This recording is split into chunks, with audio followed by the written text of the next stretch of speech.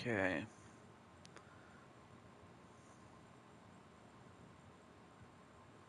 All right. It's on. Well, thankfully the weather's gotten nice. And to that end, I have to all I can say is it's time for big time wrestling. That's what BTW used to stand for. And hello to AJ and what's with the ellipses though?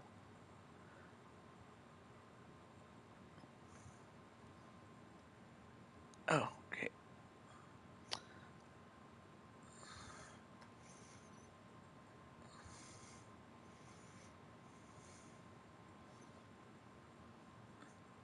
There we go. Got it.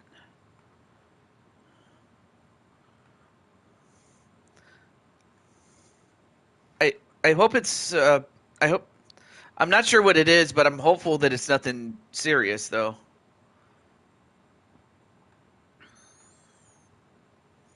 And also hello to Tenu Miyalagin.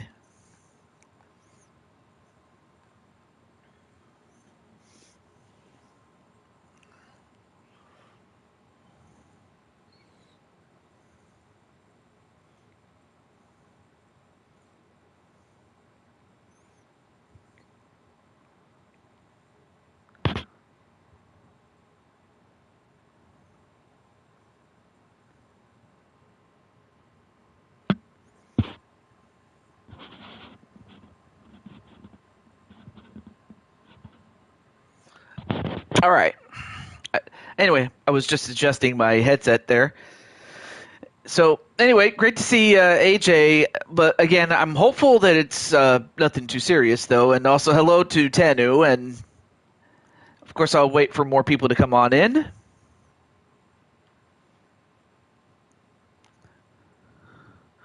But nonetheless, though,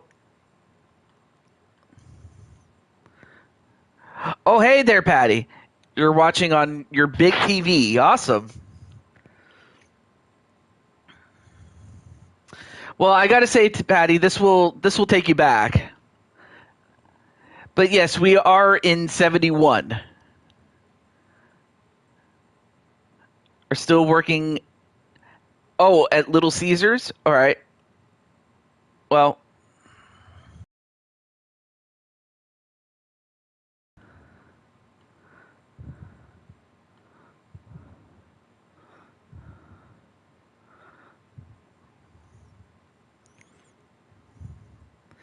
in any event,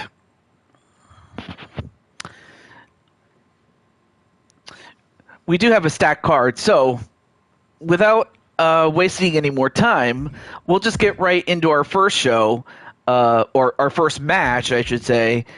Considering our first match will feature four legends, and as you can see, you have Terry Funk, who would go on to become NWA's world champion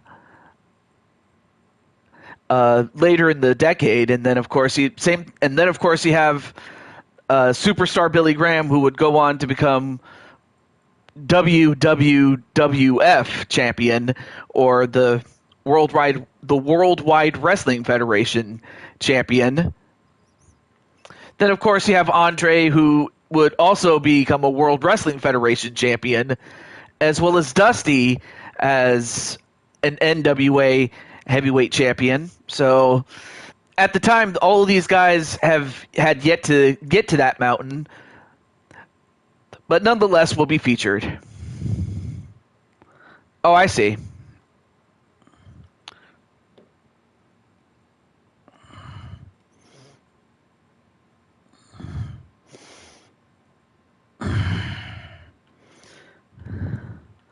Also, hello to Brandon Cornwell. So, with all that said, on we go. And I could just I can hit this button.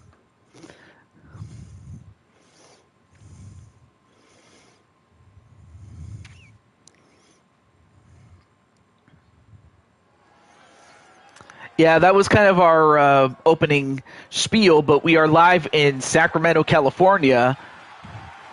And really, this was one of our old taping locations back in the day. Of course, it's been renovated, so it's up to snub. But at the time, this was one of our taping locations. So, as mentioned before, this man would go on to become NWA World's Champion and become a Hall of Famer in every sense of the word, as well as being ECW champion as well.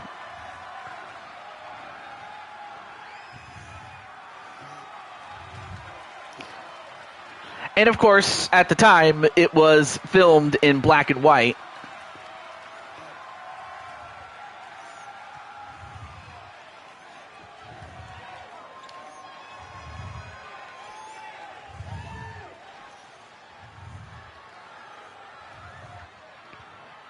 And his tag team partner,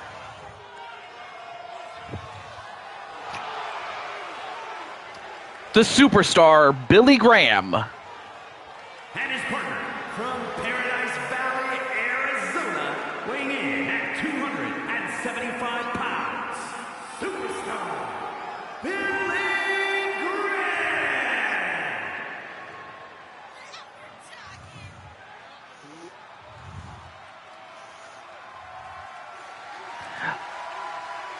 Of course, it's kind of hard to make out the clothing that he has, but for the lucky few that have colored television sets, yeah. I just know that not everybody had a color television in 71. But for those who do, you could see that he is very colorful. But he's also very colorful in personality. Was superstar Billy Graham. But yeah, that's cool that you had a color TV in 71, because I know that my mom didn't have one when she was growing up. Like she was And their opponents, first, accompanied. you know, she was she was a child at that point in 71.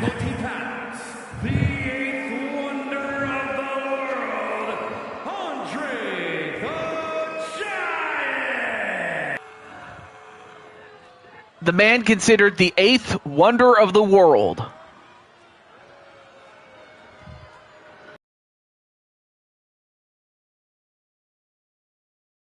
Already began his career. Of course, he was a lot more athletic than what you see. I mean, of course, this was him later in his career, but even still, he was already a big star in 71. Both figuratively and literally. And then, of course, you have this man. Of course, at the time, he was working as a heel. And his partner from Really?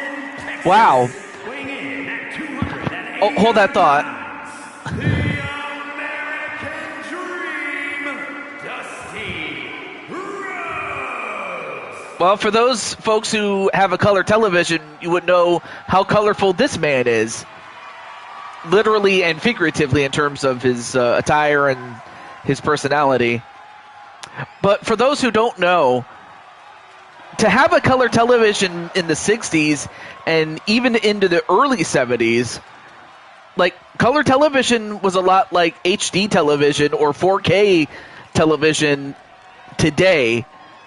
But at the time, color television was the thing. Whereas the standard was black and white television, which is what you see here. Match underway.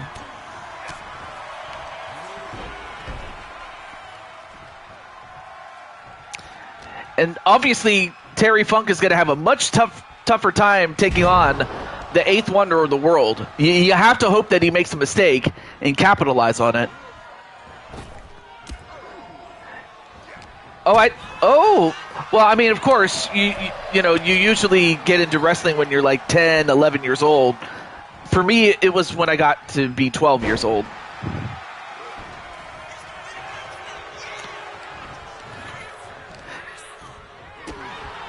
Born in 2006.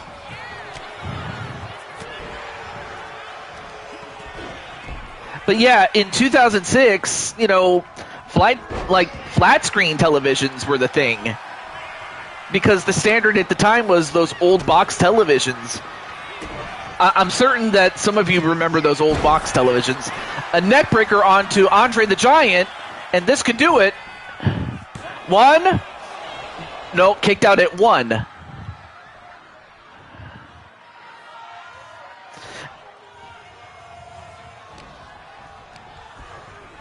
And then sent into the corner. Nope. Andre the Giant fighting out. Now sent into the Giants' corner with Dusty Rhodes. Yeah, he brought a lot of personality to NXT back in the day. Hey, what's up, Dakota? And wait, do I have Dakota? Okay. Anyway, great to see you there, Dakota. The famous Dakota is here. And as that happens, elbow drop. Wow, you didn't see that from Dusty Rhodes all that often. 1, 2, no, kick out.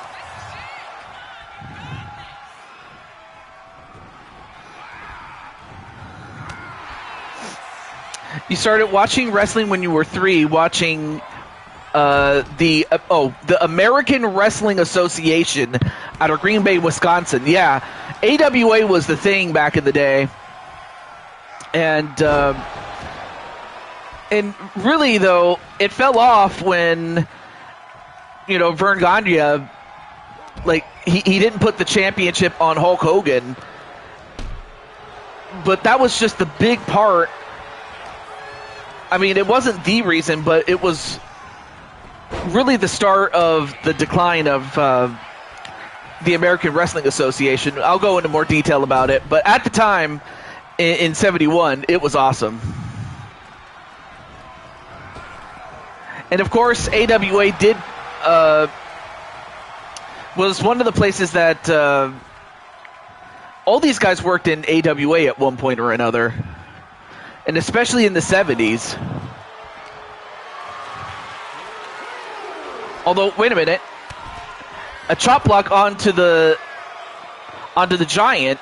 Not a bad idea to drop the Cherry Tree down. Oh!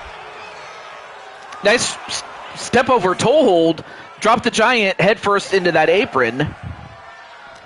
However, these guys are risking a count out, but inside the ring they go.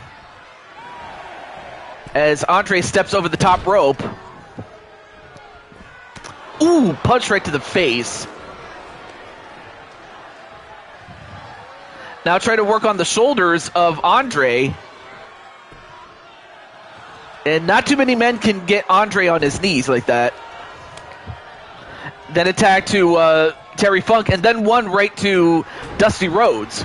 And now Dusty getting funky like a monkey. And then those bionic elbows. Could you see Andre doing a flying drop kick? Well, I recall he did something like that when he was younger. Like in 71 or maybe something in 71 at around that time. But of course the Andre that you see was, him in his commercial prime. Oh, but Dusty turned his back on him. You don't want to do that. Oh, clothesline right to the Superstar. And, of course, these two guys would go on to feud in 77, I think. Yeah, 1977 they had a feud in the WWE.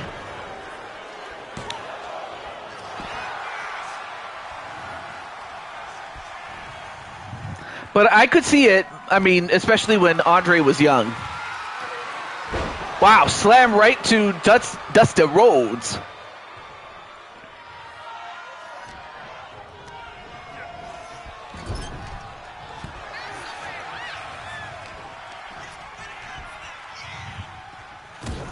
Ooh, headbutt, and ooh, nice hip toss there to Superstar. Then a fist drop right to the face. And then set right into the Giant's corner.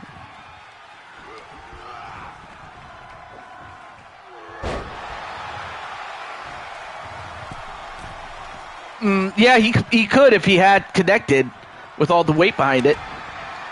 Anyway, a tag right to Terry Funk. Hey, what's up, Nolan? And by the way, you're booked for the show. And you are in time for the first match. Although, I mean, you have the two men from Texas. One is from Amarillo in Terry Funk.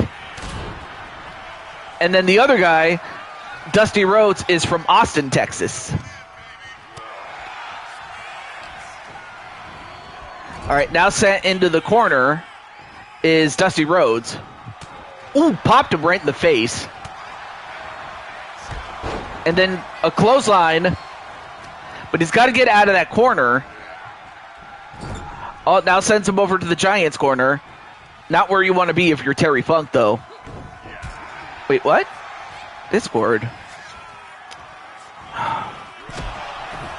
What's going on?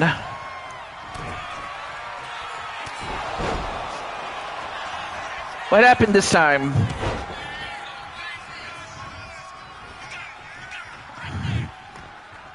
Anyway.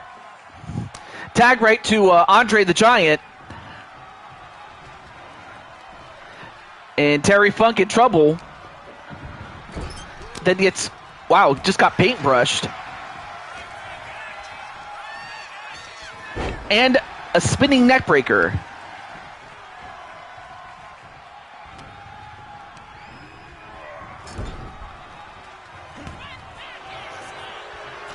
And of course, these two teams are accompanied by two of the greatest managers, even in the 70s, in Captain Louis Lou Albano. And the other guy is Bobby the Brain Heenan.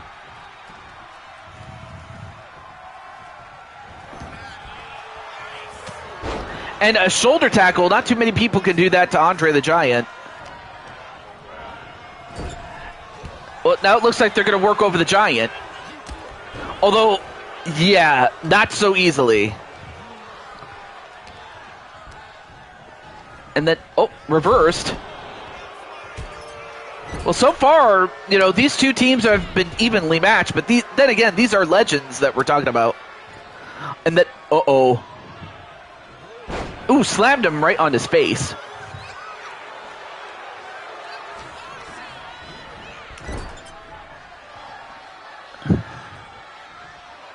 And then, wait a minute, Andre, distracted by Bobby Heenan. How is he picking him up? How is he picking up Andre? And better yet, how is Andre getting out of that? And then he paintbrushes him.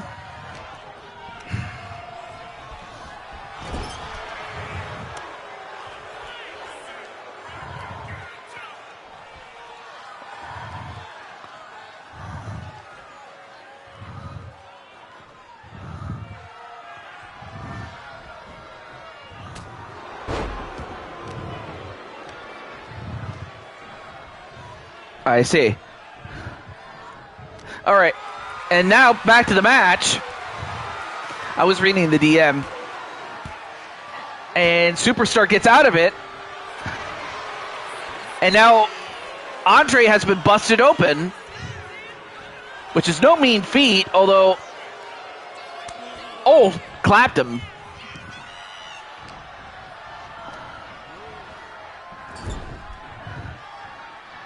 And in fact, Dusty Rhodes is also busted open as well. But now Bobby Heenan running his mouth. but much to the detriment of Andre the Giant.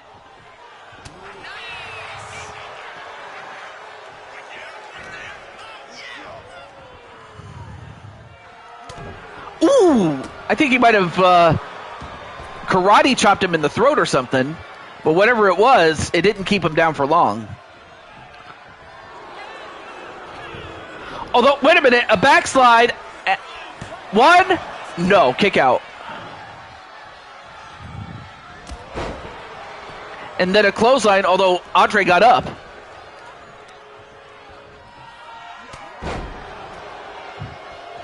Then clotheslines his chest.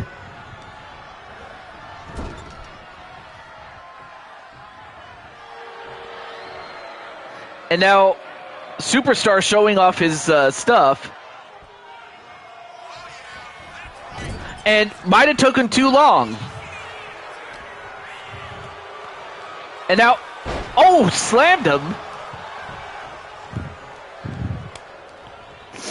Then tags out to Dusty Rhodes. And then Dusty slams him. And the elbow drop. But yeah, our first match is featuring 4 legends in a tag team match. And now Superstar has been busted open, so the only guy not bleeding at this point is Terry Funk. However, it looks like the Dream is the one that has lost the most blood. And the longer this goes, the more the more in peril this man is. It has its detriments. And now look at it. Now he's going to choke out. Now he's choking him out.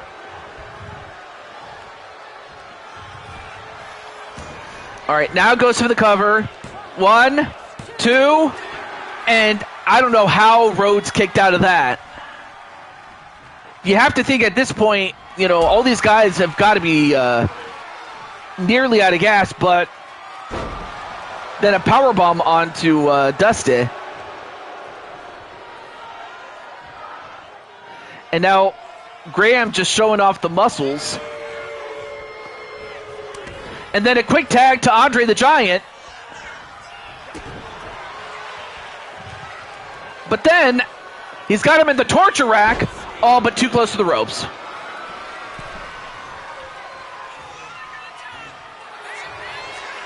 Oh, wait. Andre making certain that he doesn't get put in the bear hug himself. Then sends him over to his own corner and drops him head first. Andre. Oh! Got the knees instead. And gets thrown out. And now goes over to Dusty Rhodes and slams him inside the ring. I guess he wants to just beat him up just because. Although Dusty get to defend himself.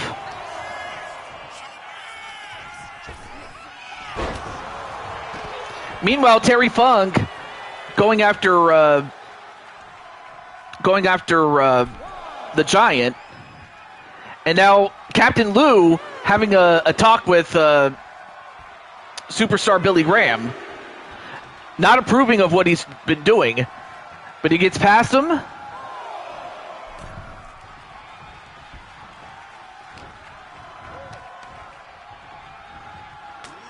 Oh. I mean, what a fight this has turned into.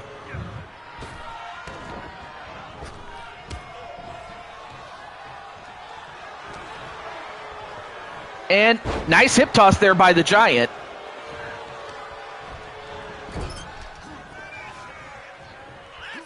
Ooh. Oh, what a headbutt. I mean, it's one thing to get headbutted. It's another thing to be headbutted by Andre the Giant. Although, oh, no, don't do this. Oh, and he sat on him. He sat on him.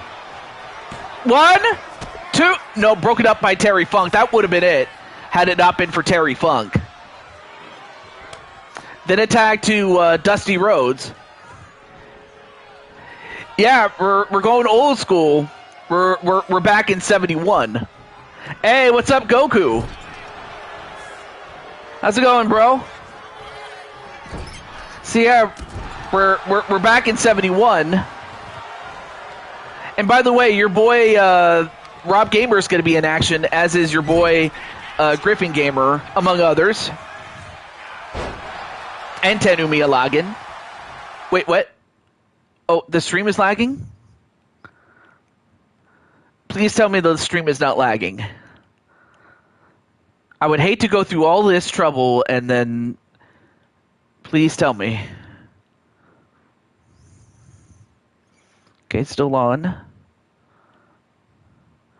I was going to say, yeah, it could be your internet, though, but... Yeah.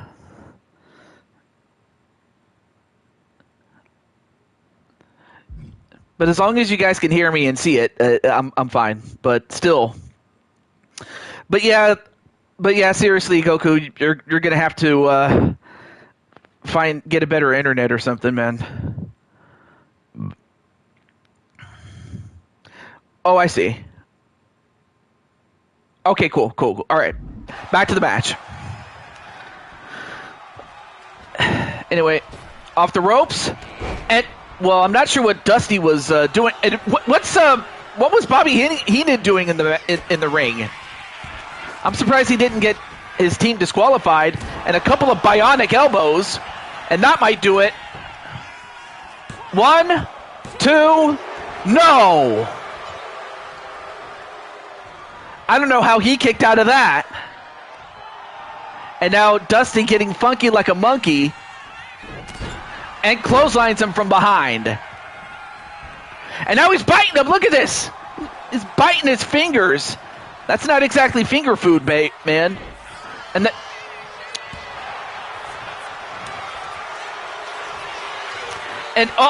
now he's got him in the bear hug.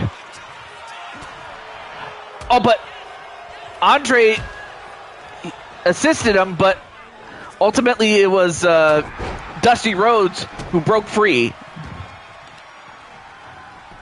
Right now, if you're superstar Billy Graham, the guy on the floor, you gotta tag out to Terry Funk. But yeah, great to see you there, Mr. Sly Cooper. By the way, your daughter is going to be in action today.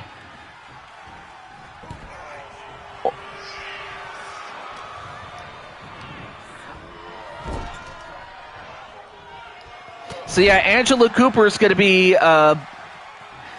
in a special match for the Women's North American Championship, which we will discuss later in the show. Now sent into the other corner. Hi, Jasmine.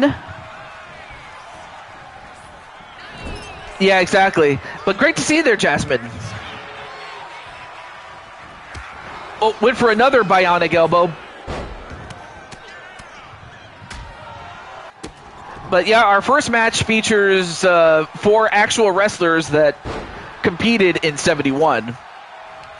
1971.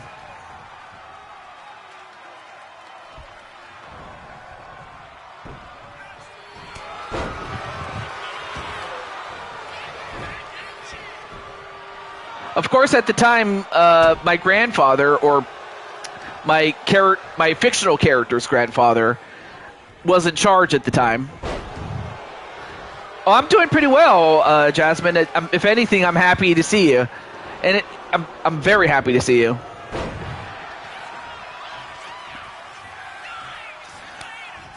Then a tag to Andre the Giant.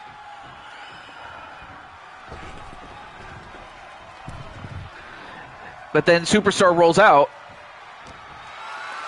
but doesn't avoid the grasp of the Giant for long as he slams him. And then a pin. 1, 2, 3. And Andre the Giant gets the win for himself and Dusty Rhodes. What, Ranger the War? I haven't seen you in a billion years. What's up, Ranger? Of course, this is not to be confused with Midi's Ranger. No, this is a different Ranger. But congratulations to Andre the Giant. And this was after a power slam. 1, 2, 3. Here are your winners, the team of Andre the Giant and Dusty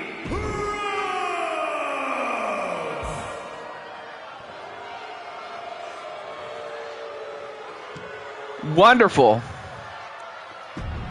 All right, let me exit out here and then let some people know. So here we go. So we have a little bit of color back. Is doing a party for you. Oh, today's your birthday. Oh yeah, I forgot. Okay, so let me let. Okay, I know that Joshua's here. All right, so I'm gonna let a few people know. Hold on. Let me let Mr. Let me let Mr. Griffin know, among others. Oh, of course, JW's here.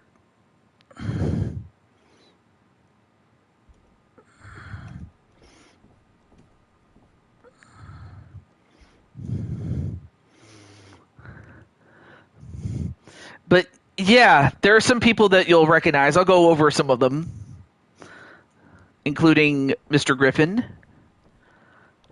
Yeah, Joshua's here. All right, cool. Let me get Mr. Dragonheart.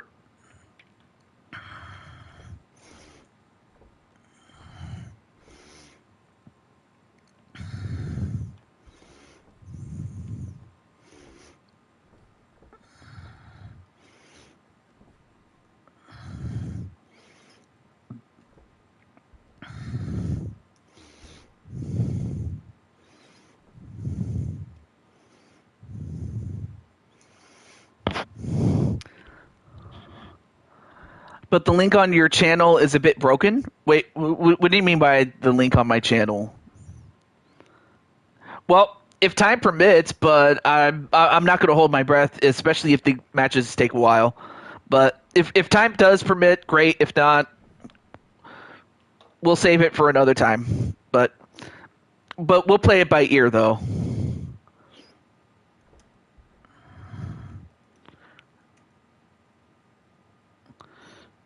Okay. All right, I'll start the entrances though. The Discord link. Oh, that's because I changed it because I didn't want like a bunch of I just didn't want a bunch of randoms coming in. So that's the thing. That's the thing. So I had to change it. So I'll so that's really what it was. Hey, what's up? What's up, Dragonheart? Your son is going to be in this one. All right, let me let a few other people know. Who else am I forgetting? Oh, yeah, Damian Shelley.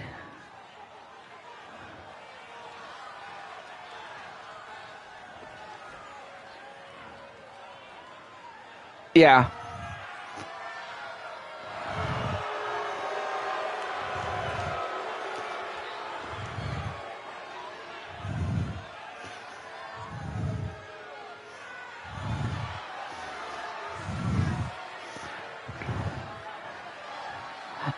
Oh yeah, the color bill. Oh yeah, first guy to come in is Griffin Gamer. Yes, the Bowser main. British Columbia, Canada, weighing in at 600 pounds, Griffin the Gangster.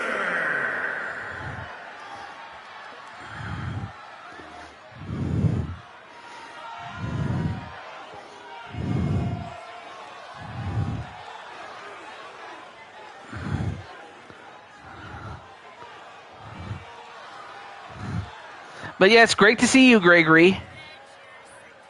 All right, let me catch up on the chat if I'm missing anybody. So if you're in your server, it'll do something. Otherwise, it just opens Discord. I was getting random people coming in, and I didn't want that. So let's just say I had a less than stellar experience with a with an intruder, so to speak.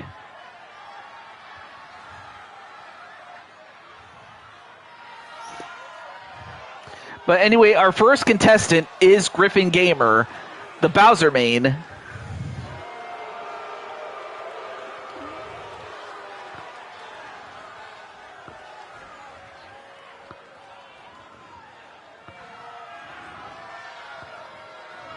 And also hello to Wally as well. Okay, am I forget?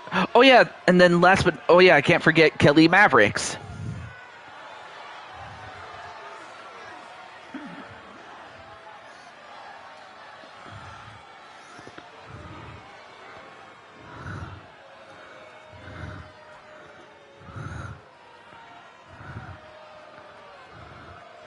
Oh yeah, let me catch up on that.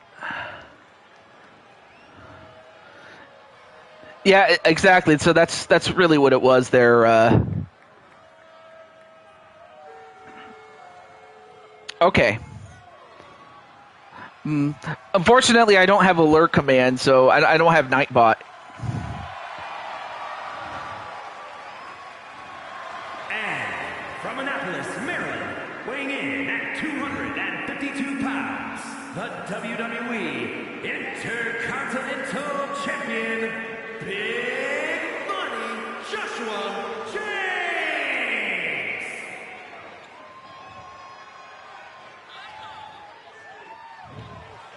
So here's Joshua James, and even though he is an Intercontinental Champion, he has already defended his championship for the purposes of the lead up to Night of Champions.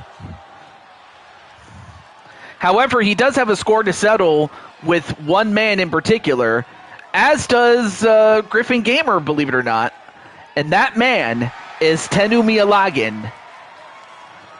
So not only has he feuded with this man, but he's also feuded just recently with Griffin Gamer, and how this match goes might just determine whether Tenu and Joshua continue to fight each other, or whether Tenu starts fighting with Griffin, or who knows, maybe Griffin and Joshua fight each other and spin off in a feud between those two. You never know.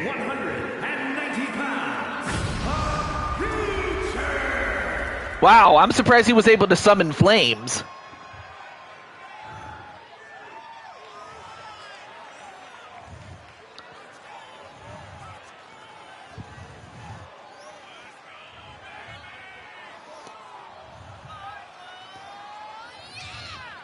Well, anyway, I give you Dragonheart Jr.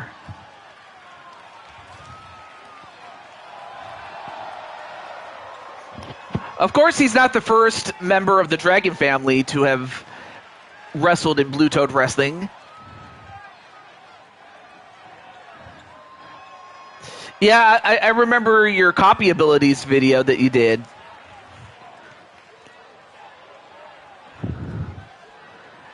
But yeah, like as mentioned before, Dragonheart Jr. is not the first member of the Dragon family to have wrestled in BTW, or Big Time Wrestling as it was. You'd have to go all the way back to Rodimus Prime. Weighing in at 240 pounds, Ted News Meteorologist.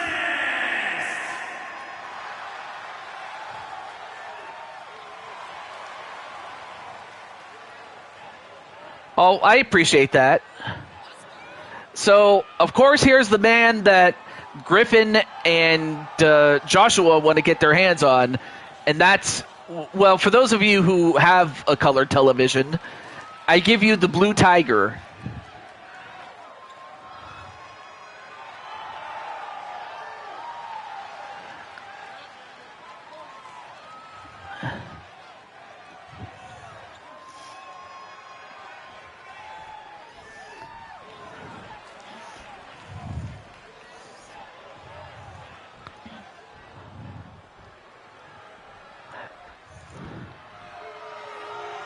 Oh, and there's the champion. Hamilton, Ontario, Canada, weighing in at 225 pounds, the NXT North American Champion, All Ego, Ethan Page.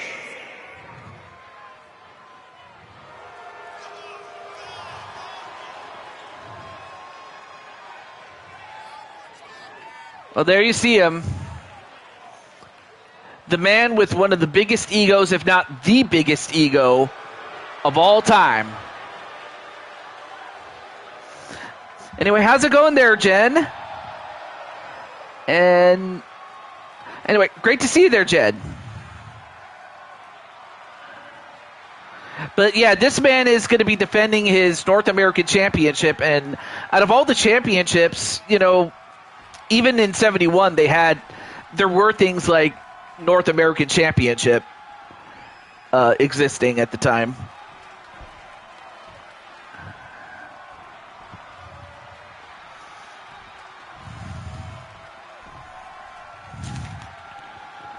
Oh, yeah.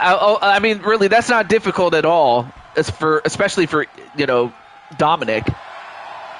But then, of course, you have the Blue Cat, although he is in black.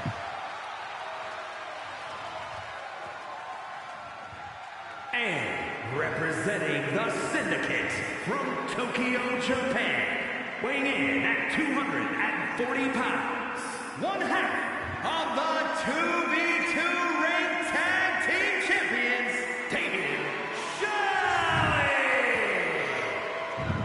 Shelley.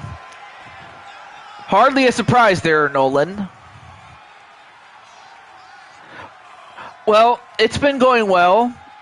I mean, of course, there is one person I would talk to before, you know, I would have to talk to somebody before I would invite. Not it's nothing against you personally, but it's on behalf of somebody else. So, but if it's good, then great. I'll be sure to send you the invite myself.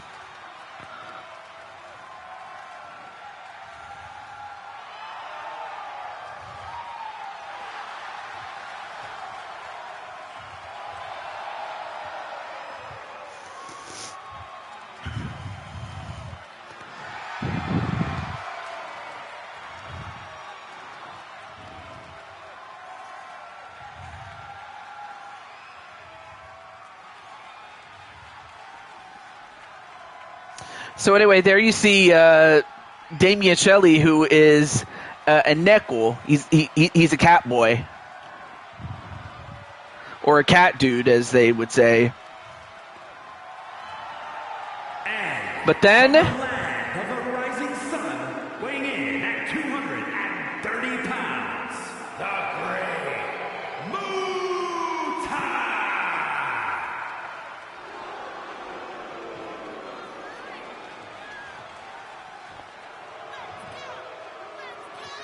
so there you see the Great Muta.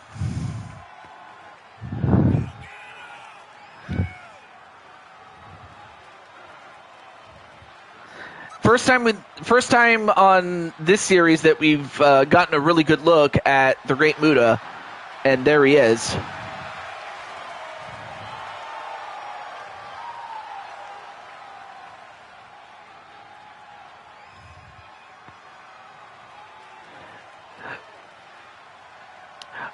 But nonetheless, I do wish to catch up with you. And with you, I mean, and with that, I was referring to Ranger the Warrior, by the way. Hey, what's up, Carlos? Oh, and then, of course, you have Kelly Mavericks. And representing the Hurt Business from Venice Beach, California, weighing in at 225 pounds, Kelly Maverick.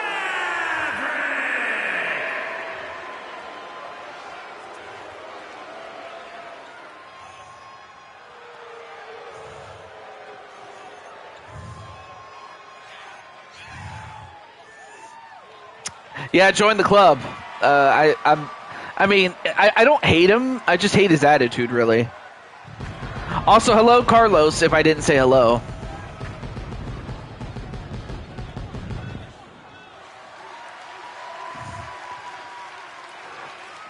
Well, all right. I will say, well, normally I would have said, I would have, what is it, referred to, for confidential sake, I should say. All right, so all right, match underway. Here we go. Object is to throw your opponent over the top rope and onto the floor, and the last man standing after all others have been eliminated will win. Oh!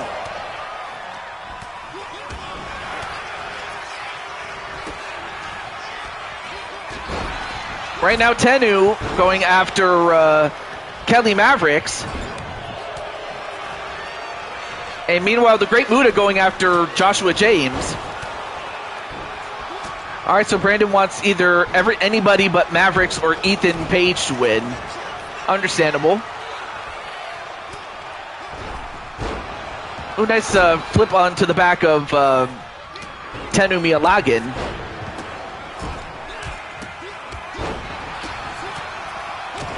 Right now, Ethan Page going after Griffin Gamer, the Bowser. And then just got stopped in the face. And then a head kick to Joshua James.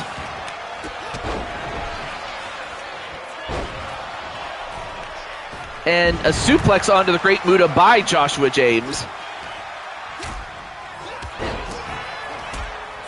And I see Tennu fighting off Kelly Mavericks. And then, wow! I don't know if you saw that, but Damian Shelley just literally kicked Dragonheart Jr.'s butt. Literally.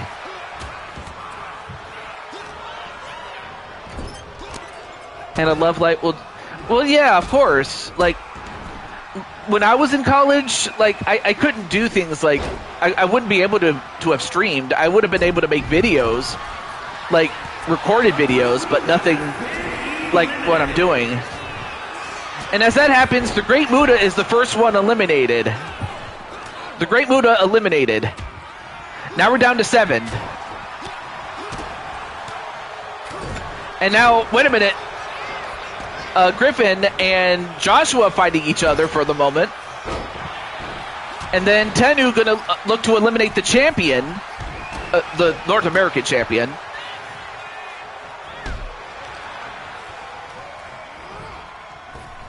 And then, oh, Dragonheart Jr. saved himself.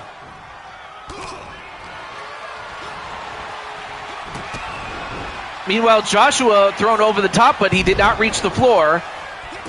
Oh. However, Kelly Maverick saved himself. And then Ethan Page, nope, saved himself as well.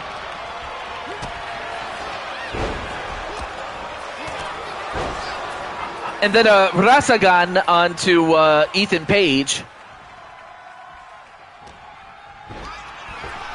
And then Ethan gets thrown over the top rope and out by Damian Shelley. So the cat eliminates...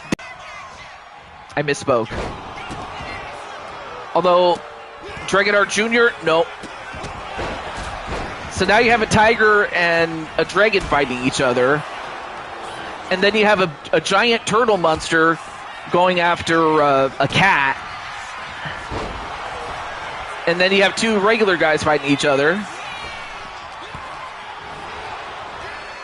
And then Tennu Miyalagan gets eliminated by Dragonheart Jr.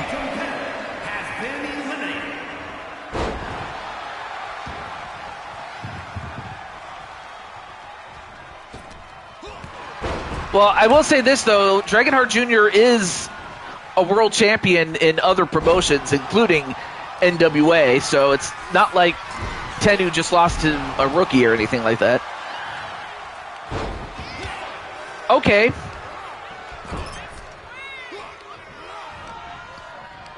I appreciate that, Mr. Ranger.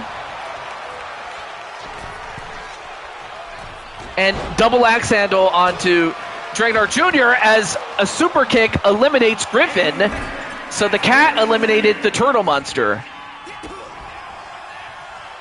All right, now we're down to 4. We're down to Kelly Mavericks, Dragonheart, Joshua James, and Damian Shelley.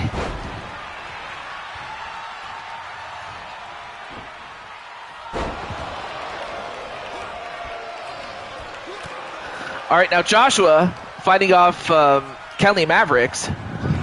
Although Kelly throws him out. So Kelly Mavericks eliminated Joshua James.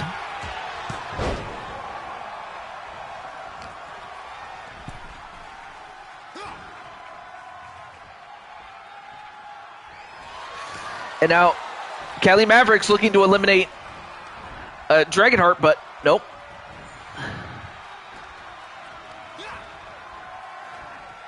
And now Dragonheart in trouble. And he gets eliminated.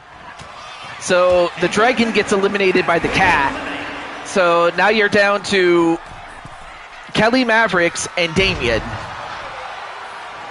I'm very sorry about that, Tanu. I was, I'm sorry that you didn't win, but better luck next time, my friend. But now we're down to Kelly Mavericks and Damian Shelley. A back suplex powerbomb onto Mavericks. Yeah, now Brandon's going for Damian to win. For Mr. Shelley to win. And, well, whatever Damian was going to do, Mavericks was able to get out of that and save himself. Hi, Mr. Daytona. How are you, dude?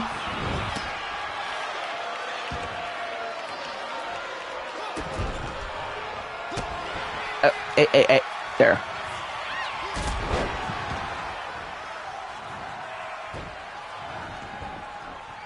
But anyway, how's it going, bro?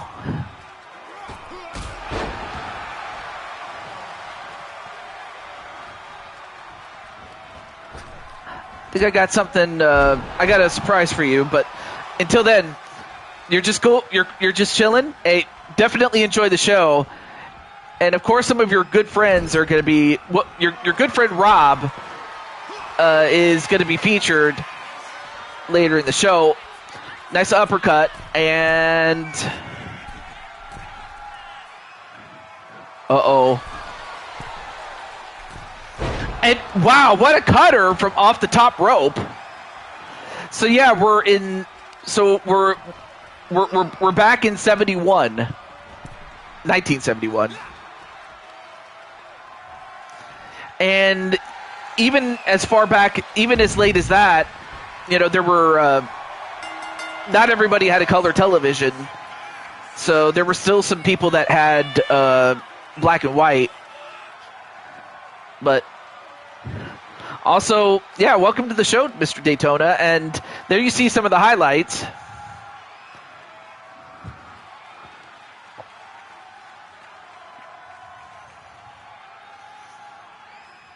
So then it just came down to Mavericks and Damian Shelley. And Damian Shelley, the cat dude, got the job done, much to the delight of Mr. Cornwell.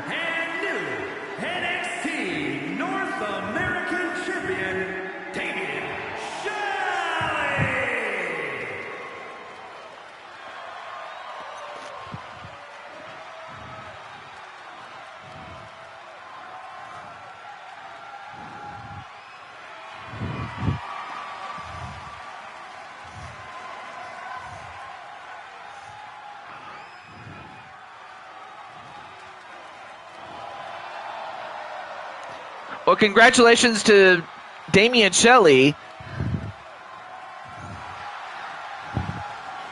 And I got to say, he's pretty jacked.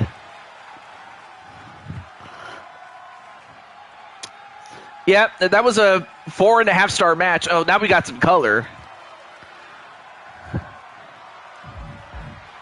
All right, next up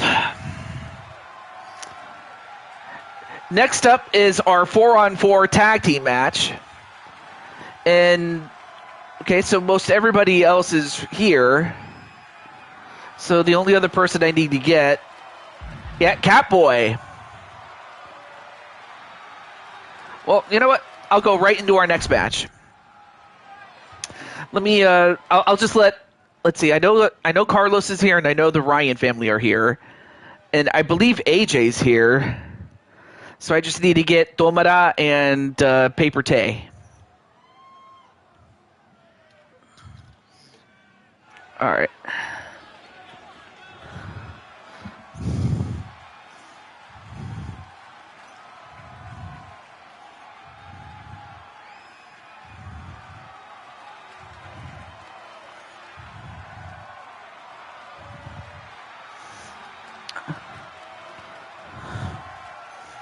All right.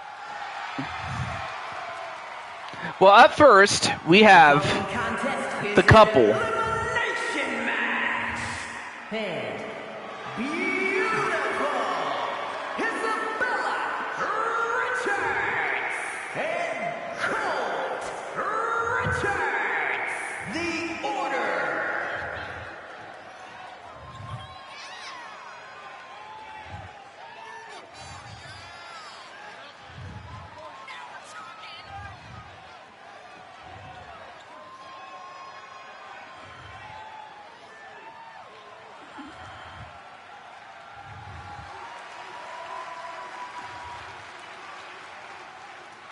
I'll catch up on the chat in a moment.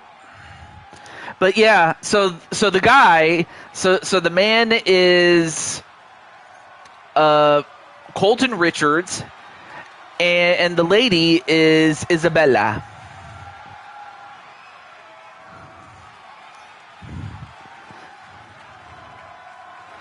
All right, and then let me get Miss Paper Tay.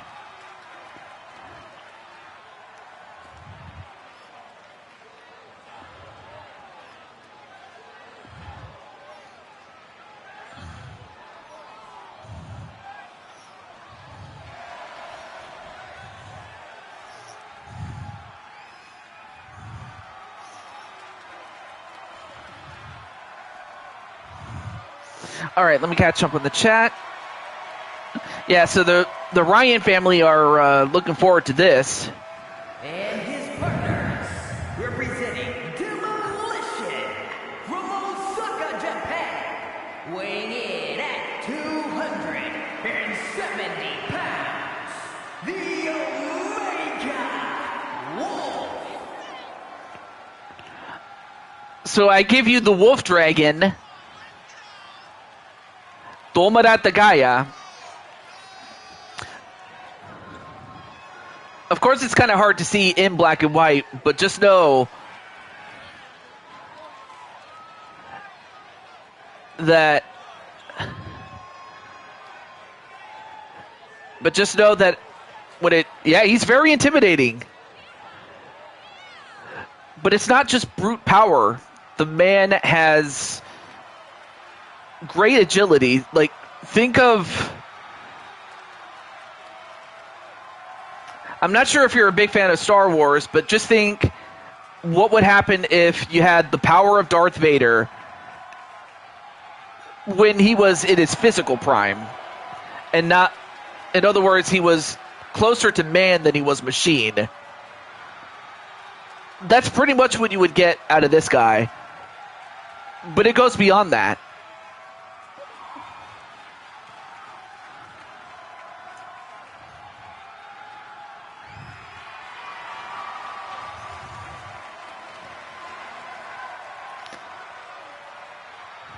And there you see those eyes.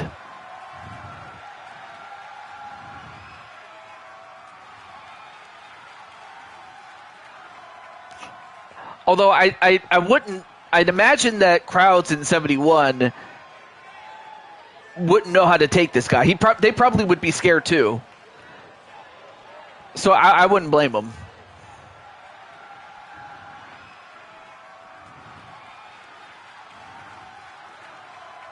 And then last but certainly not least, a good friend of ours, And their partner, our friend Paper Tay, based on the YouTuber of the same name, for those who don't know.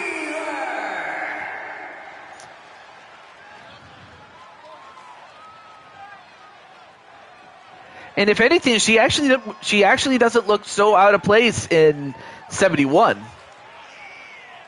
I mean, if you've seen those movies in the early 70s, you know, movies like Shaft and then I forget some of the ones that featured Jim Brown as the leading man. But my favorite movie out of that time period, they were called blaxploitation films. I don't know why they went with that, but films like that. My favorite of the bunch, as much as I like Shaft, was Live and Let Die, which in itself was a James Bond film. But yeah, no, she does not look out of place as far as this time period. But then you have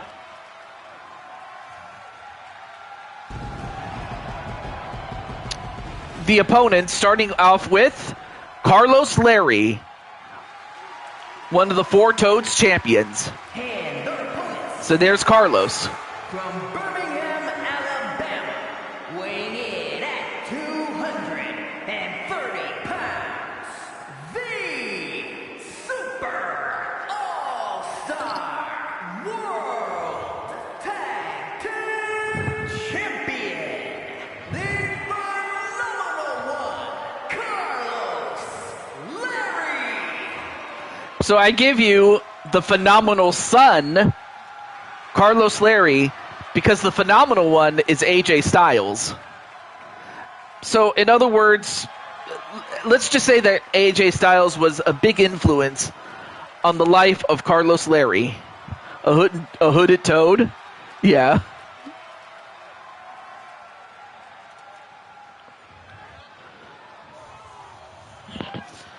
But another thing I should mention is that many of the match types that you see are match types that you could envision that were part of the standard of the time. So in other words, you wouldn't see a lot of you wouldn't see things like a Hell in a Cell or an Elimination Chamber match, simply on the basis of those matches didn't exist yet. They didn't have ladder matches back then. And the Super Among other match types that came later. World Tag Team Champions, Brenda, Sky, and Ryan, and Spike Ryan, D-I-Y. So I give you the Ryan family. So the woman with the spiked jacket, that is Cheyenne Ryan. The one with the fur coat, or at least the fur collar, that is Brenda. And then the dude is Spike Ryan.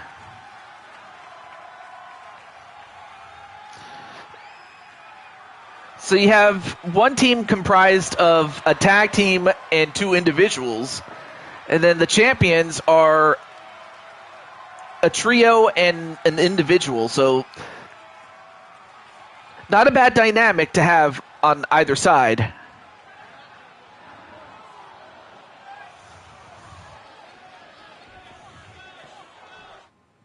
But yes, I do have a surprise for Mr. Daytona, and that is I found a match for you, my friend. And we'll get to that when we do. For now, on to the match. All right, so we're going to start with Isabella and Carlos Larry. I like the emojis, though. And, oh, nice backflip, or moonsault, excuse me. So this is a tag team elimination match. To be eliminated is to be pinned, forced to submit, knocked out, or counted out. An honorary member, just like Sami Zayn was for the Bloodline. Yeah, I remember that. Now sent into the Champions Corner. Nope.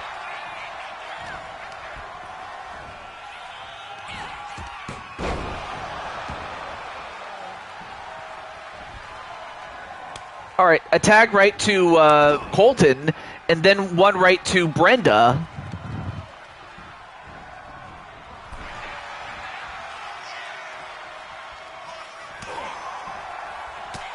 And now Brenda just punching Colton, and Colton gets taken onto the floor. Oh, but now he goes after Carlos Larry, and he takes him out.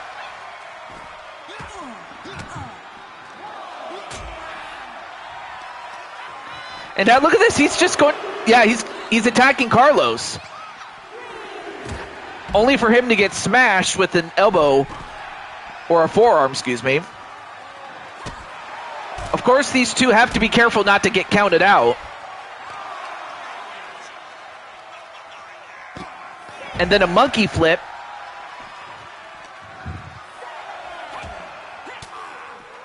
Count is up to 7. All right, now both competitors get back in, and now Brenda gonna give him a knuckle sandwich for his trouble.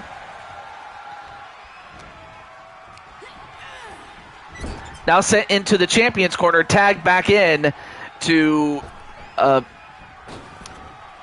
Carlos Larry, a double flapjack.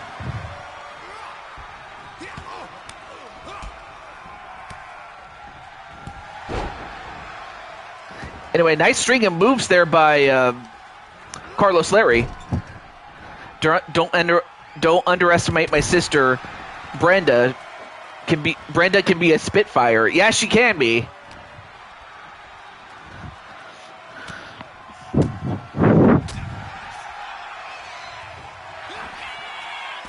And then, oh, wait a minute, a small package pin.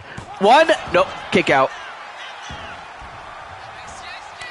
And then a tag to Tomura, the Wolf Dragon. But yeah, that's what he looks like without all that gear on.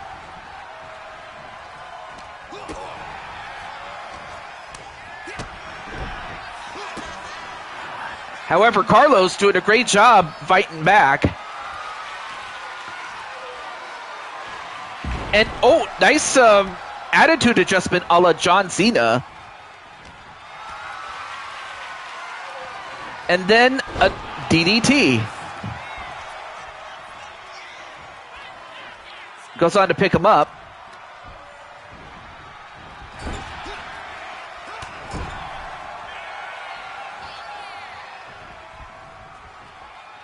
And then, ooh, a T-bone suplex right up against the turnbuckle.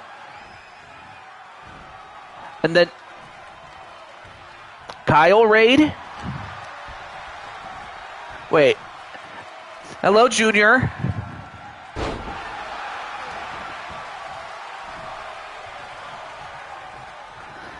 And now Tomura.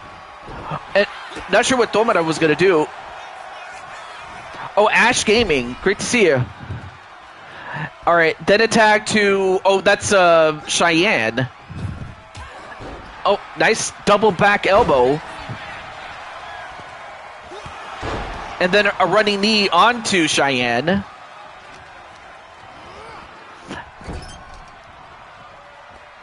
Well, I hope you did. I hope you two didn't raid before you were supposed to. But hopefully we get to meet Kyle before long. Although Colton takes out Carlos and then goes after Spike Ryan. Chazzy Wazzy.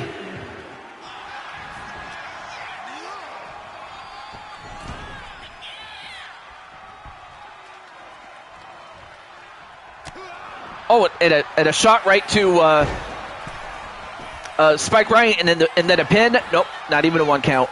But yeah, great to see Chazzy Wazzy and Ash and Junior. But I hope to see Kyle. Oh, nice inverted suplex. And now we also have another raid. I got 2 raids going on, man. But yeah, welcome to Blue BTW 71. Blazy Wazy? Oh, there he is. There's Professor Kyle. I think your boys kind of jumped the gun, but yeah, we have 2 raids going on, man. Nice double hip toss and a kick to Colton. But that's insane, though. I got 2 raids going on at once. Battle of the Kyles and Blazes.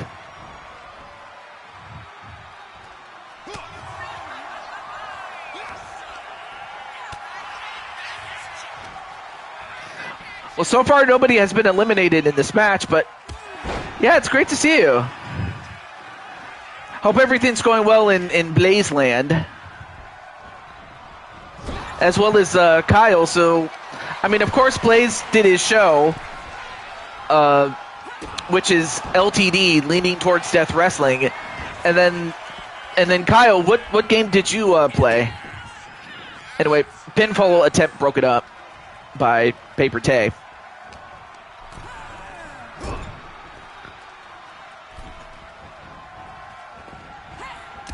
Oh, got the knees instead. And then the chrono trigger. A chrono trigger from out of nowhere. Then a pin. 1, 2. Nope, broke it up by Spike Ryan.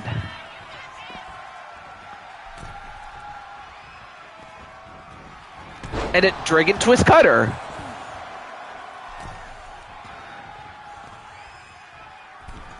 Then attack to Isabella. You were playing Pokemon Brilliant Diamond. You got the final badge and made it to the Elite Four. Awesome. And broke it up by Tomura.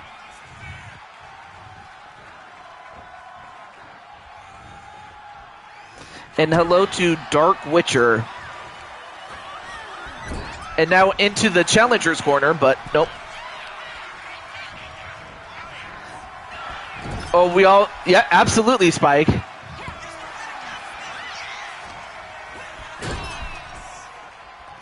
All right, then attack to Carlos. A neck snap and then a kick to the back.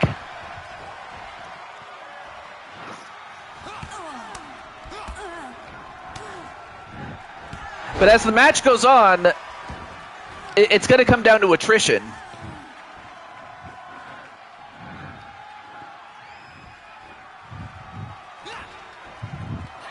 Although Isabella fights back. Nice drop kick, though. And, well, made the mistake of going after Spike Ryan.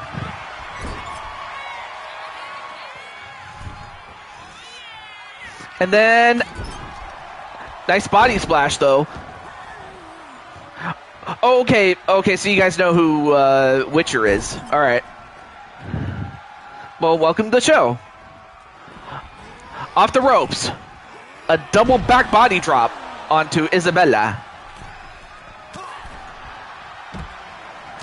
Oh, pretty good there, Mr. Odds. Oh, yeah, that reminds me. I should probably get Carmen or re-sign her at some point.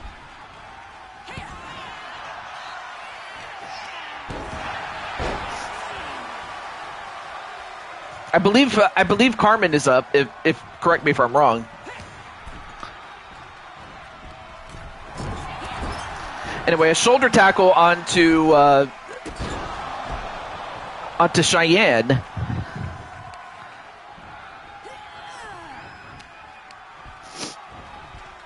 And then sent into the other corner.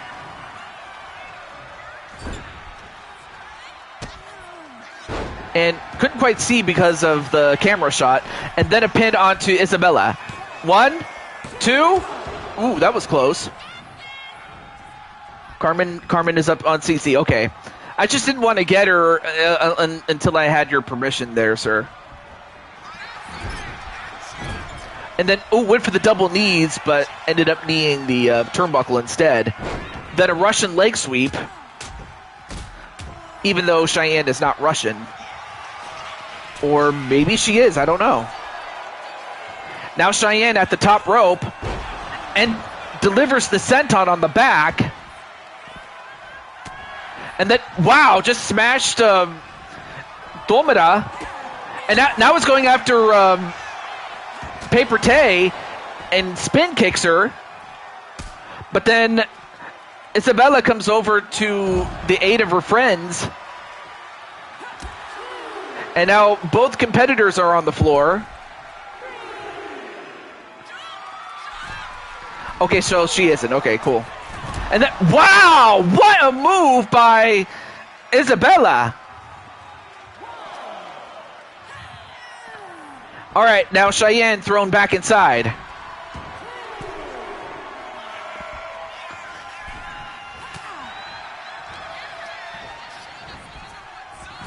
Oh, but then sent right into the challenger's corner, shoulder tackle. And then a chrono trigger of her own and a pin. 1, 2, nope, broken up by Carlos Larry. That would have done it had it not been for him.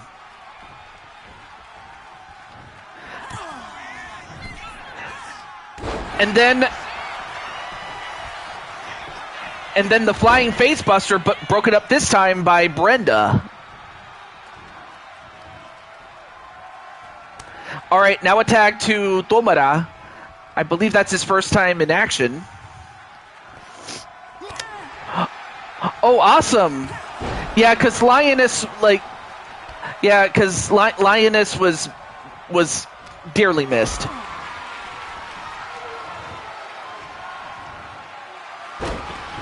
Yeah, I mean, that's just facts, though. Although, in terms of success, like championship success, I mean, they are successful, but in terms of popularity, yeah, there's no dispute in that, popularity-wise. All right, so now you have Carlos Larry and Tomura, then a tag to Brenda. And a back body drop onto him. But you have to think that the first person that gets eliminated, it'll set the tone for the rest of the match.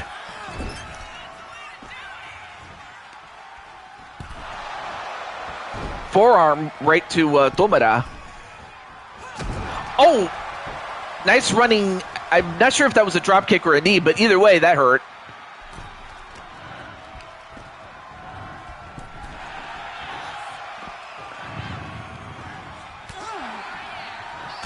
Couple of punches, and then one right back.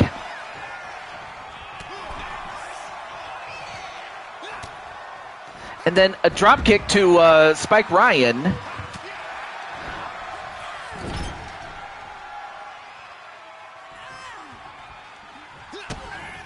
But then Tomura, nope.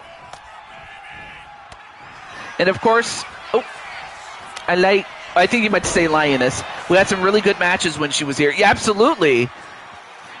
I mean, you had two powerhouses. Like, you had Lioness and Patty, two of the most powerful physically women that we have. Oh, nice Pele kick there to Isabella. And then a couple of kicks to Tomura.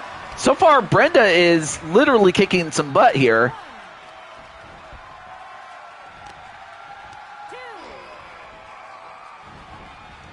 Anyway, off the ropes. Oh, missed. And the referee is counting Isabella out of to get her out of the ring, otherwise she'll be disqualified. And she does. And then, nope, gets caught in a tree of woe, and now is getting choked.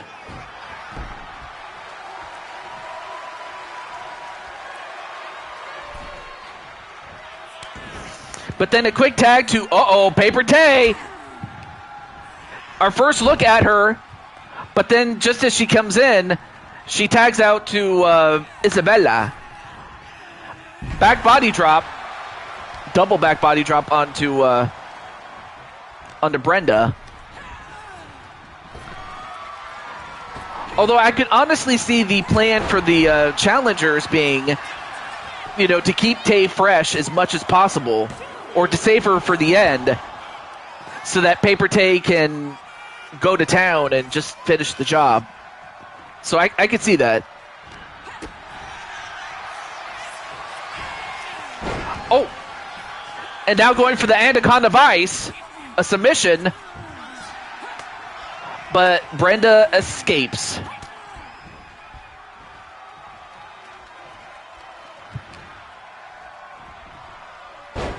Ooh, slammed on her head.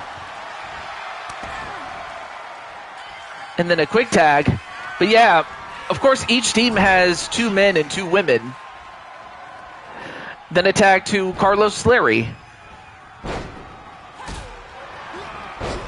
I will say that there's only one of this match, so at least you can breathe easy in this case. And now going for a slingshot clothesline. Hey, Primetime, what's up? By the way, Primetime, you're booked for today's show, baby.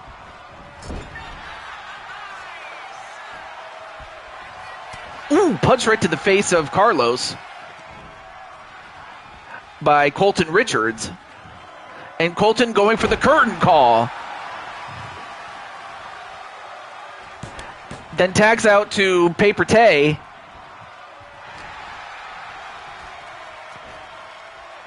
Only to get dropped with Jon Moxley's Death Rider. No, it was fine before, but all good though. Good to see you there, Primetime.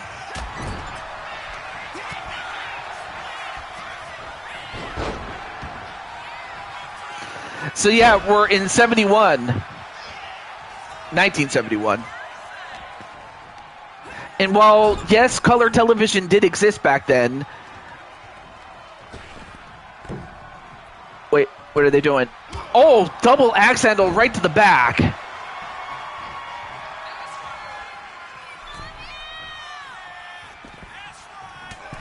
Oh, back elbow.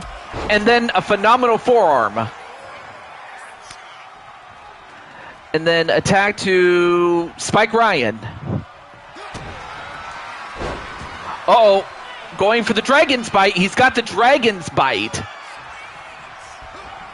But escapes it.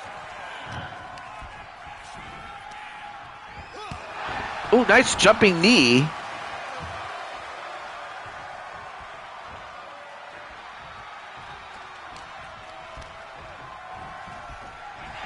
Off the ropes? Nope. And then, what the heck? Are you guys seeing this?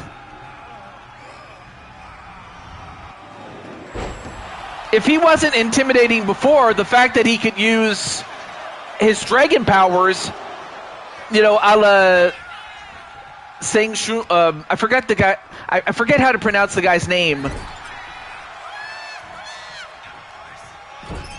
But he was the main villain of the first game. Although, if anything, I think that might have just made him mad. And now is using the Dragon's Bite against him is Spike Ryan. But yet, even in spite of that, I think that might have just made him mad. And I like the face heart shape. So what's that for?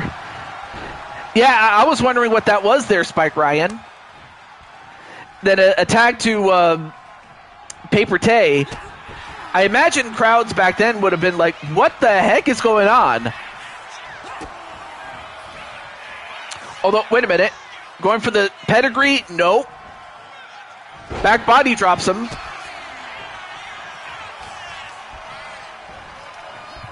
And a German suplex to Paper Tay. And Paper Tay's no lightweight, I can tell you that. In more ways than one, by the way, I should mention. Although Paper Tay, very quick too. Oh, for support and friendship. The power of friendship. 1, 2, no. Yeah, early 70s. Yeah, absolutely.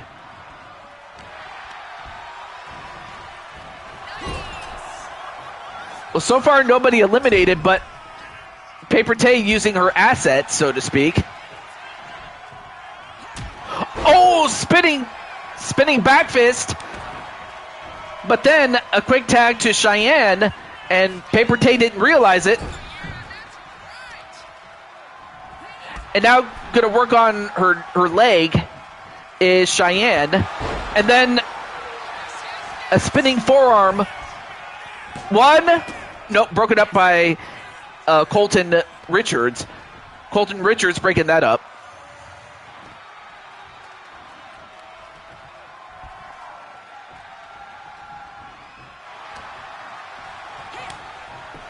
Anyway, a knife edge chop.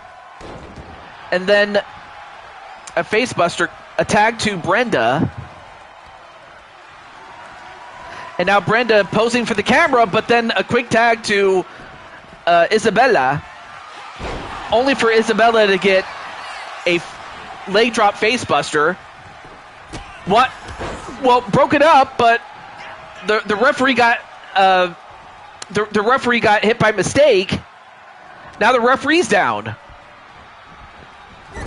The referee's, well, the referee was down, but that was an accident.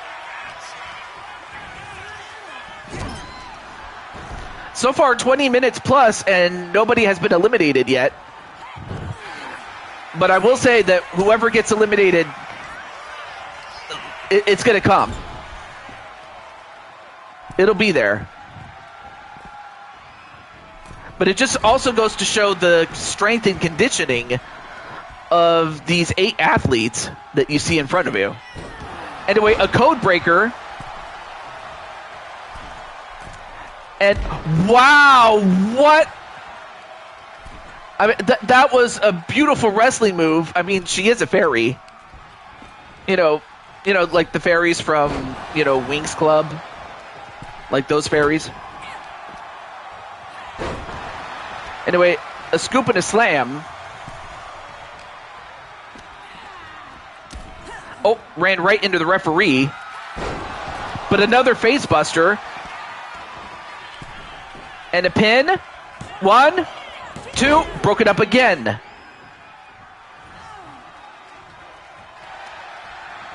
Right now, Isabella in trouble. Or I might have spoken too soon. And now is going for the Anaconda Vice. But Brenda was able to fight out of that.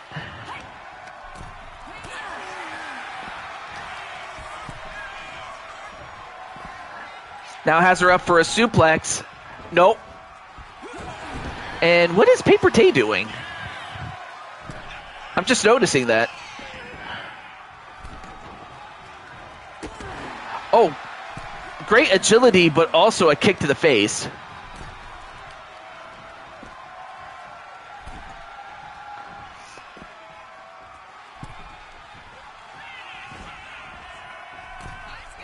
And a Fisherman Buster suplex. 1, 2, no. Oh, that was close. That was the closest we've had to an elimination thus far. I mean, we've had matches that ended in less time than this. Arms of the Earth is what she calls her submission move. Okay. And as that happens, a tag to Carlos Larry and a double suplex, although Isabella manages to fight it off, but then Carlos with a spin kick to the stomach. But anyway, there's AJ Cool Kid. And also, AJ, you have a match of your own, man. Anyway, nice jump kick to Carlos Larry, and then a chrono trigger and a pin. 1, 2. Ooh, that was close. Or if she... Now, Isabella off the ropes. And a crossbody. Didn't get all of it, though. And then, well, went for a drop kick with a little bit of a pirouette, but it was well telegraphed.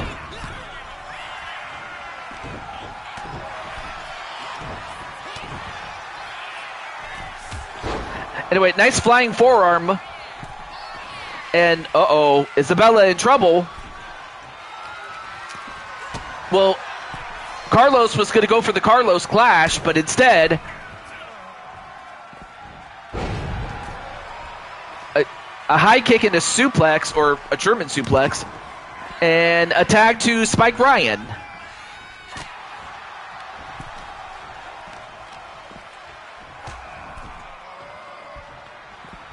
Ooh, nice Hurricane Rana, though.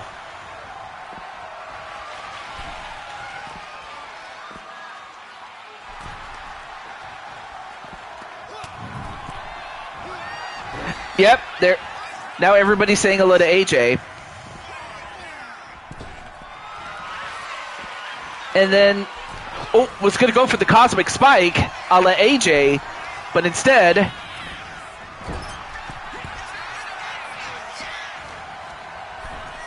now sent into her own corner. But instead, nope. You just get the feeling that...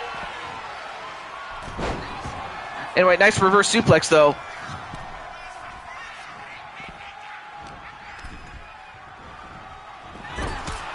Oh, nice jump kick, though. Then a tag back to Carlos Larry. But now what's he going to do? Well, I'm not sure what he was doing, but whatever he was going to do, he didn't do it. And now Isabella saying, I won't give up. And now wait, what's she? Whoa! What a move! Although that was broken up by Spike Ryan, but what a move! I've never seen that before. A fall-away slam from off the top rope? Again, I've never seen that. Neckbreaker, though, I have seen that.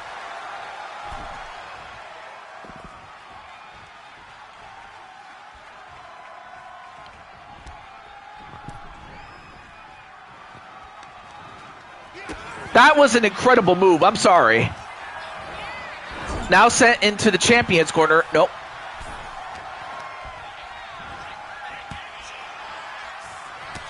Back elbow.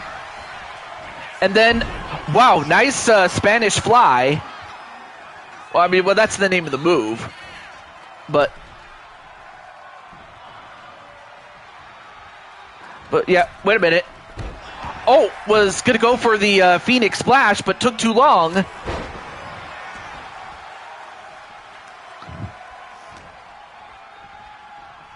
Now sent into a neutral corner. Picks him up, no wait. Countered into a reverse DDT.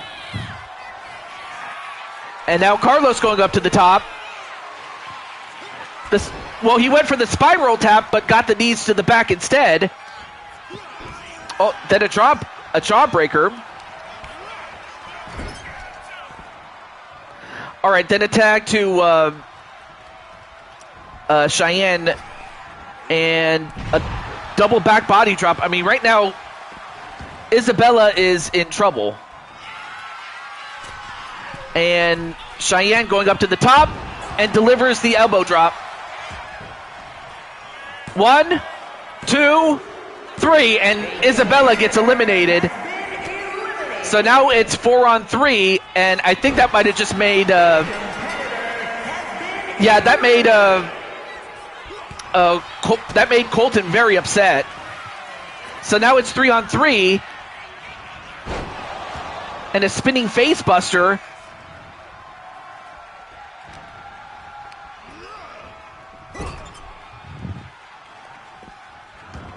Okay, finally gets Isabella out. All right, so now each team has lost one person. The challengers lost Isabella, and the champions have just lost Cheyenne and now Spike Ryan. So now the champions are at a disadvantage, 3-on-2. And then a spin kick by Tomura. So now it comes down to Carlos, Larry, and Brenda.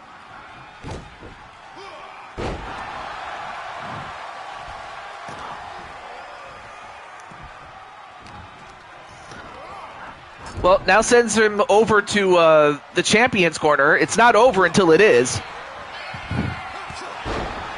And we're back in time, old school wrestling. And one of those old school wrestling matches would be something like a tag team elimination match. Yeah, you did your best.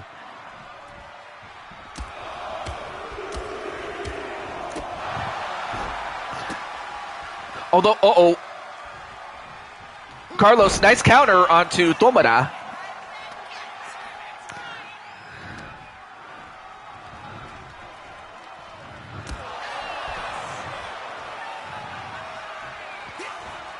And then, nice takedown, although Carlos gets right back up.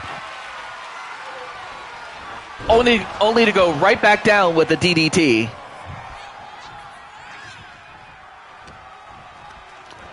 And then sent into the corner.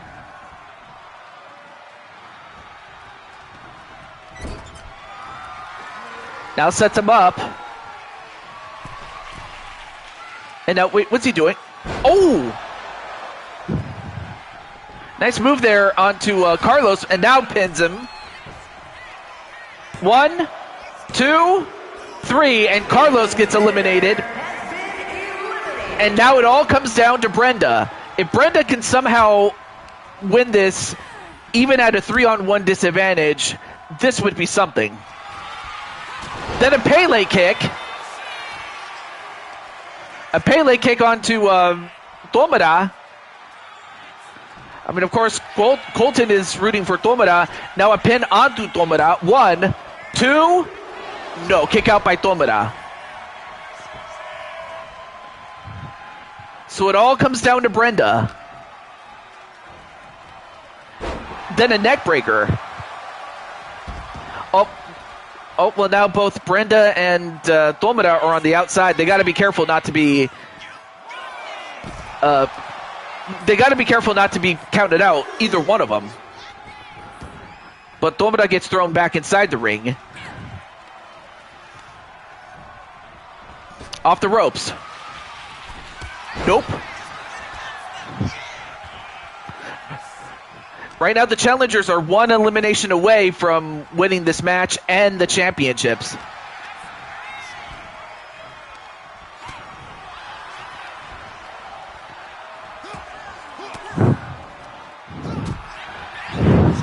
Oh, wait a minute. Oh, nice. Wow, look at that. Brenda showing us those mixed martial arts techniques. And went for the senton, but got the knees instead. Oh, went for a knee of his own, but missed. And went for a spin kick, but missed. Then again, all these guys are tired, so that should be expected. Off the ropes, and a miss.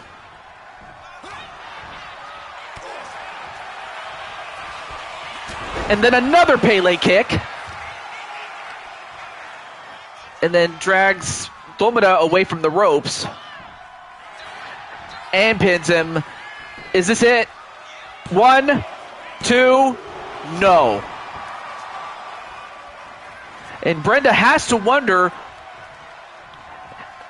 very frustrated with the referee. She took her eye off the ball and gets a leg sweep facebuster for her trouble, and then a tag to Colton Richards. And Colton with a spear. Now, Colton has had some time to rest, so he might be able to put this one away, and goes for the Reaper's Grasp. Brenda in trouble, and Brenda has to tap out. So Colton finishes the job. And we have new Four Toads champions.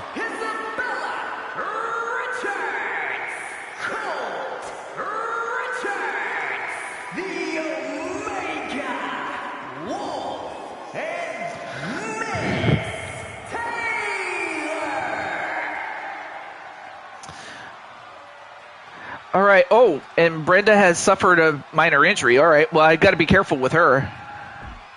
As has Isabella.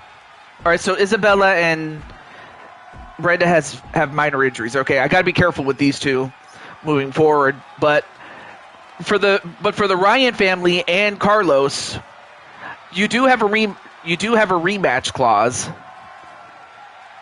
So let me put you guys.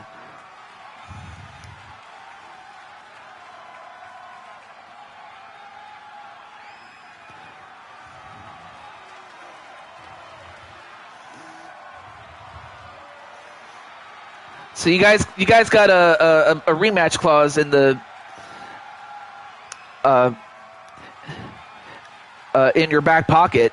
Of course, the next challengers will be the Dragon Flowers.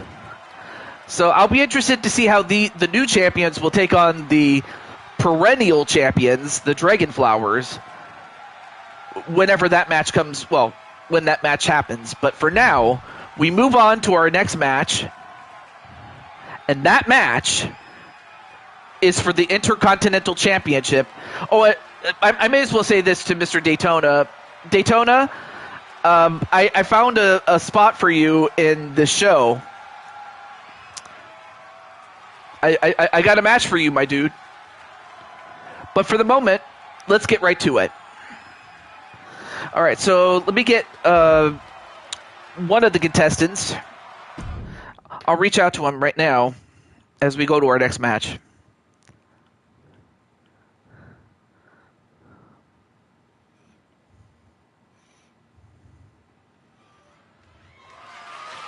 The following contest is scheduled for one fall and is for the WWE Intercontinental Championship.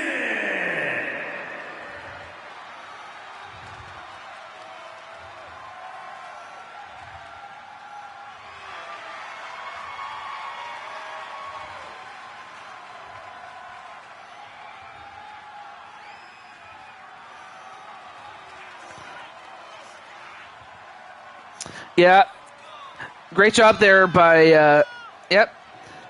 Oh, that's awesome. Well, we'll find out if it's going to be, if we're going to see a rematch between the Ryan family and Carlos Larry, or if it's going to be against the Dragon Flowers. So we'll find out how that happens there. Yeah, no, if anything, Carlos, you lasted the second longest. But even still, you did pretty well, my friend. So anyway, our first contestant who had just entered, that was Xander Black. And then, of course, you have... so the young lady with the championship in the leather jacket, that is Andromeda Utaker. And she will be defending the Blue Toad Wrestling Intercontinental Championship, as she's accompanied by the other young lady in the long dress. That is Vera. So yeah, Vera is accompanying Andromeda along with V.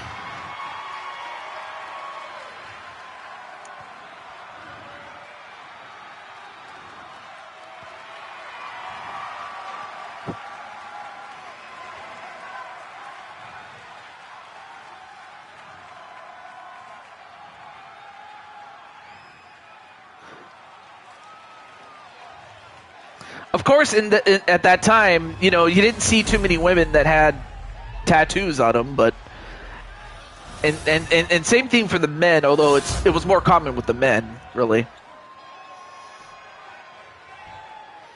Introducing the challenger from Omaha, Nebraska, weighing in at 200 pounds, Xander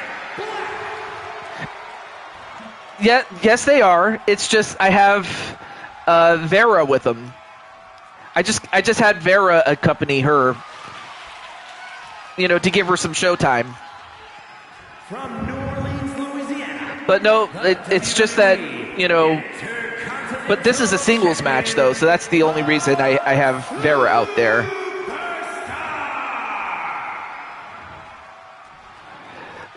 But yeah, there you see Andromeda Black, who has definitely made the championship mean something, as she is in the midst of her second reign as she defends against Xander Black. And of course, those two are actually family. They're cousins. Because Andromeda was born into the House of Black, the Black family. And Xander, of course, is also part of that family. But in this case, it's nothing personal. It's all about the championship. Match underway. Oh, and another thing about wrestling back then is it was always man against man, woman against woman. So it wasn't like it is today. So this would have been breaking new ground back then.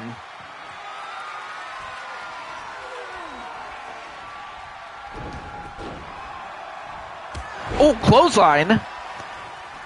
Andromeda's going to have to use her agility and quickness. I don't think she'll be able to match power with him. Although she can definitely strike as well as he can.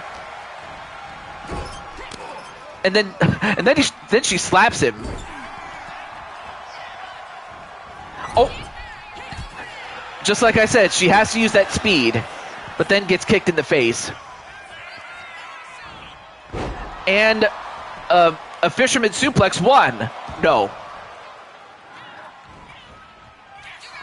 Although, wait, a roll-up pin. Nope. Didn't even get a one. Another takedown.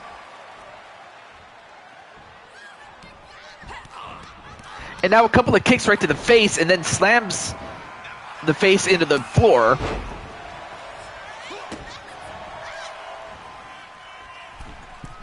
Yeah, absolutely. The Judgment Day has got to be happy about it. I forgot to acknowledge that. And then a couple of punches right to the face of Xander. And then sent over the top rope. And, ooh. A DDT driven right into the canvas, head first. And then a running back elbow. 1, 2. Ooh, almost got him. Usually that would knock out most other people, but Xander, of course, is made of something else, man. And then a spin kick. And then a kick to his face. Oh, but nice counter by Xander. And now Xander firing up. And, of course, he's accompanied by his brother, so to speak, Ezra. And, of course, his father, Azrael. Anyway, nice side kick. Again, I gotta think of a name for that move, or ask Azrael what that move's name was. Off the ropes.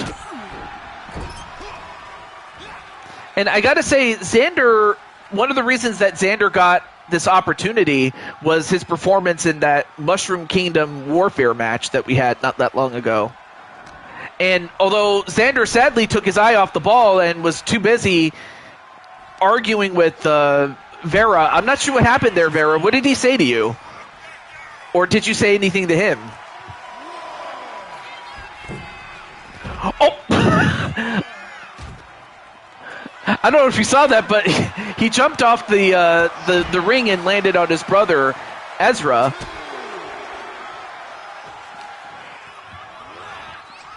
And then sent right into the steps. Now, of course, Ezra and Azrael backing off. The last thing they want to do is cost Xander the championship, as he can't win it by disqualification, or lose it for that matter.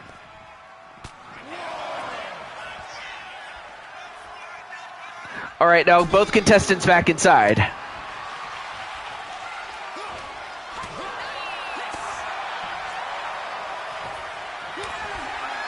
And now both are going back and forth with the strikes.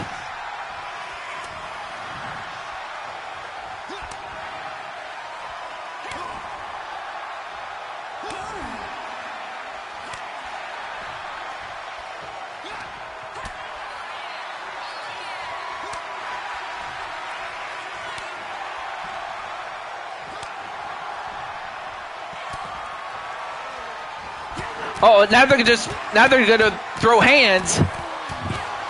Who's gonna win it out? Yeah, it was Xander. Nice.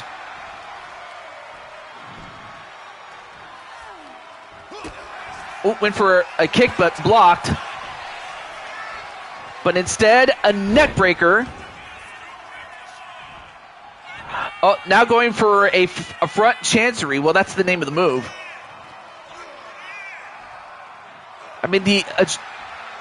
Really, the flexibility you have to be able to deliver a move like that. But Xander punches his way out.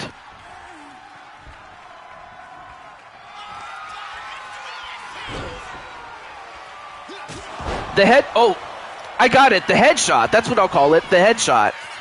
1, 2. I'd have called it something else, but I want to keep it PG, bro. No, the headshot. That's what we'll call it. And then, Andromeda with the hidden blade. Yep, that's what I'll call that one. 1, 2, 3. And it took 2 of those to put down Xander Black, and Andromeda is still the Intercontinental Champion. WWE Intercontinental Champion, the Superstar. Incredible.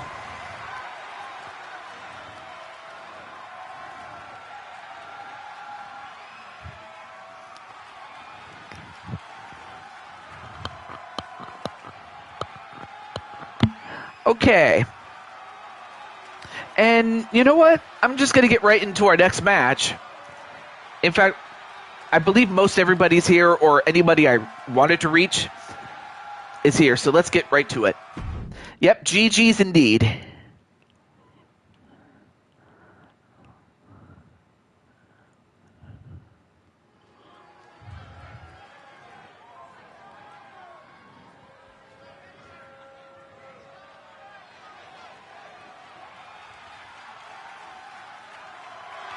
So up first, The following contest is an 8-woman battle royal and is for the NXT Women's North American Championship. Making her way to the ring, representing the Syndicate from Tokyo, Japan, one half of the 2v2 Ring Tag Team Champions, Kitty Madison Sabin.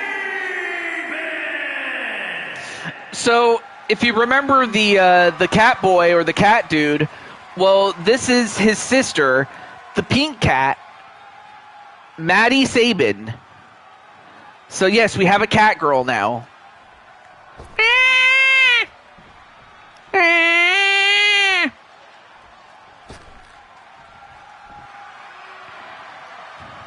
Although here's somebody that wouldn't look out of place even in early 71.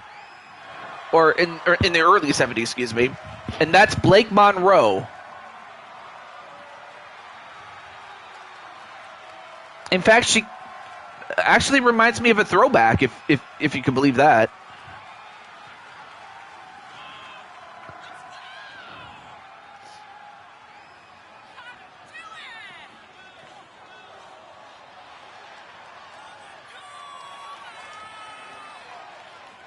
So, of course, this is for the Women's North American Championship. From London, England, Blake Monroe.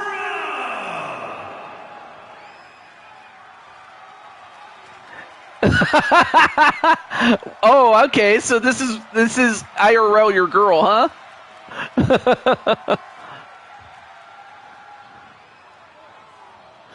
Of course, she is a blonde. For those who now, obviously, for those that have a color television set, would know that she's a blonde,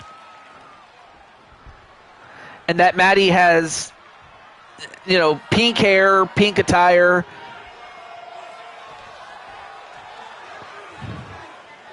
Just about pink everything. But then, of course, you have the Queen. From the Queen City, Charlotte Flair. Again, I'm not sure how we have fireworks in here.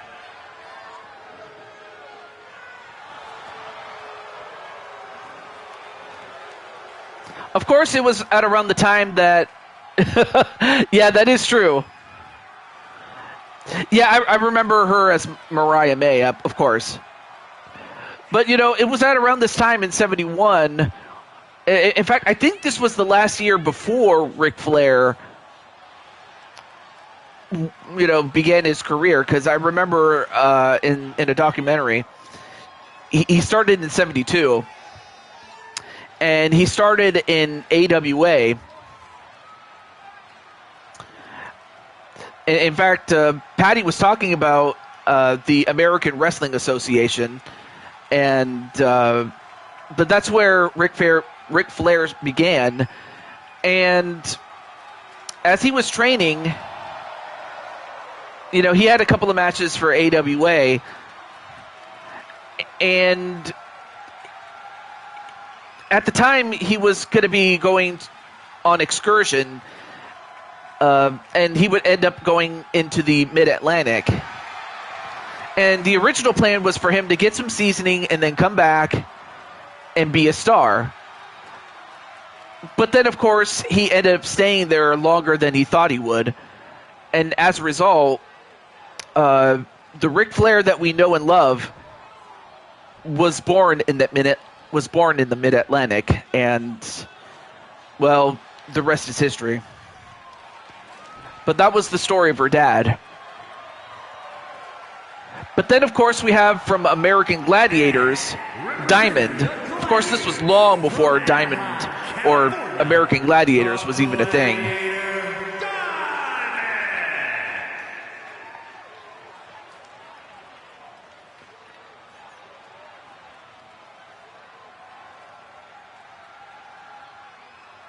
Of course, for those watching on a color television set would know that she's mostly in blue, but she also has a couple of the other colors of the American flag.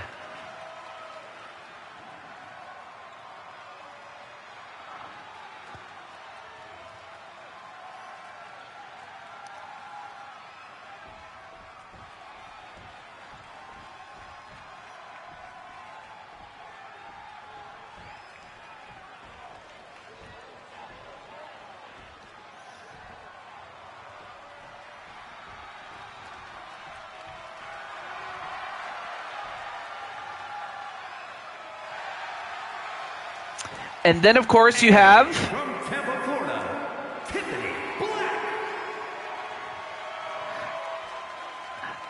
Well, I give you the girlfriend of Azriel Black. Or actually, no, not girlfriend. His... I'm not sure what to say. Because he already has a son from another marriage, but I think that was when... But I think they broke up, and now Azrael is with Tiffany, and of course Tiffany married him and now has his name.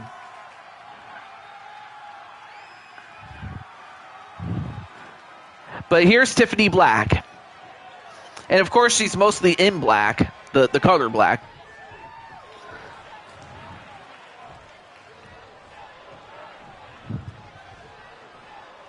And then, uh-oh.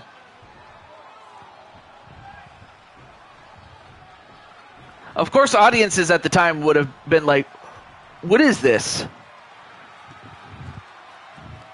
Hey, what's up, Diamond Light? How are you doing, man?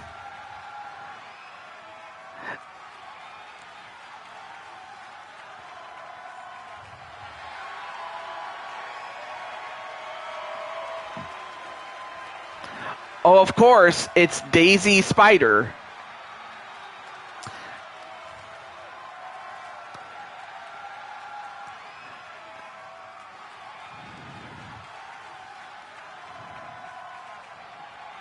Yeah, it turns out that it's not compatible with, the PS5 and the Xbox.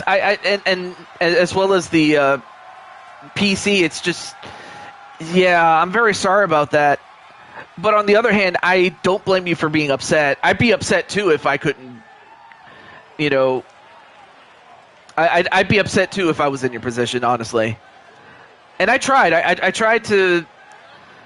But I'm not sure how to fix it without, 2K fixing it. I'm just hopeful that they get it fixed by the time we get to the next game. Because I can only imagine how frustrating that is. I really do, so. But as that happens, here is Daisy Spider.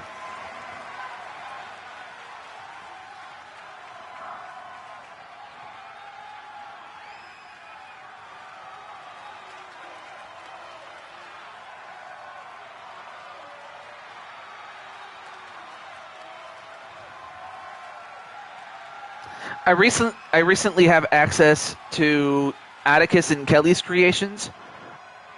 Okay, tell me how you did it, and then if you, I guess you can leave me a DM, and if there's a way to do it, or if I have to talk to Kelly and or Atticus about it, then hopefully, hopefully that will open the door.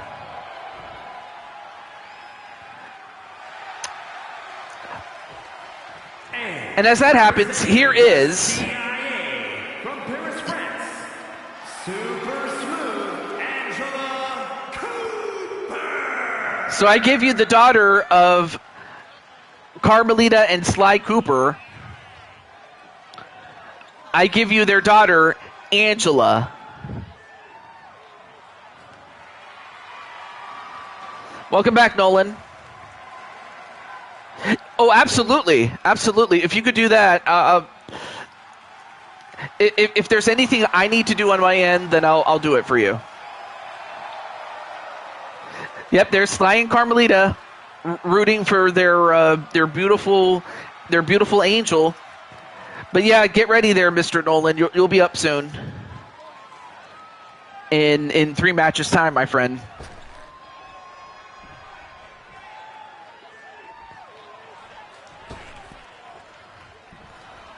And then there's Wally.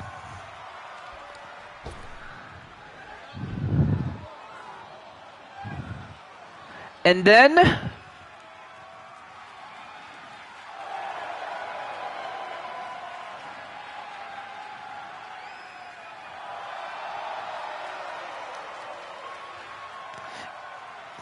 of course you have this woman,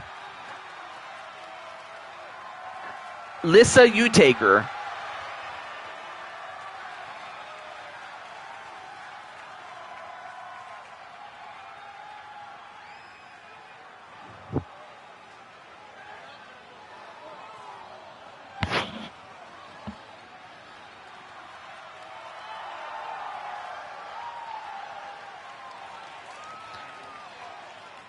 Although I have to say how ridiculous this entrance looks, but even still,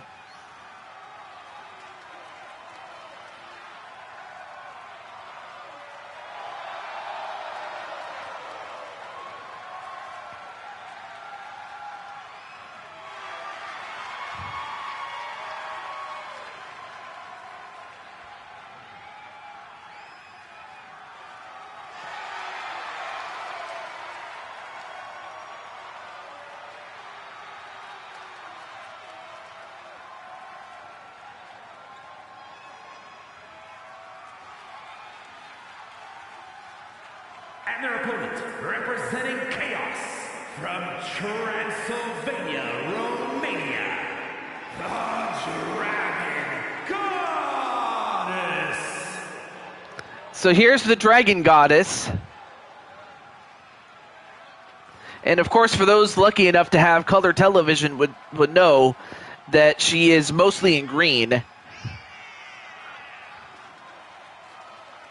I mean, I gotta say, this is a absolute spectacle here. Oh, actually, maybe if I can make room for you, let me see if I can make room for you, Wally, because I have a battle royal. I can put you in there.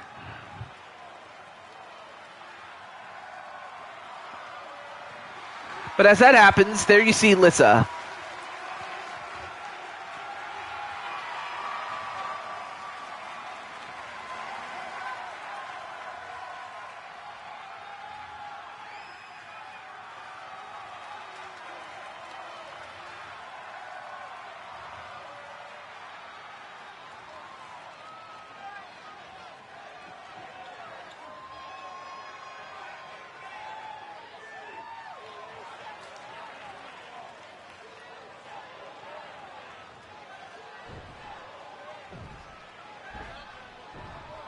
And that's what it's for, the Women's North American Championship. And the rules are the same as it was with the men's match. And that's what they look like in color. Match underway. Here we go.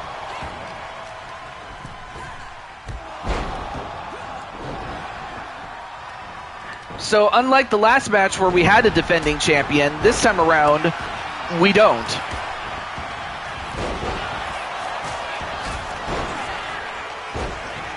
Now, we do have two real-life wrestlers in there. But aside from that, Charlotte Flair gets eliminated by Maddie. The pink cat already eliminates Charlotte. That's incredible. I'm not sure if AJ was watching this, but I imagine he's happy about it. Anyway, nice leg sweep. A couple of punches right to... and a stop right to the chest with those heels. And Daisy Spider's no small woman, I can tell you that.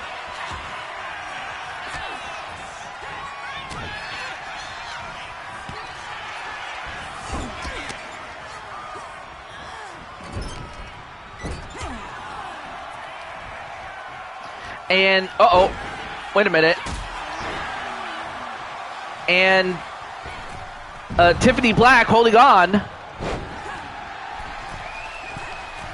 And then Blake, okay, I'm not sure why you did that, Blake.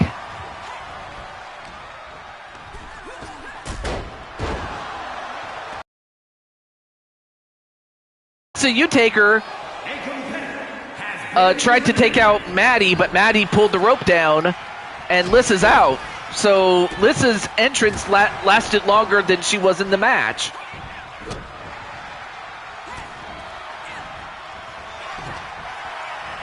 Right now, Tiffany's still holding on, but the other 5 women don't notice this.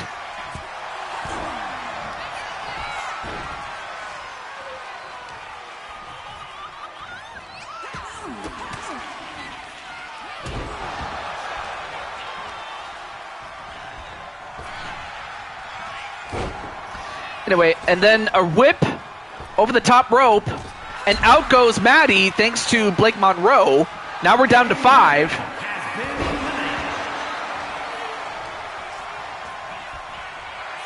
And then Diamond gets thrown over the top rope. Well, that's the Gladiator Diamond.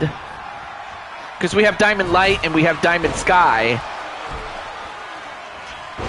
Now Diamond, the Gladiator up to the top.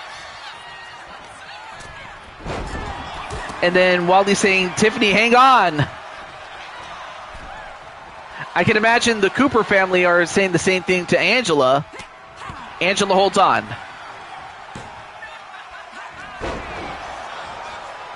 But then Angela, tried to go after Daisy Spider, but Daisy gets out of it.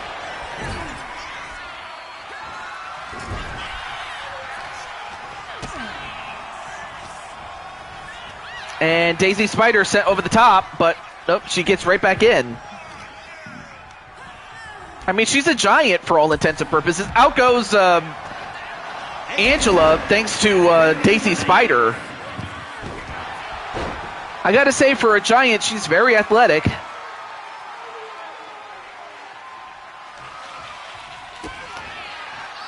However, Blake Monroe not gonna give it up like that. Either Blake or Angela for the win. Well, Angela just got eliminated, sadly. Yeah, absolutely, she did great.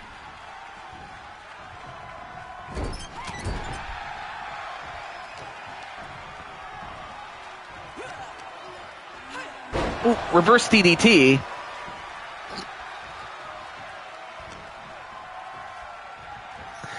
And Tiffany's still holding on. Ooh, spinning back kick onto Blake.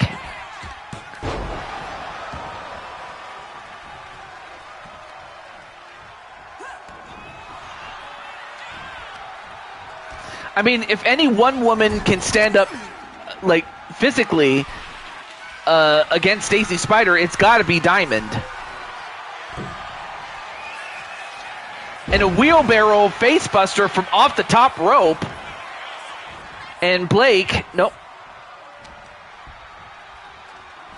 gets a suplex for her trouble.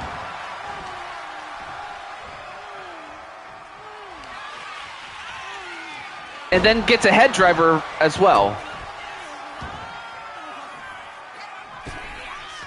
And wow, what a moonsault. And then thrown over the top and eliminated by Daisy Spider. So now we're down to 3. Oh, went for a drop kick but missed.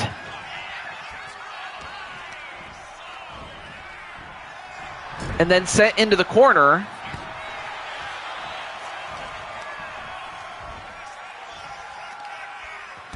And a facebuster a la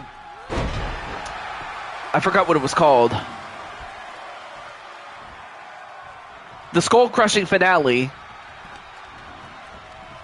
But then thrown over the top rope is Blake Monroe.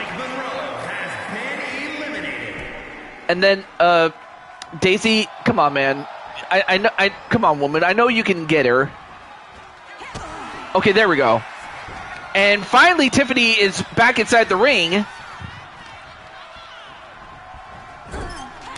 And of course, these two are no strangers to each other. In that, you know, Daisy is, in that, you know, these are two sisters-in-law. Two sister-in-laws, I should say. Excuse me. Yeah, I can see that. Oh, thrown over the top rope again, and Daisy Spider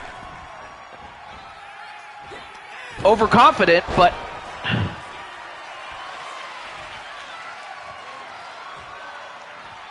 now Tiffany gets a facebuster for her trouble. I can't talk. Thrown over the top rope again, and out she goes officially, and Daisy Spider is the winner. Here is your winner and the new NXT Women's North American Champion. Got most of the paint knocked off her face.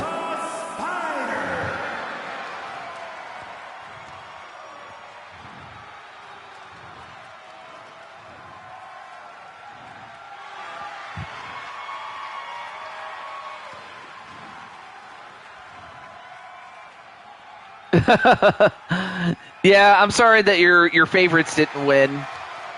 But yeah, Daisy Spider dressed up as Spider-Woman, living up to her name. Anyway, Up next is a matchup that I've been looking forward to the most. And in fact, let me exit and then I'll call out my good friend Rob Gamer. And of course, you know, Mr. Daytona, you know who this guy is, Rob Gamer. All right, let me get Mr. Rob Gamer.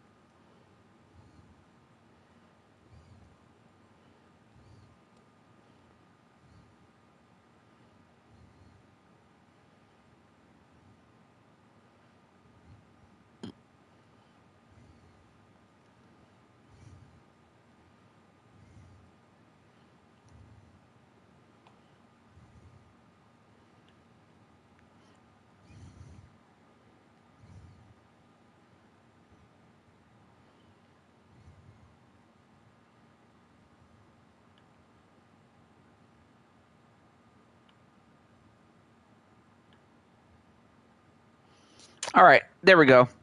All right, let me catch up on the chat. And Wally says Rob Gamer for the win. All right, now let's go. I just had to reach out to Mr. Rob Gamer. The following contest is a submission match and is for the WWE United Kingdom Championship.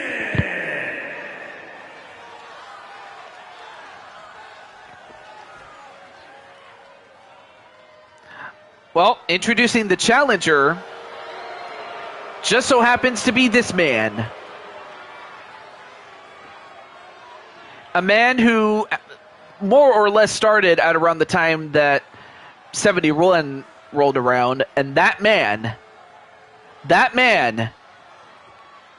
is Rowdy Roddy Piper. And of course, he has Captain Lou Albano as his manager for tonight.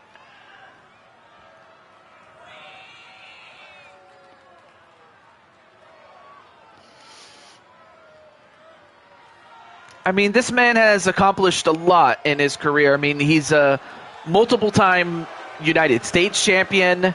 Well, the NWA United States champion, as well as NWA Tag Team Champion, WWF or World Wrestling Federation Intercontinental Champion, a WWE Tag Team Champion. Not to mention one of the men that headlined the first WrestleMania. So not too many people can say that they headlined the first main event of WrestleMania. And his opponent, accompanied by his flame, so to speak. He is the United Kingdom champion, the men's United Kingdom champion. He is the UK Nightwing. But as well as the fact that he's a great friend of ours, and that man is Rob Gamer. And I gotta say, Rob is in great shape. I mean, he's pretty jacked. I'm like, Rob, what did you eat to get that big? Or at least to get that jacked? I mean, sure, he's not the biggest guy, but he's pretty jacked.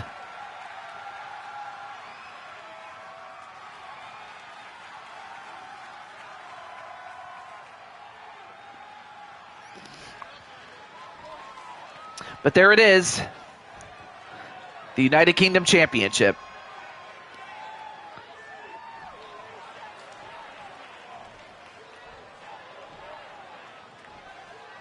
Introducing the challenger from Glasgow, Scotland, weighing in at 230 pounds, Roddy Piper.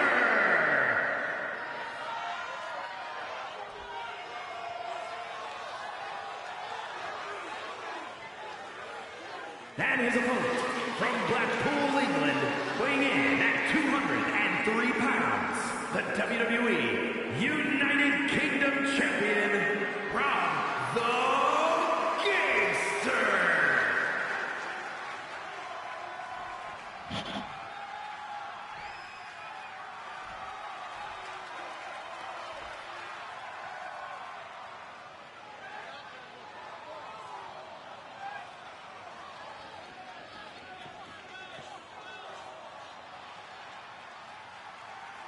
Well, Rob is ready.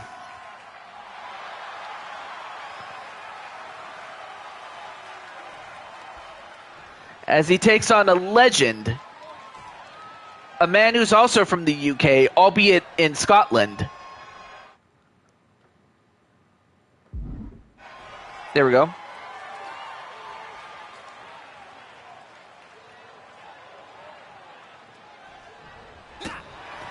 All right, match underway. Here we go. We start out with a headlock. Piper looking to wrench the neck.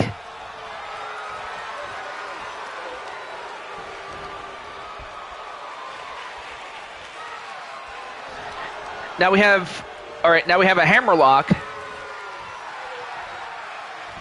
Oh, now it's Rob who reverses it into a headlock of his own, off the ropes. Oh, nice counter by Rob. However, Roddy Piper throwing those hands.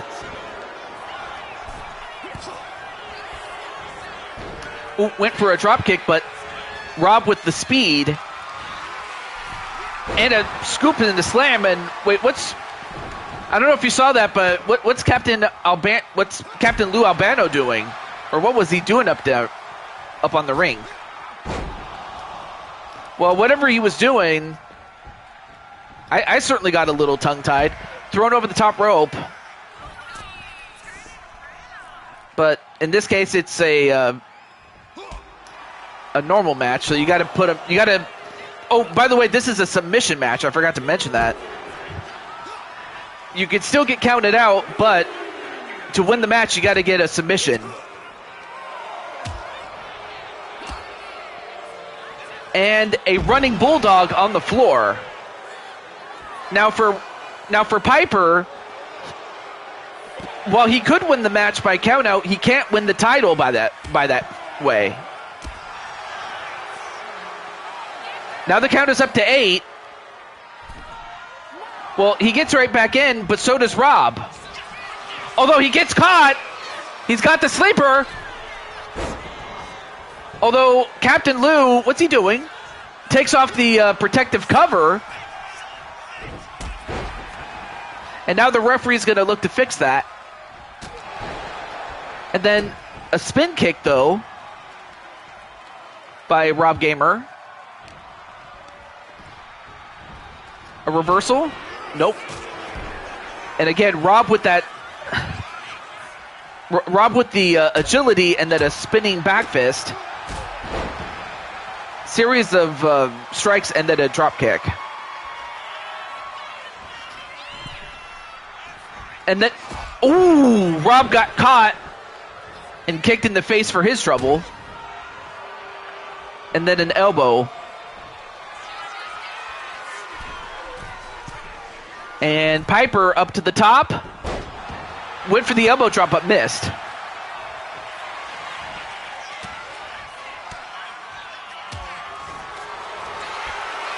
And another.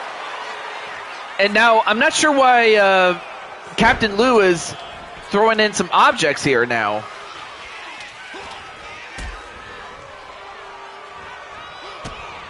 I mean, if anything, he's doing more harm than good for Piper. And now, Rob, what's he going to do now? And then a British fly.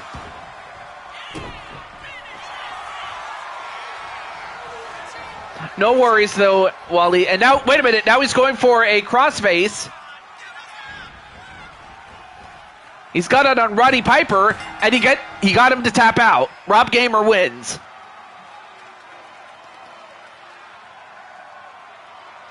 Not a bad match between those two.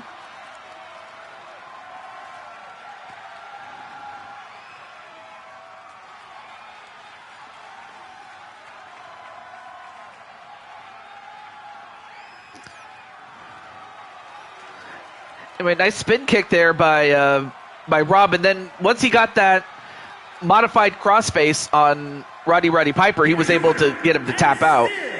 The WWE United Kingdom Champion, Rob the Gangster. Well, congratulations to Rob Gamer, as he remains the United Kingdom Champion. Yep, GG's indeed. Okay, what's the next one? Oh, yeah. We go to our next match. So let's get to it. So our next match is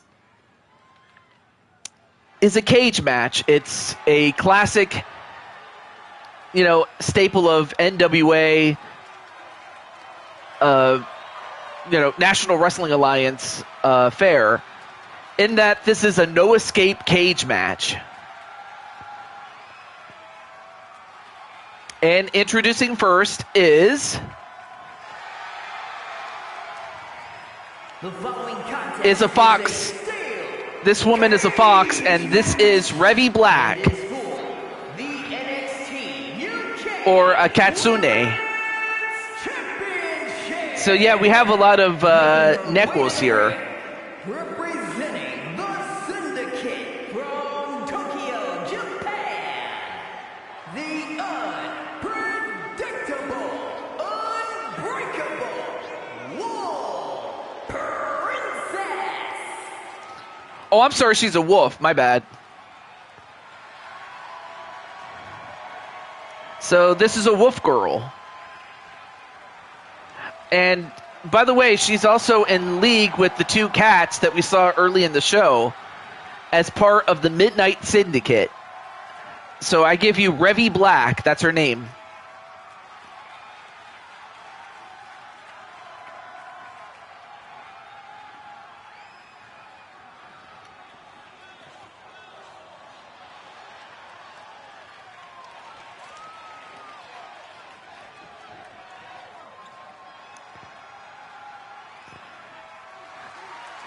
And her opponent from Calgary, Alberta, Canada, Natalya. And we are going to crown a new Women's United Kingdom champion. After that championship was deactivated in the previous season, well, we're going to crown a new champion here. And it's between Revy Black and this woman right here, Natalya. Natty Neidhart.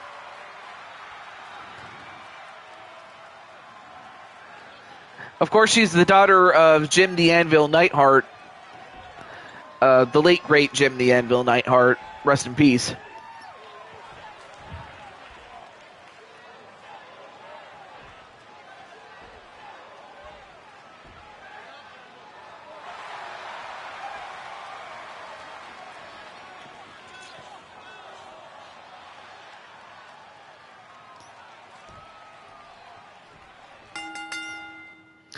All right, let's get right to it.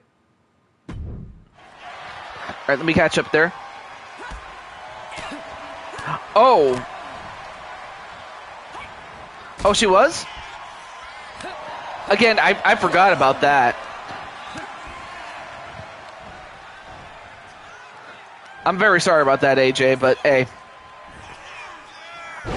I'm certain that I'll find other plans for Miss Diamond Sky. But as that happens, here we go. So this is a no escape cage match. So basically, this is to keep people. It's to keep people in and keep people out. That's what cage matches were. That's what they were made for back in those days. So it was done for a number of reasons. It was a way to settle feuds. It was a way to keep people out. Or in order to beef up ticket sales and things of that nature. And now going for a modified stretch. Look at this. I might have to rest my voice after the show. Seriously. Anyway, going for an armbar. But, of course, if anyone knows how to get out of it, it's got to be Natalya. But I do have you in the next match there, AJ. 1? No. And like I said before, AJ, you will be defending the AAA Mega Championship. And there's a number of people I could have you face off against. I mean, I could have you face off against, like, Hijo de Vikingo or Rey Fenix. I mean, he's a former champion. Who else? La Parca. Or actually, I'm not even sure if La Parca has ever won the championship. Or the real-life champion, Dominic Mysterio.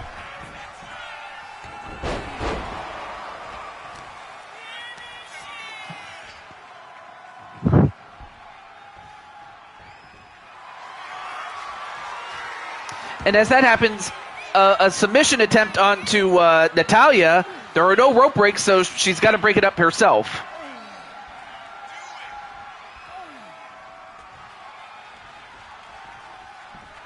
Nope.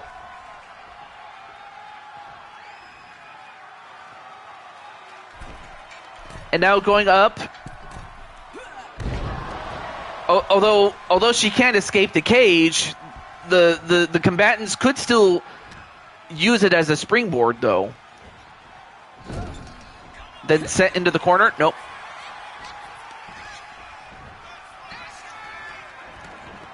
Ooh, nice reversal there to Natalya.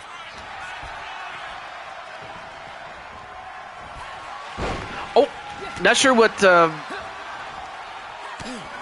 Reby was going to do, but Reby delivers a palm strike.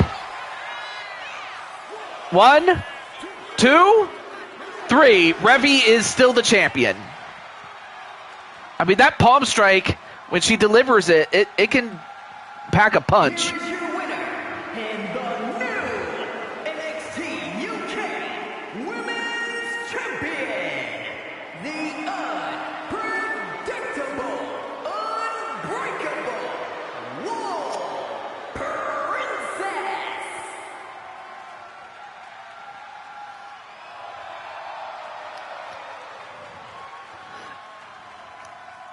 Okay. So before I start the next match, anyway, there you see Reby Black in color. All right, so let me exit out here, and I'm going to make the edit that I said I was going to do. All right, so let me change this. Let me edit here. Let me customize the match here. And make it a 6-person match. Okay, let me make sure here. Okay, cool. And then I'll put and like I said, I was gonna put I hope Mr. Daytona is still in the chat because I said I was gonna put him in it. See, there he is, right there.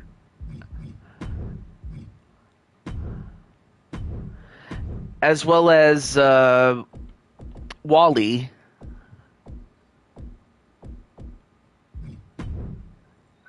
And you know what? I'll give him his white attire. Why not? Let's show that off.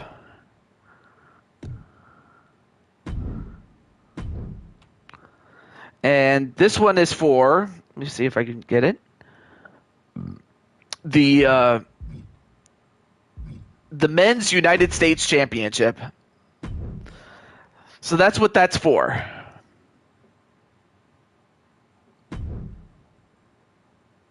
All right, now let's start right now. I'm not sure if Mr. Primetime is still in the chat. I don't have a way to contact Nolan, but I'll let Mr. Daytona know at least.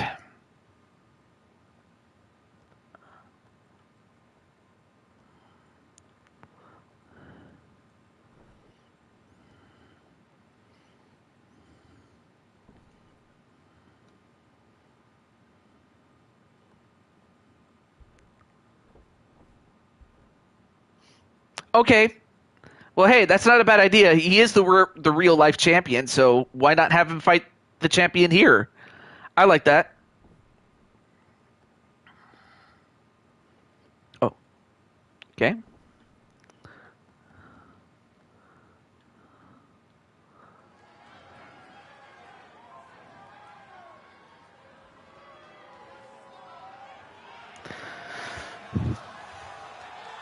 But yeah, hopefully Mr. Mr. Daytona. Well, before I get to that, and is for the WWE United States Championship, making his way to the ring from Tehran, Iran, weighing in at 258 pounds, the Iron Sheik. so the Iron Sheik, at the time that, at the time of 1971, the Iron Sheik had recently began his career. Of course, he wasn't the Iron Sheik back then. He went under his own name and was a much different wrestler back then in that, for one, he didn't have the mustache, but he had a head full of hair, and he had Greco-Roman,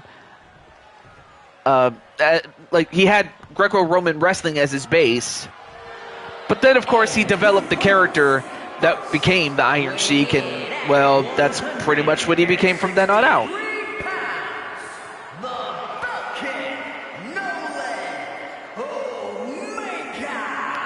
So here's Nolan Omega. Again, I don't have a way to contact him, so I can't let him know. But there he is, making his first appearance. So yeah, that's what Nolan looks like.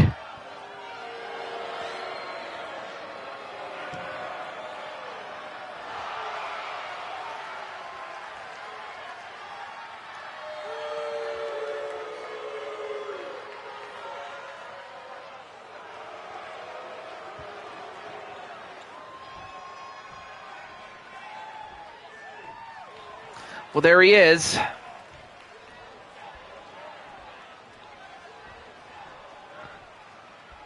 But yeah, another thing I should mention is that back then they didn't have like triple threat matches or four-person matches, or if they did, in the case of four-person matches, it was always in a battle royal.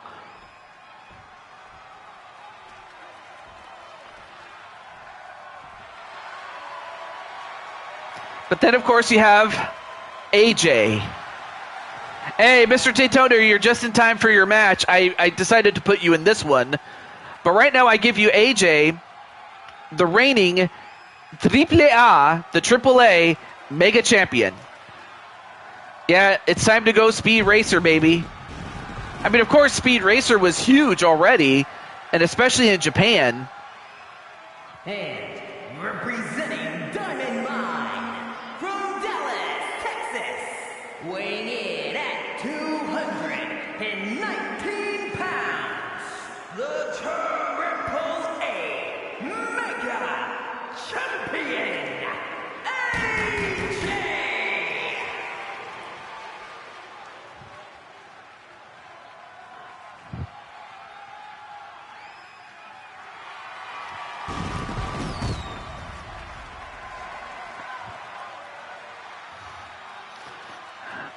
Although you might have a challenger potentially there, AJ. I imagine you're willing to give Spike a chance at it as opposed to, say, Jose or Nolan, but ultimately it's up to you, man. At the least I gave you Dom.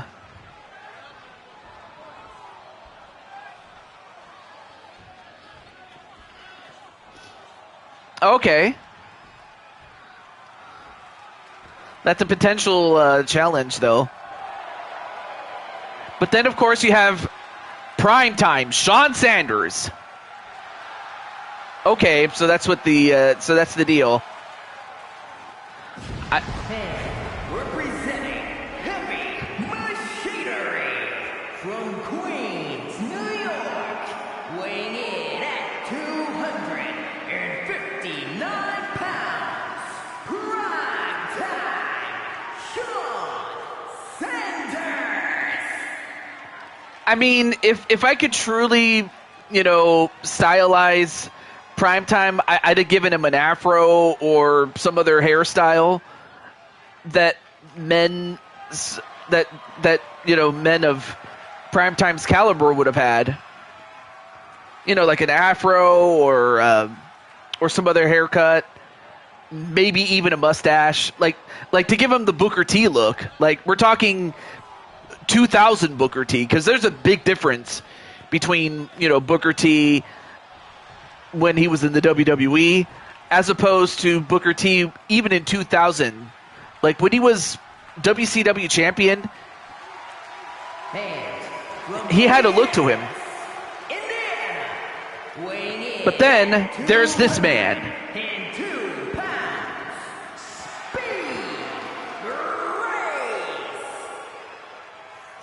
So here's Mr. Speed Racer himself. And he's got the D for Daytona. And that's Mr. Daytona. Who of course is a late addition to this. But could he walk away as the United States champion?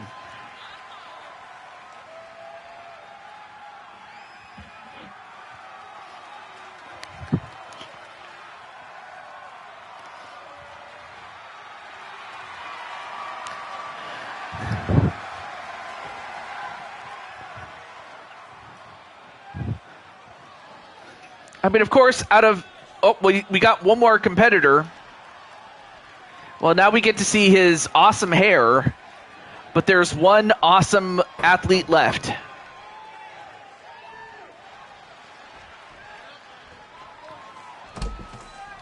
And of course, to have a backstage view would have been unprecedented.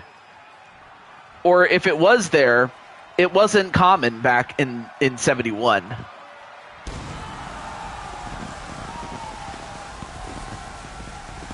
Yeah, absolutely. Like I said, I could have made you look like, 2000 Booker T. I could have done that, but I was like, I wasn't sure if you would have approved it, so I decided not to do that. And again, I'm not sure how we have fireworks indoors, especially given that this is not an arena or anything like that.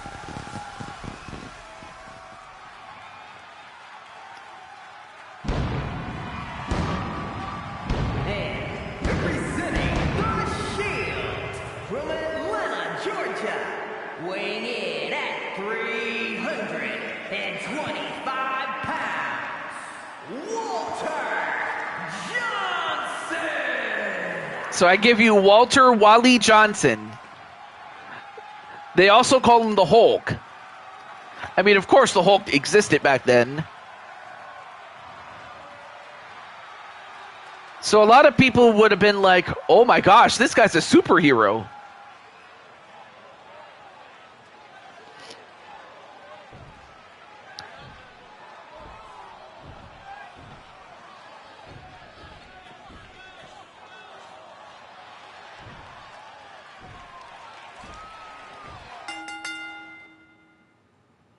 Yeah, they didn't have pyro, or if they did, it would have been too expensive anyway. With that said, let's get to it. Who will win? All right, so it looks like AJ is going after the Iron Sheik.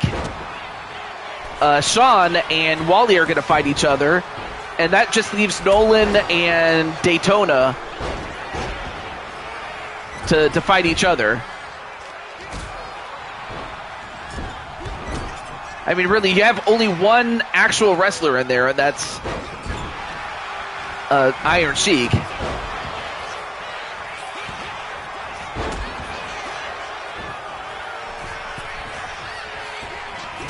Oh, nice Hurricane Rana onto Daytona. Oh, but then a headbutt to Nolan. And then AJ gets thrown over the top. But no, AJ fights off the Iron Sheik. Oh, and then of course you have someone who... Wait, who just got eliminated? The Iron Sheik has been eliminated. And the Iron Sheik just got eliminated by AJ. And then AJ would go on to just get paintbrushed and slapped in the face. Although right now, Speed Racer fighting back.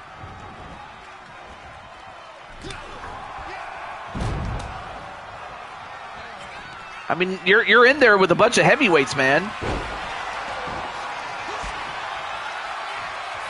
And then Mr. Daytona getting hit with the Shattered Dreams by AJ. And now AJ is stomping a muddle in you. And meanwhile, Nolan is fighting off Primetime, although I think that might have just made Daytona mad.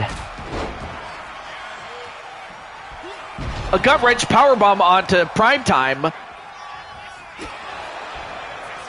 And then Wally.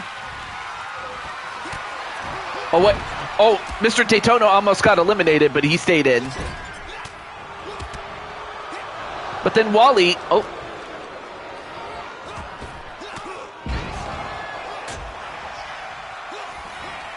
Oh, nice judo throw by Primetime. And as that happens, Daytona looking to eliminate Nolan.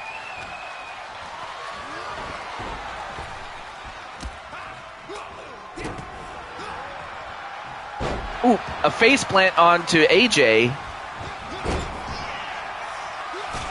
And, ooh, nice spin kick, though, by Mr. Daytona. And then Daytona... I don't know if you saw that, but Mr. Daytona was flashing some gang signs, dog. And then he throws Nolan over the top. Now he's looking to get rid of Nolan Omega, and he does. Out goes Nolan. Daytona, Mr. Daytona eliminates Nolan. But now AJ's going to look to eliminate Mr. Daytona. Daytona trying to hold on. Daytona. Wait. I don't know how, but he stood up. He stayed in. I don't know how. And in the meantime, the two big guys are fighting each other. I mean, Primetime is big enough, strong enough to take on Wally. And now, whoa, I can't believe he delivered the one-winged angel with one hand. And out goes Wally. Wally's out. Wally just got eliminated by Primetime. But now we're down to, well, yeah, now we're down to two men as AJ gets eliminated by Primetime.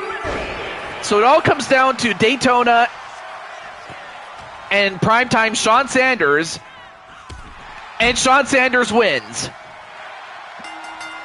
But give Mr. Daytona credit, he was right there at the end. Not a problem, Wally.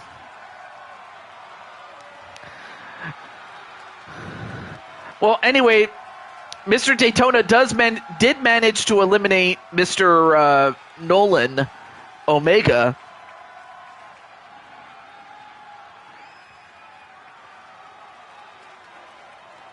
Anyway, there you see him throwing over AJ. AJ held on for a moment. But in the end, Primetime Sean Sanders is the United States champion.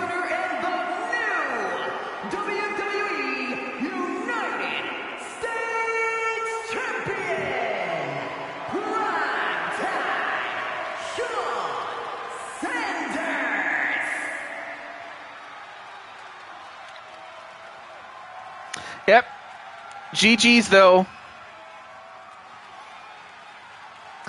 I'm just thankful that I was able to give you a match, Mr. Daytona, and Wally. Yeah, congratulations, Primetime, on being the United States champion. But now we are in the home stretch where these are some of the big championships on the line. Not a problem, dude. All right, we'll go to our next match. I already reached out to Dragonheart and Atticus, so we'll go right to the next match. You need to do the Spinneroonie. Da da da da da da da da da da da da. I love that song.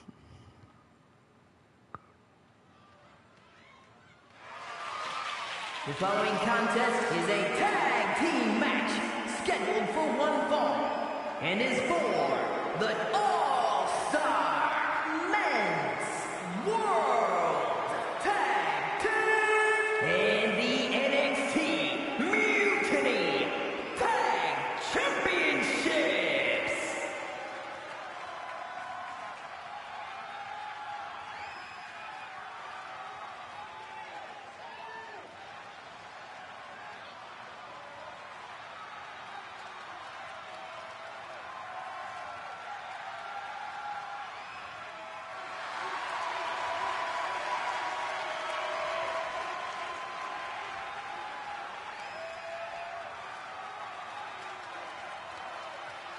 Introducing the challengers at a combined weight of 536 pounds, the Reaper and the Dragon, Prince Damien Richards, Demolition.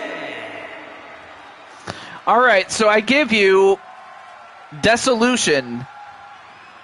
So the man in the mask, that is Damian Richards, and the man without the mask that has a bunch of tattoos and has a ponytail, that is the owner and proprietor of Chaos Regional Wrestling, Atticus Black.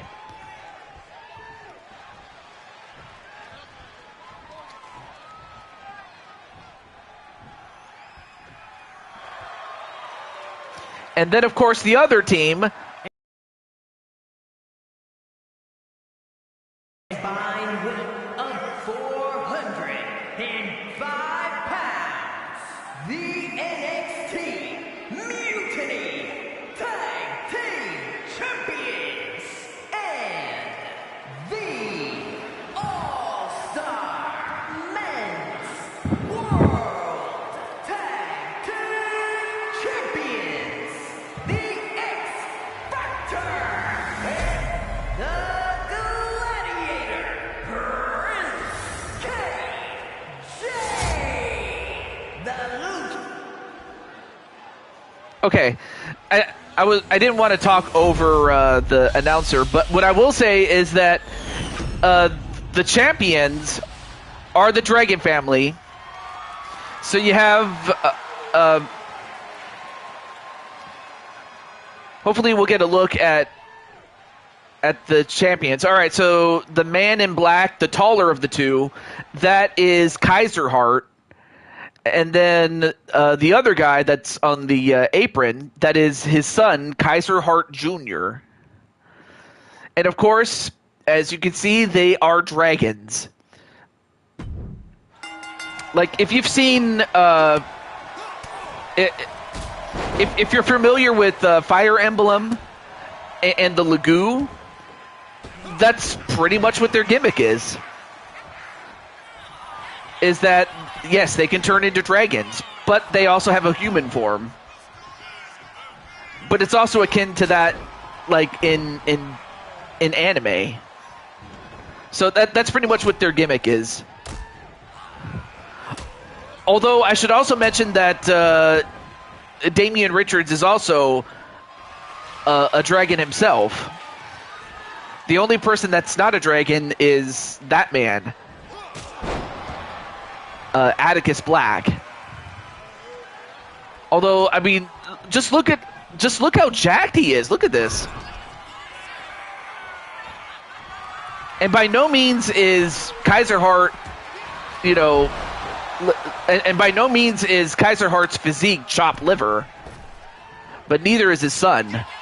Although his son has the agility, though. Well, nice move there by Atticus, though. Well, anyway, now we have his son, Kaiser Hart Jr.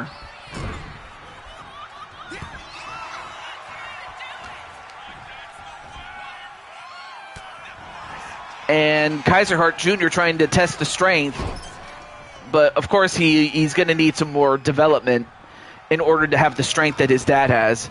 And a back body drop. Wow. So this is under tag team match rules. Oh, nice counter onto Damian Richards.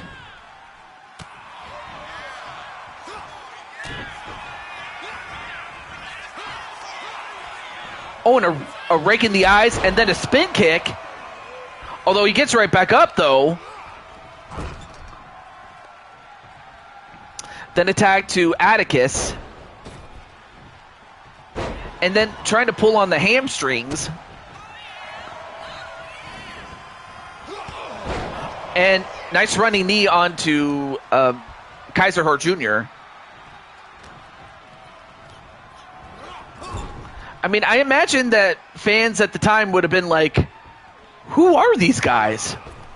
I mean, you have two guys that are dressed up as dragons, and then you have a bunch of tattoo freaks. That's probably what the audience at the time would have thought.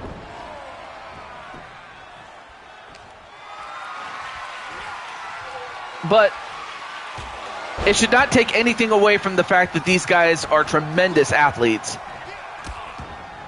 and wrestlers. Oh, okay, that was an incredible move there by Damian Richards. Now set in the corner.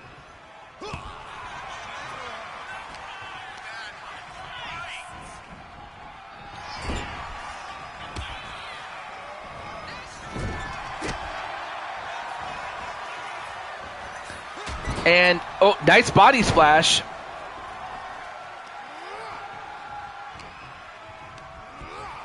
Onto Damian Richards.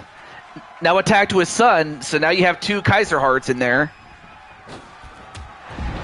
Double shoulder tackle, that'll get him. I'm not sure if Patty's still in the chat, but I imagine she'd be here. But, oh, wow, nice counter into a powerbomb. Attack to Atticus, but then waiting for him is Junior.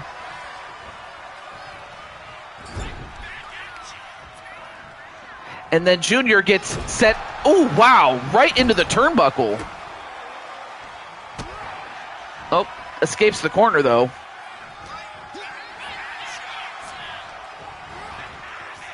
Anyway, raked his face.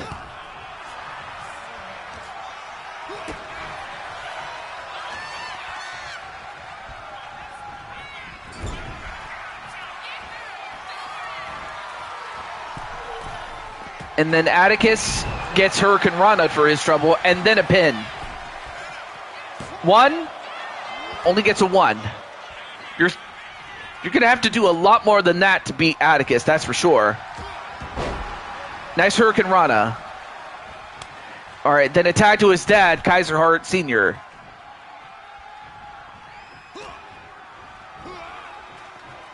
I will say that for some people, you know, especially when you have a senior and a junior, one of them, I know for a fact that for some, like, some don't like to be called senior, especially the older one, whereas others don't like to be called junior.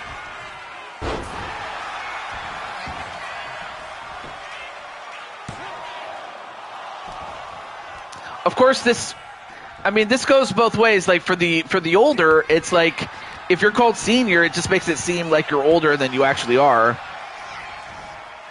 And the opposite is true for the younger, to make it seem as if you're too young, though. All right. Oh, nice. All right. Not a problem there, Mr. Daytona. I hope you enjoy your dinner, and And if time permits, hey, I also understand if you have other shows to watch, but thank you for coming in, man. I'm happy that you got to have your match, my friend. And, I'm not sure what Atticus was going to do, but he missed. Nice Hurricane Rana, though. And, went for the spear, but missed.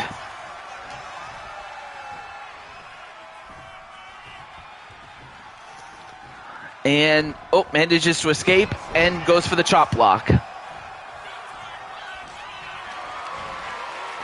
And, wow, what strength to pick up Atticus, who's not exactly a small man. All right, then attack to Kaiser Hart.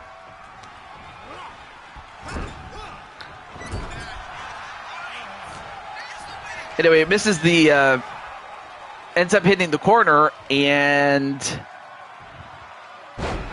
a Cobra Clutch leg sweep.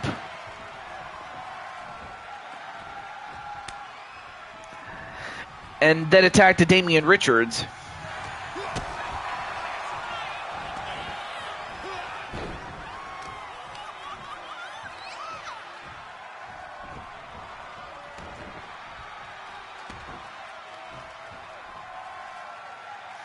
Hey, Patty, you're just in time to see your man and your boy in the match. So right now your man is in there. And he's about to be pinned. 1, 2. And he kicks out barely. Anyway, there's your son's legs.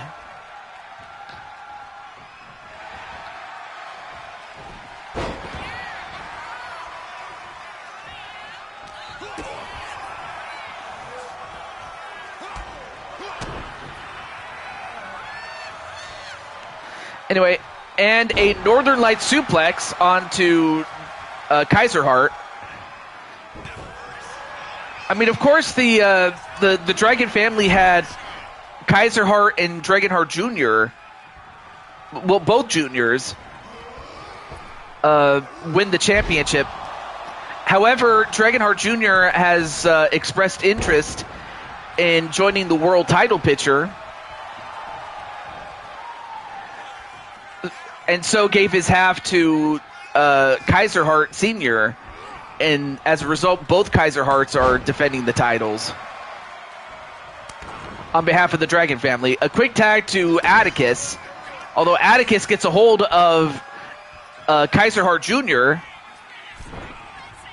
but Jr. gets out.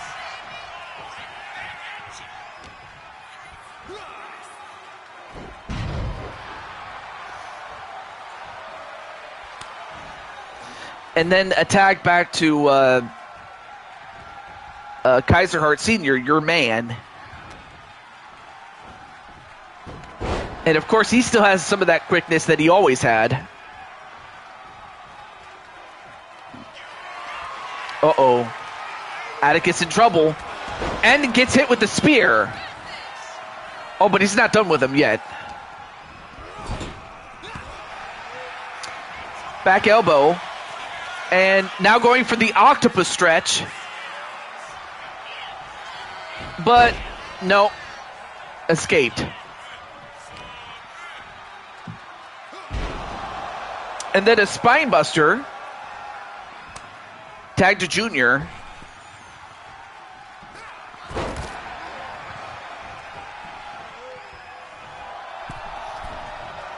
And Junior celebrating. Junior, yeah, took his eye off the ball and he paid for it. That might do it. 1, 2. Ooh, almost got it. That almost beat him. And anyway, nice slingshot frog splash on the back of Junior. Now pulls Junior away from the ropes.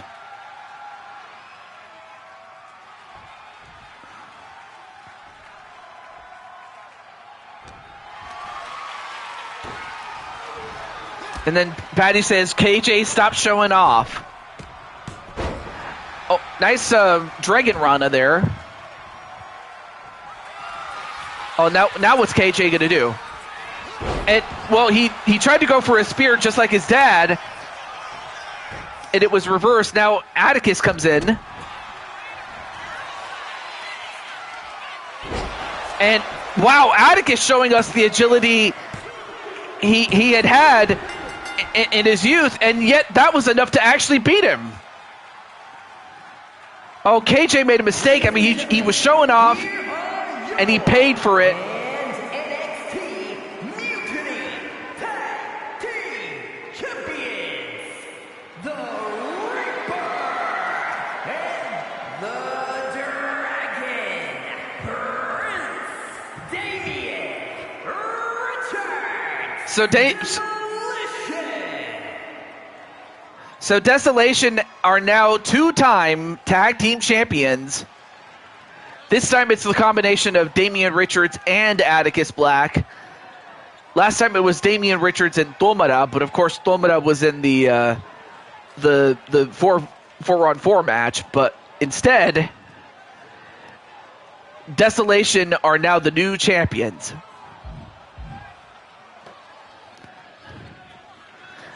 Well, Patty, I'm not sure what you're going to do to KJ, but I imagine what you're going to do.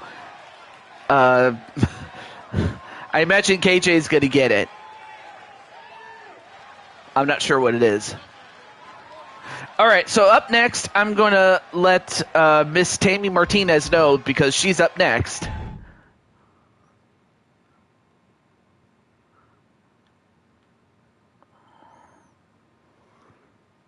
Oh, and of course, she's also not happy with Kaiser Hart Sr. either. All right, let's get Tammy Martinez, as we are going to crown a Women's United States champion. Of course, the previous champion was Liliana, or Lily Lancaster, but of course, she was world champion at the time. And of course, her reign lapsed. So with that, let me get Miss Amanda Rose and let her know.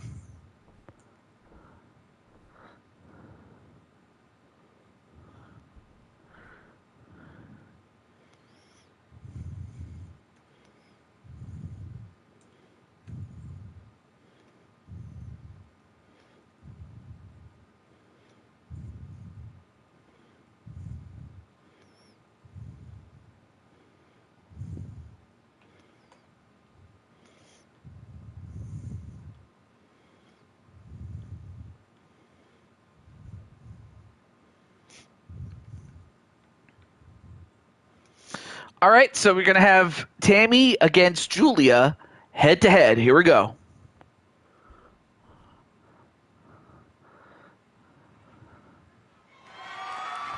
The following contest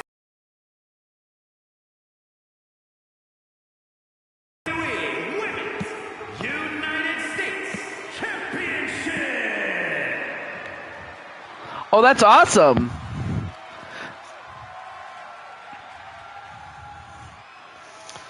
All right, so, well, there you see Tammy Martinez.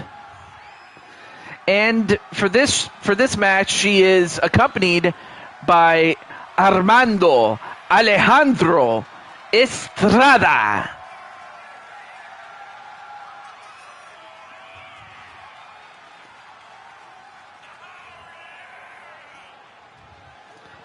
Now, I imagine fans at the time wouldn't know how to take this, but I imagine that she would be a hit with the fans.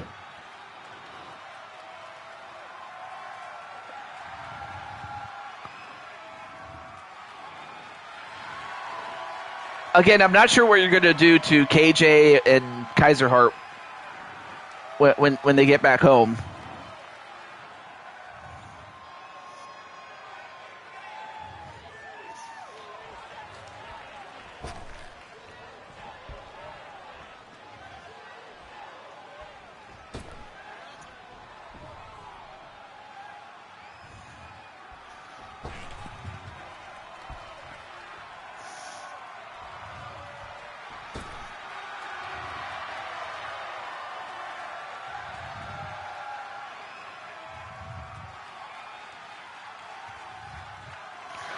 Oh, yeah, that's right. Julia would go on to win it.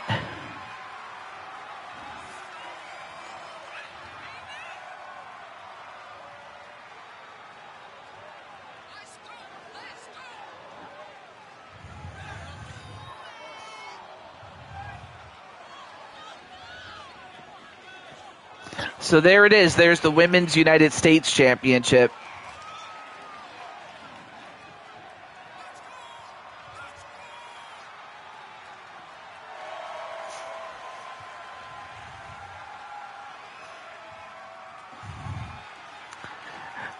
But of course, she is accompanied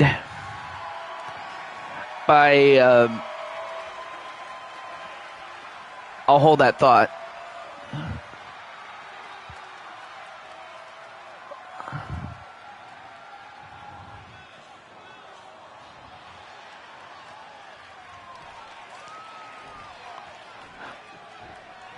But there it is.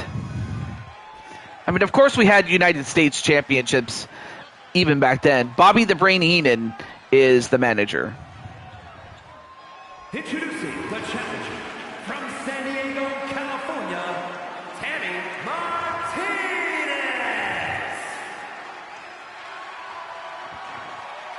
I mean, I'm not sure how you're going to teach him. Are you going to do something like use a cattle prod on him? I don't know.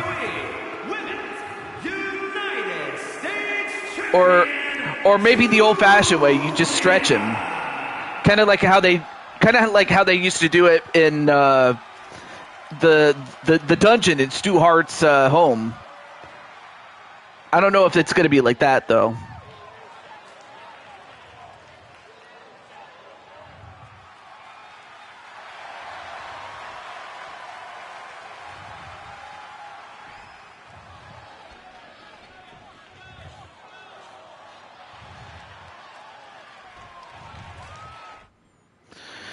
Okay, so here we go.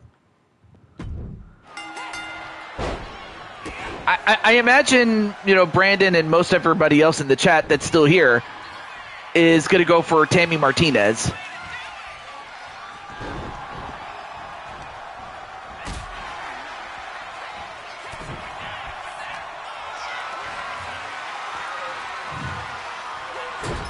Oh, okay, so maybe you have to use something else then.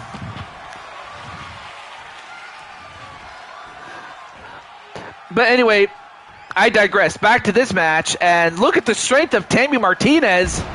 And Julia is not exactly a lightweight by far. But that's what Julia's going to have to do. She has to use her speed, although Tammy is not exactly slow either.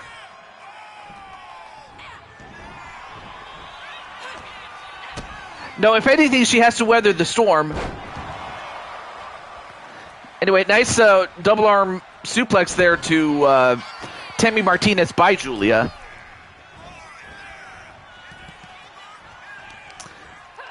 And Tammy, thrown over the top rope and out. Now, had this been in the NWA, the National Wrestling Alliance, that would have been a disqualification. And that was because back then they didn't have floor mats back then. However, this is under Blue Toad Wrestling rules, so we didn't have that back then either.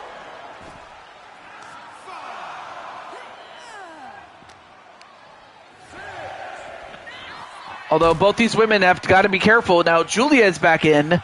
Now Julia is the champion. So a count out will not do Tammy Martinez any good. And Tammy with a clothesline, ducks one, back body drop, and a spine buster, and a pin. Wait, what's going on? I'm not sure why the referee didn't see anything, but a code breaker.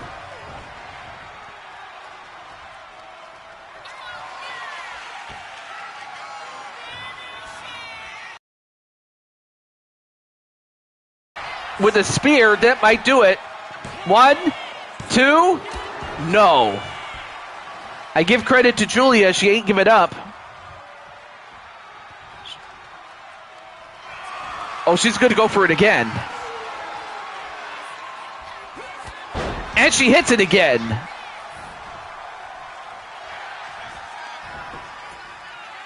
One, two, three. And we have a new champion.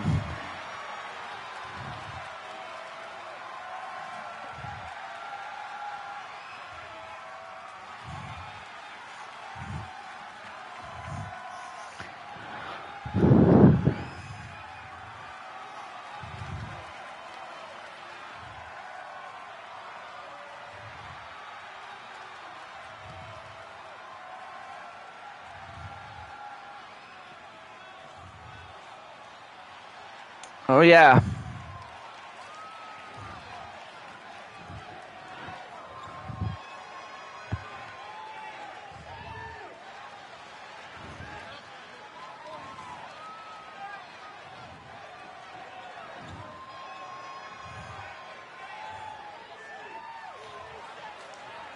I mean, these are just some of the highlights from the match that we just saw. Here is your winner, and the new WWE Women's United States Champion, Tammy. Well, congratulations to Tammy. Patty's very happy. I imagine everybody else that's here is happy.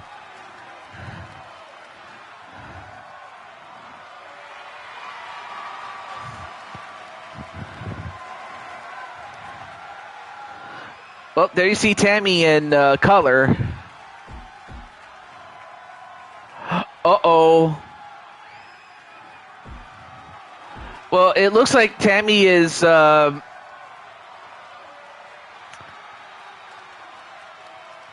it looks like Tammy's hurt in a much worse state than I thought she would be. Well, we'll have to. I'll have to limit her minutes, but that's sad though that she hurt herself, or that she's hurt. Nonetheless, we continue. All right, so we get to see Mitty as she's accompanied by Patty and Amethyst Flames. And then, of course, Rose will have her sister Lily and Violet. So, yeah, Violet is appearing in this match as a guide, so to speak. So here we go.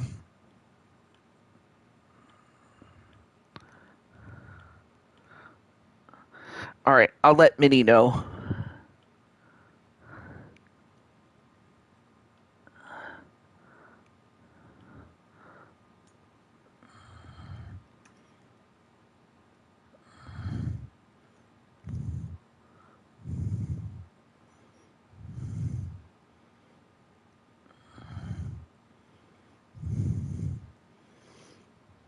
All right, there she is.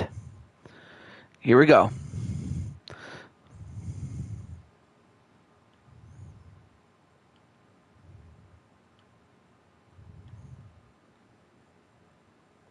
Oh, she is? Oh. The following contest is scheduled for one fall and is for the All-Star Super Championship.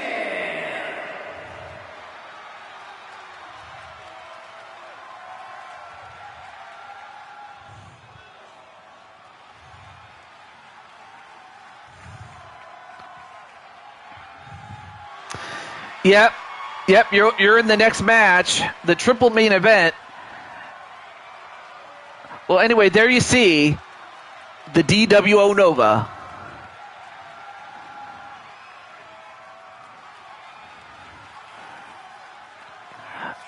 I mean, Patty, if I decide to go to 81, would you like for me to make you an outfit or an attire to represent what you look like, more or less, in 81, or rather the character of Patty Chase, not so much the real you, but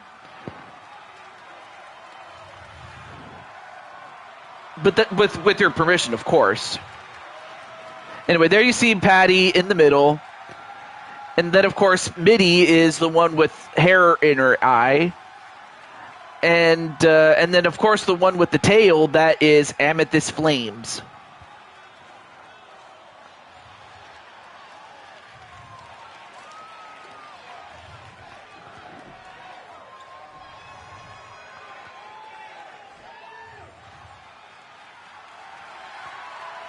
Or I could probably make you into the Queen of Lana Lay. You know, back when you were an active, back when you were the Queen full time. So maybe that could happen. I could do that as well. The Claw versus this. Oh, yeah, that's right. Yeah, Rufus R. Jones, I do remember. Not that I saw him like when it was live, but I did watch some old television shows of the Mid-Atlantic,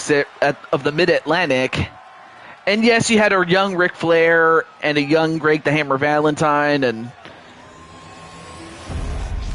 I mean, you also had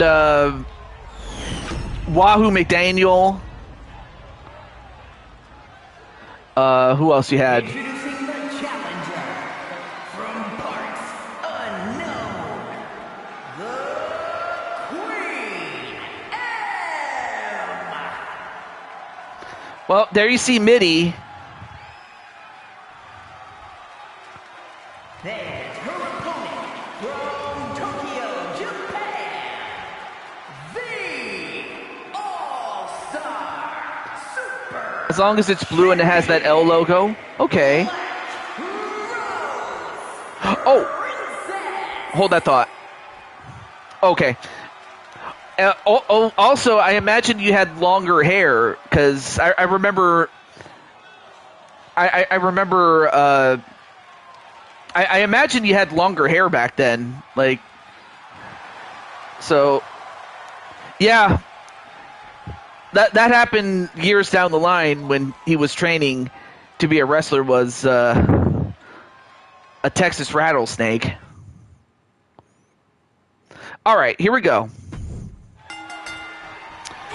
So, of course, you have Rose, who is the one in wrestling boots, and then the one in high heels, that is Mitty.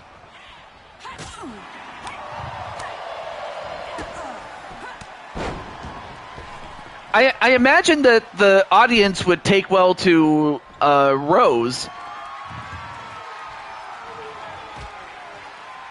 Though I imagine they would have a slightly different take when it comes to Mitty, because I don't think they've ever seen somebody like Mitty back in '71. One? No.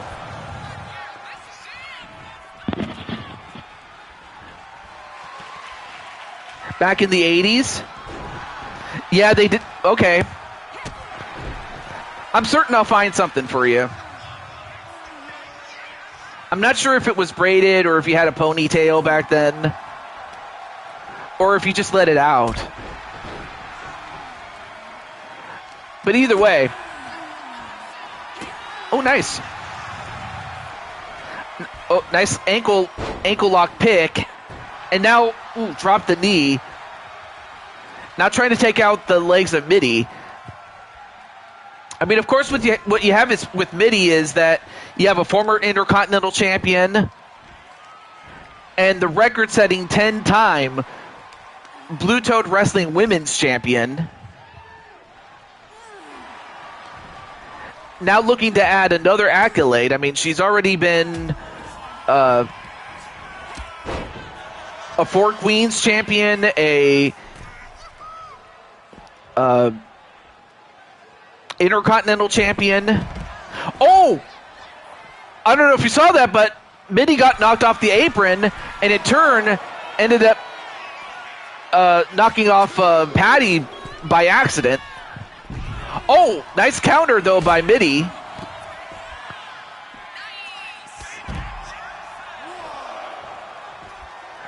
Oh, okay. So you just let it out. Understandable. But as that happens, slammed right into the steps. But for Mitty, she's already been Intercontinental Champion, World Champion, the then four Queens Champion.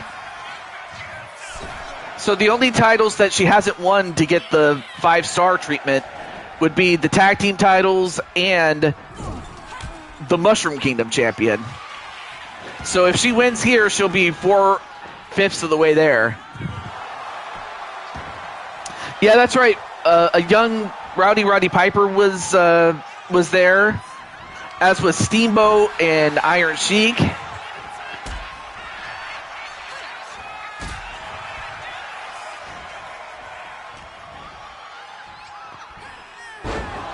Of course, when we get to 81, we'll have a lot more to choose from. And now going for the Skylock, definitely learned it from Diamond Sky.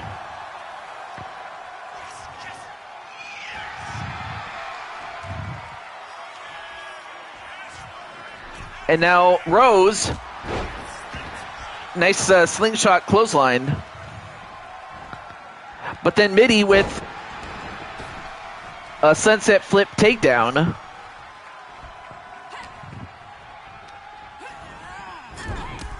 Into the corner, but then countered by Rose.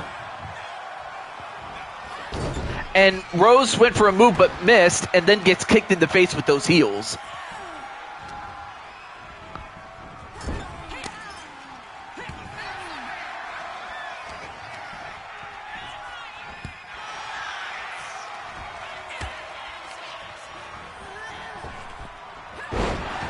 Oh, nice takedown onto Mitty, and then Rose just showing off the strength. I will say, though, for Rose's part, is that Rose has proven herself to be the greatest Mushroom Kingdom champion that we've ever had. She defeated the man that was considered the greatest champion in Louis Le Banquer, and has successfully defended it several times already. So she's already cemented herself as the greatest Mushroom Kingdom champion of all time. Mitty would be saying, "Wee!" Uh-oh, now in a crossface. And Mitty taps out. And Rose is still the champion. I'm starting to wonder if anybody can beat her.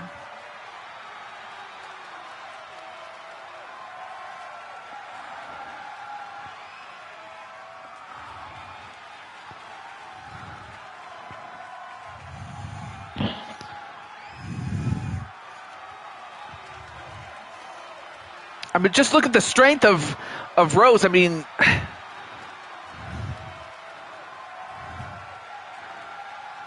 there you see the Rose driver, but then a crossface onto Mitty, and Mitty just couldn't take it. Here is your winner, and still the All-Star. Yeah, but I don't think it was from Rose. I think she'd rather have that from Ranger, but the less said about that, the better.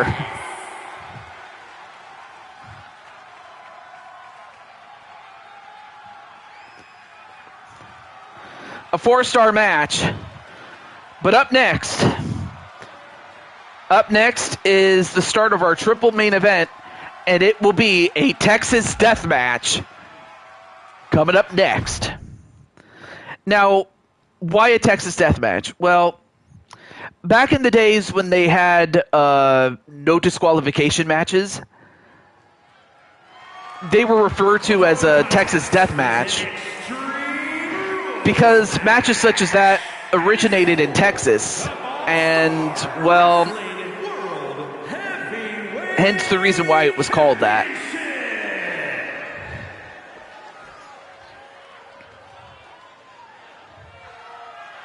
So, if anything, this is right up JW's alley.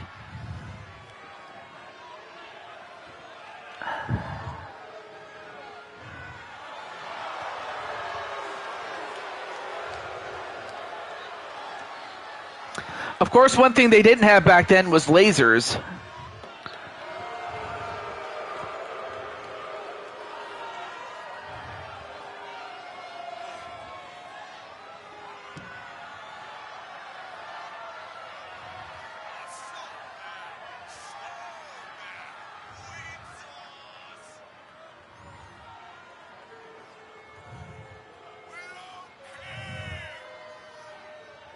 Oh.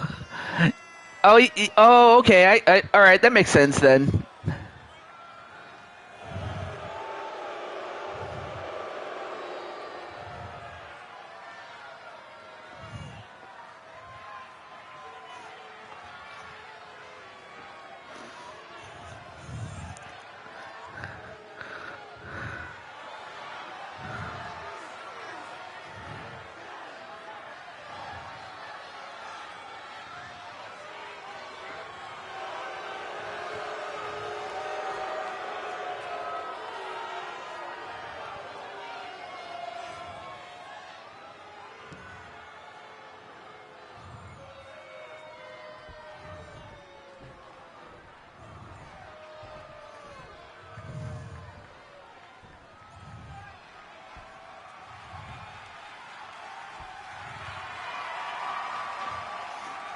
So there you have Jose Blanco. Well, now I give you the world champion. And, of course, JW, you will be defending the hardcore champion, in the coming shows, especially in the lead up to the next Super Show, and that's Night of Champions. Yeah, that's true. Yeah, they had a Texas bull rope match. It's just too bad that we couldn't use a bull rope.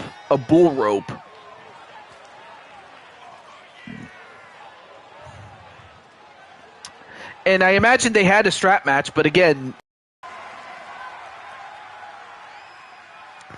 that's exactly what it would do. It would score. It would set it. It would. I can't even talk. It would settle a score. But one thing I will say about Jose is that if there's anything I didn't appreciate was the fact that he brought a nemesis, someone who has done a lot of damage in terms of like property damage, not to mention attacking everybody on the roster. So I honestly didn't appreciate that, Jose. So my only hope is that JW knocks some sense into you before long.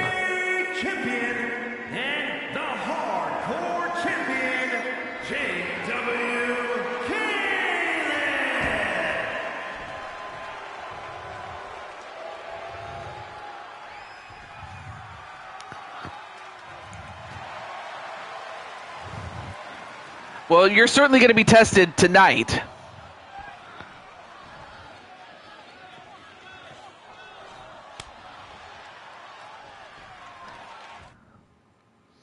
All right, here we go.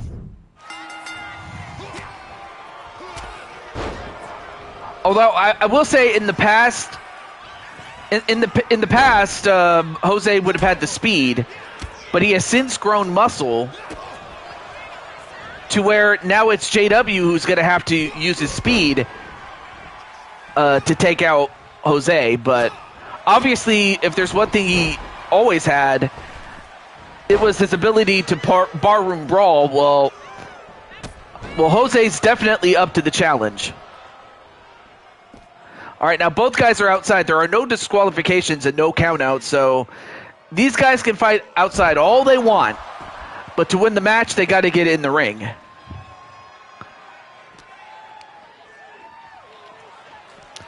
And then, slammed right into the post. And it's a good thing it's the modern post, because if it was the classic post, there would have been an apparatus that would have drawn blood, had Caliber hit such a post like that. All right, now thrown inside the ring.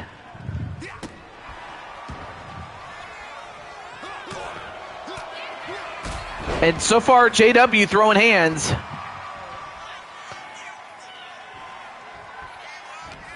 And Jose on the back foot. Although, just as I say that, he goes for the legs.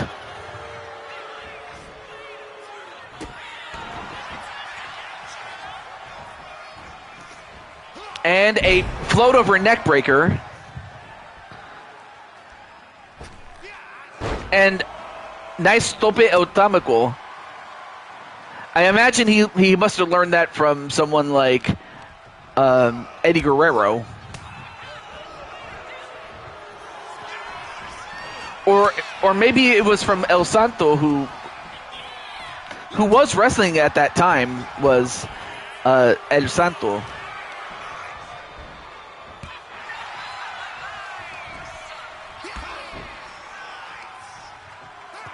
Anyway, nice face plant onto Jose.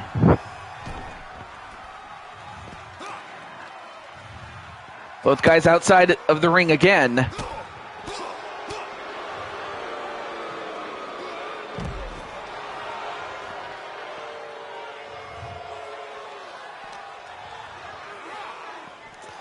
And then sent right into the barricade, and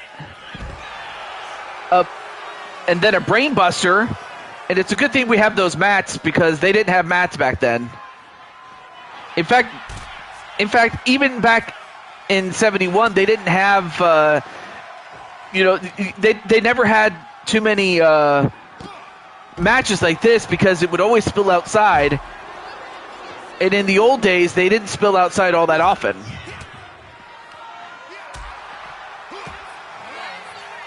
But of course, as we progress through the decade, this became more and more common, though. All right, now both guys back inside the ring. And Fin de Mundo, and that might do it. 1, 2. Ooh, almost had him. And Jose just absolutely losing his mind, as if he didn't already lose it before. But now what's he going to do now?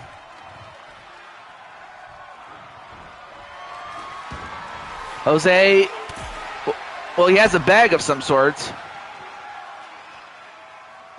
Ooh. Nice back kick, though.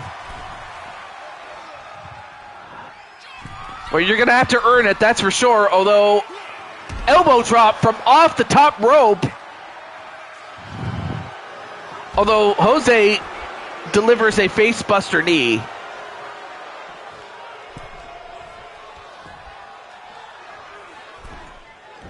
Well, Jose gets right back in. No? Oh, nice slingshot drop kick. Only to get kicked in the head. Well, at least JW is kicking some sense into him. And then baptized in the Rio Grande. That's what he calls that move. 1, 2, no. Both guys delivering their finisher. Then a punch to the stomach. Off the ropes. And a flapjack.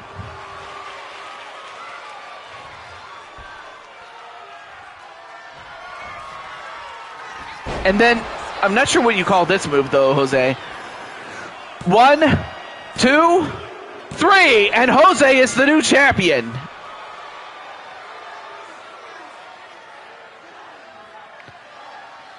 Here is your winner, and new All-Star. Well, I'm happy. Well, I hope you're happy that you got what you wanted. Champion, the Psycho. Because for as much trouble as you caused me,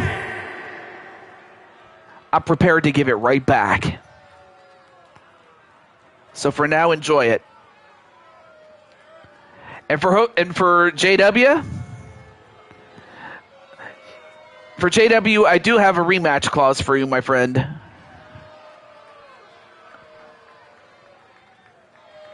But of course, there's a number of guys that are in line to have a shot at Jose before long.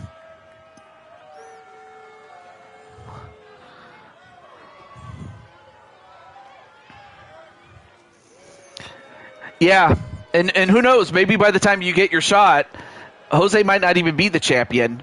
But right now, he is the champion now. And that was a 4-star match. But we still have more action to come. And that includes the Warrior Empress defending the Blue Toad Wrestling World Championship against the challenger, Liliana Ladrona. Now, I should mention that for Liliana, she's won, 4 Royal Rumble matches, and it got to a point where I'm like, I got to give this woman a shot at the world title. So that's how she got the title shot.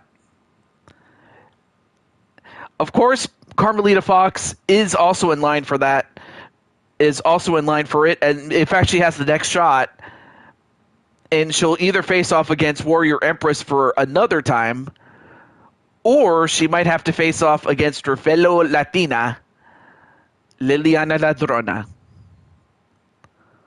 I don't know, Carmelita, how do you feel? I mean, I know how you already feel about facing off against Warrior Empress, but how would you feel about facing off against Liliana? I'll let you think about that. But first, let me let Alicia and then Lily's benefactor, so to speak, Arkham, know.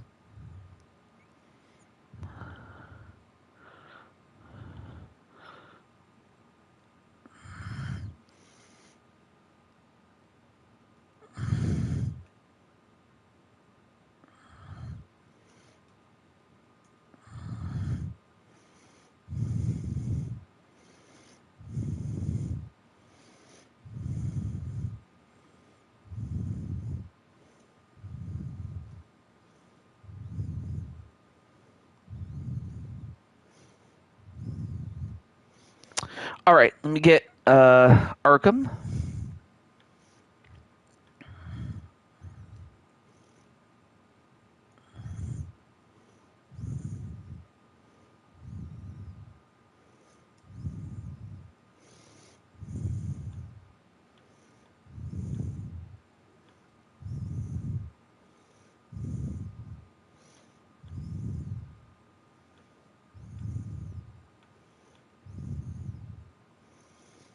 Oh, I'll have to read that in a moment.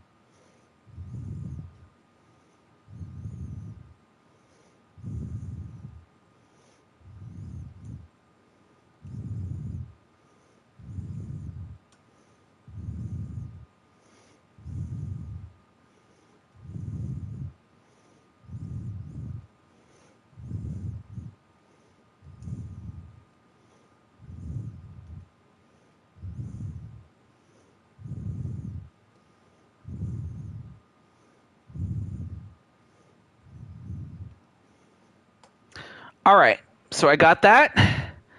So now we can start. Good luck, and may the best woman win. All right, let me read the chat really quickly. I have respect for Liliana. If she wins this, we'll put on a show that the fans will never forget.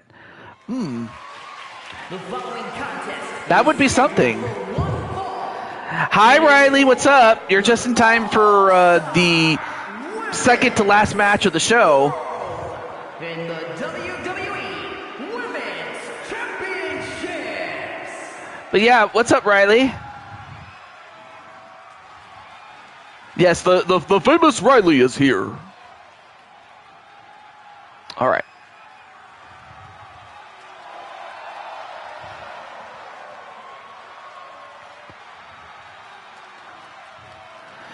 And of course, for those who have a color television set will know that she is mostly in green, but she has the other colors of Mexico.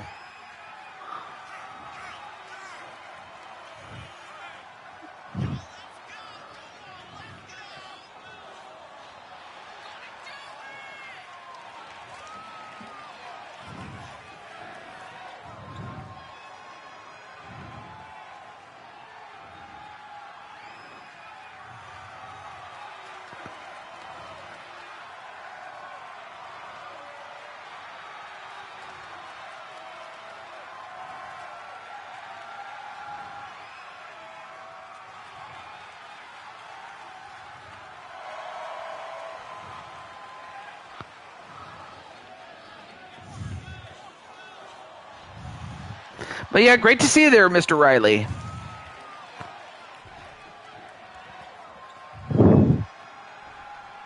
Oh, and by the way, the name of the show back then, our television show, was World Class Championship Wrestling. That was the name of our television show.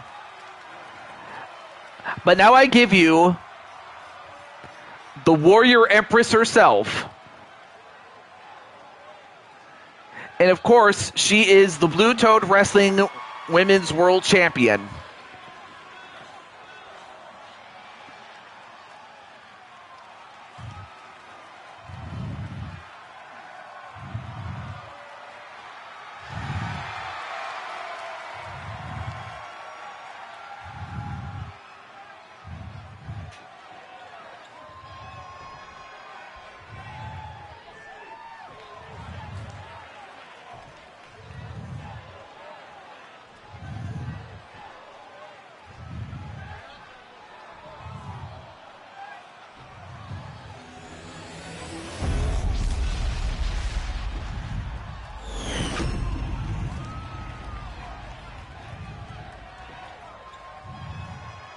Introducing the challenger, Lily La Congratita Loca.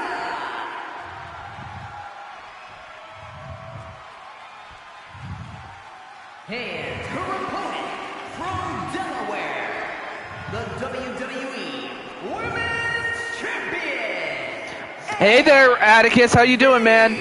By the way, your family has been in action throughout the whole show. Champion, Warrior Empress. And then, cameraman, can we not get a shot of the referee's butt? Come on. I mean, we got a butt shot, but it was the referee.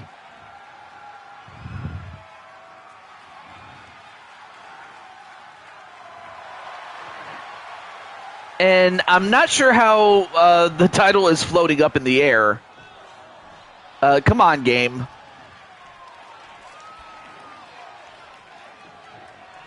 Well, anyway, I hope everything's going well there, Mr. Atticus. All right, here we go.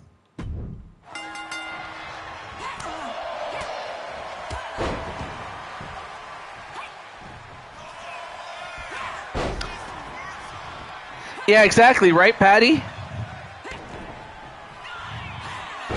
And then a miss by both women. And this is under normal match rules, by the way.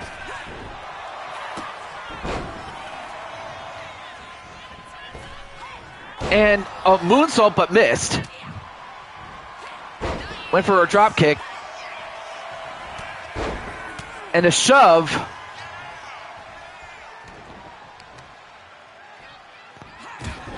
And nice enziguri or a jump kick.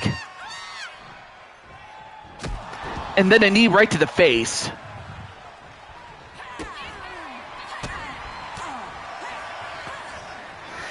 And then Liliana, no wait, reversed into a sunset flip into a pin. No, reverse that. One. No. Oh, nice somersault kick. And, ooh. Nice Widow's Peak a la Victoria. 1-2. Ooh, that was close. That almost did it. Close call, but Warrior Empress not looking good so far.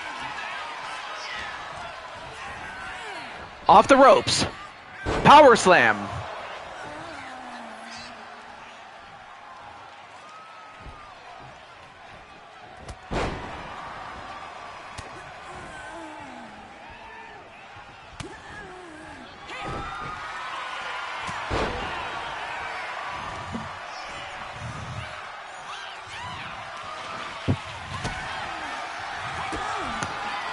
And now, wait a minute, Warrior Empress going for... I forgot what she calls that move.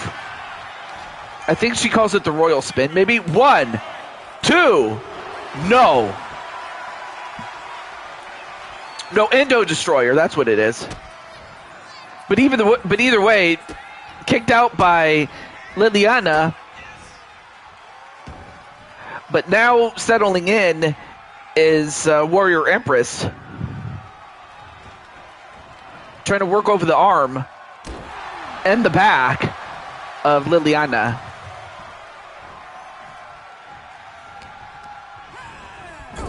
Now sent into the corner. A scoop and a slam. And a pin.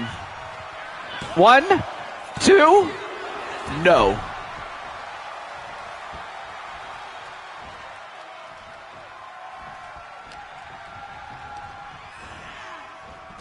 Off the ropes. Nope. Well, actually over the top rope and out.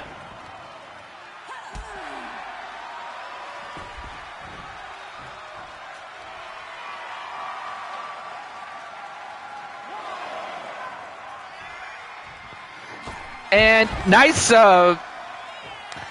nice plancha, though, which is that diving crossbody. Then a double axe handle to the back. But then clothesline by the Warrior Empress.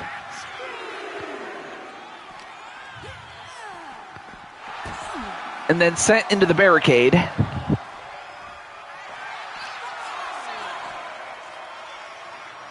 And, oh, wow, inverted powerbomb, but got right back up, did the Warrior Empress. All right, now both women get right back inside the ring, and a Tejana bomb. The Tejana bomb. 1, 2, no.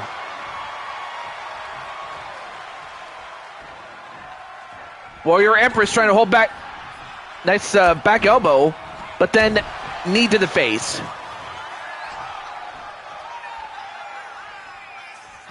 And then Liliana, another somersault kick. But now what's she going to do? Well, whatever she was going to do, Warrior Empress prevented it. And a Phoenix Splash and a pin. 1, 2, 3. And the Warrior Empress is still the champion.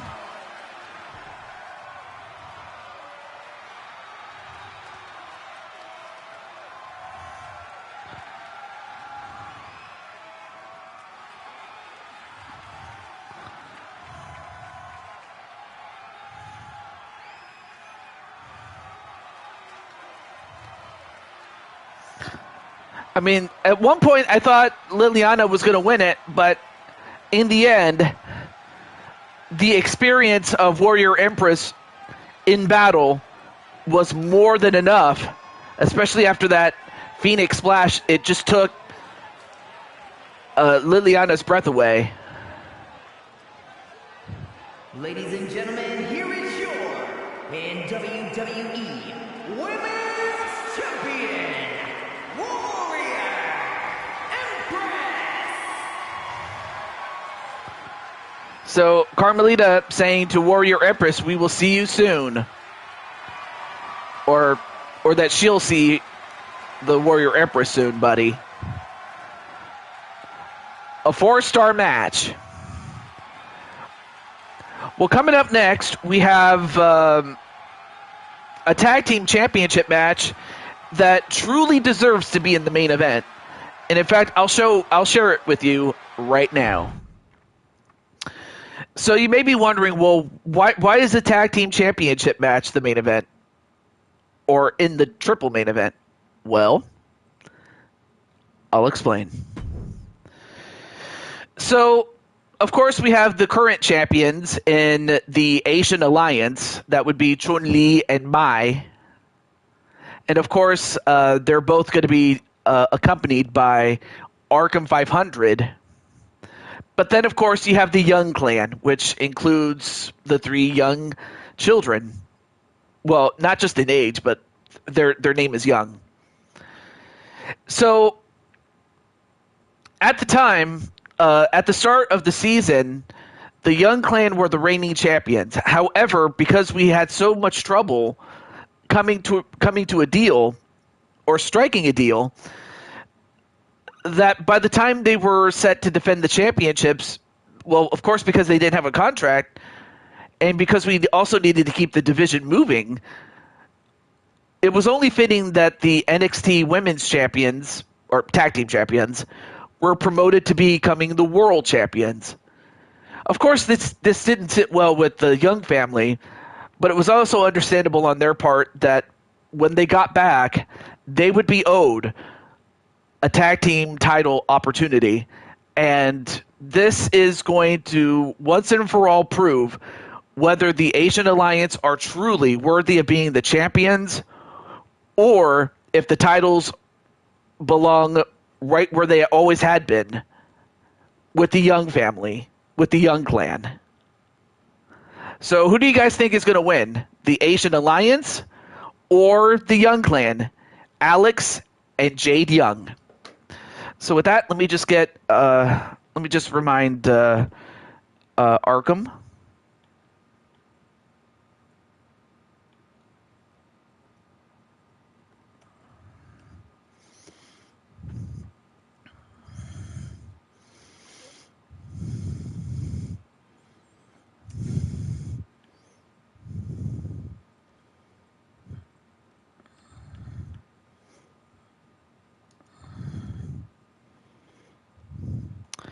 And then I'll also let Kyle Young know.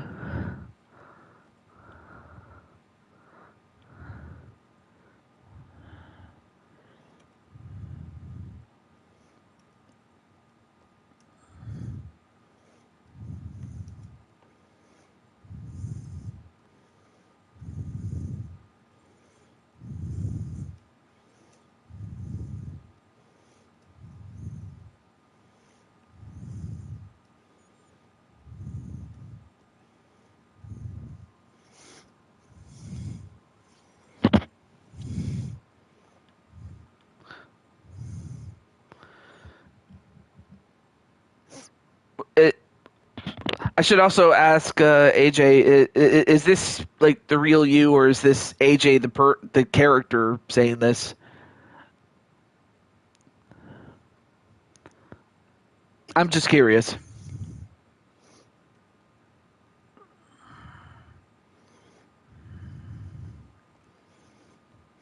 All right, let's get right to it. Both? Oh wow.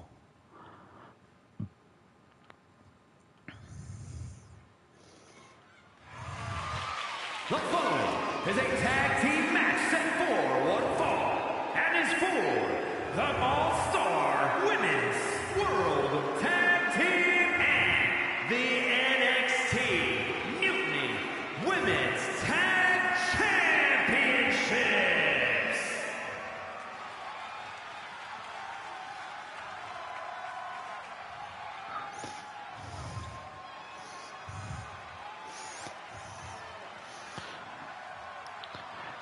All right.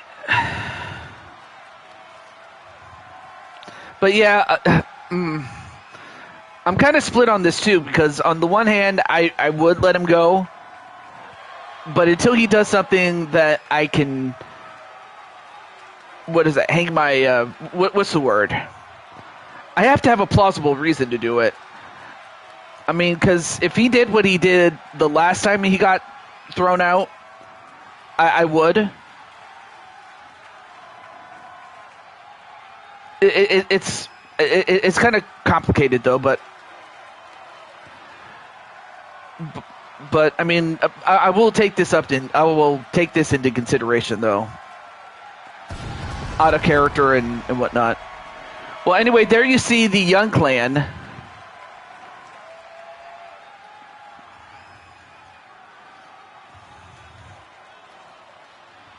So, of course, the man in the middle, that's Leon. And, of course, the one in the coat with the fur collar, that is Alex. The Princess Jade Young and the future Alex Young, the core. And then, of course, the lady with the one-sleeve jacket, that is Jade Young.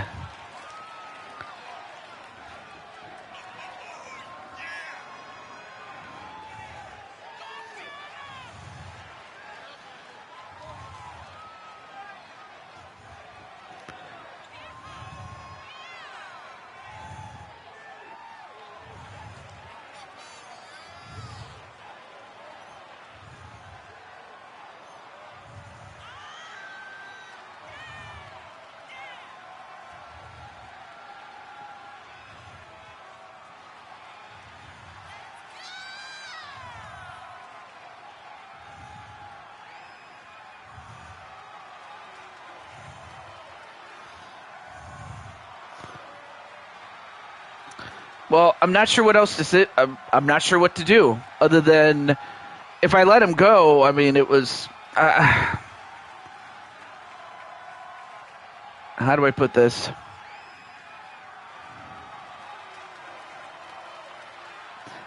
It's not that I don't want to let him go, but it's another thing. It's like, I don't know what else to say. Didn't think this entrance would be the one to choose for them. I mean, they're the ones. What could I say?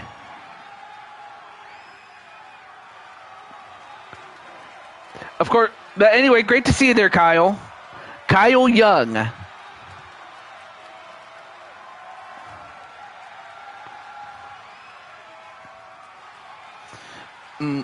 So what do you have a solution for? So what's the solution? Or are you talking about the entrance or about Jose?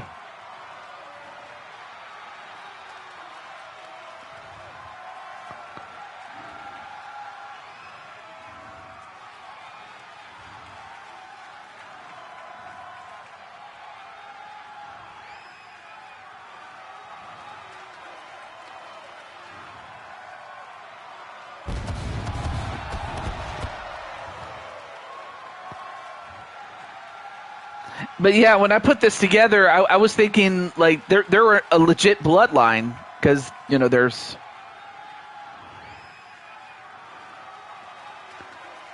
I mean, of course, but at least you have a little bit more control over it, Now, could I suspend him? I could do that.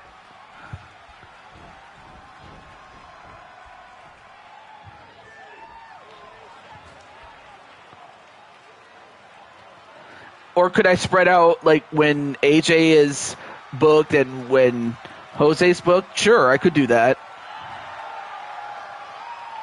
But in the meantime, I give you the Asian Alliance, the current reigning tag team champions. Accompanied by the Archetype, the NXT Mutiny Women's Tag Team Champions, and the All-Star Women's World Tag Team Champions, Chin Lee,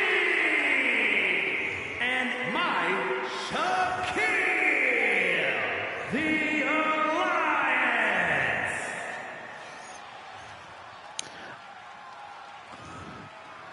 I mean, of course, I also understand that, it's your show, you run it how you want it to. And I understand that. So anyway, there you see Chun Li, the one with the double bun, and then the one in the ponytail, that is Mai. I can do it on my side. I know you can. Or what do you mean by that? I could be missing something here. If anything, you could always tell me in the DMs, though, what you mean by this. I certainly don't want to throw anybody under the bus, if you know what I mean. I mean, I could also talk to Jose myself.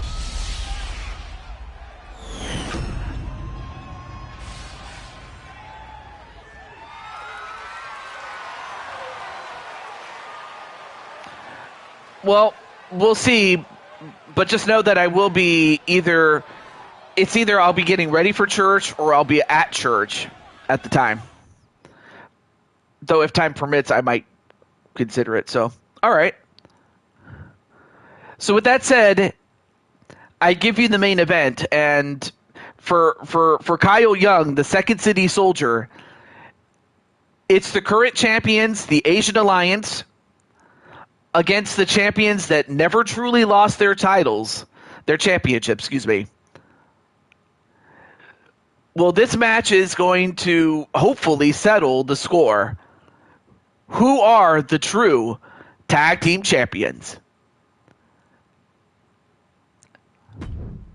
Match underway.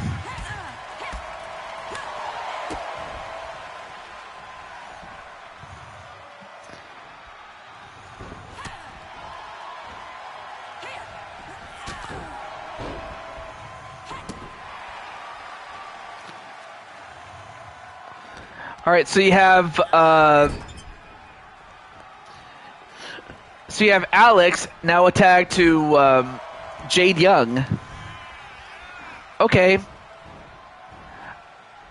I might do another stream, although it'll be who wants to be a GM for the NHL series, because I want to get that back up again.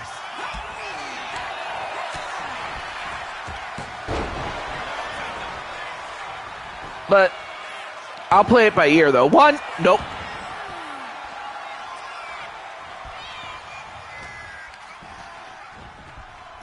Off the ropes into the Asian Alliance's own corner. Oh yeah, that's right. That's right. You do that. I said do. Well, if anything, I'll look forward to. What is it? Alexander Richards and oh yeah, AJ's now a father.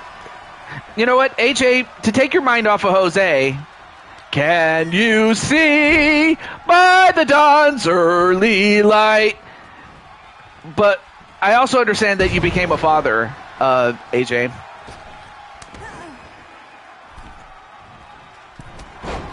So I wonder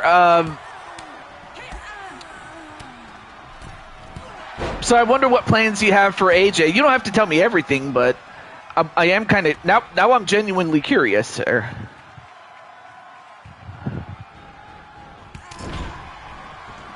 Anyway, there's the Spitfire.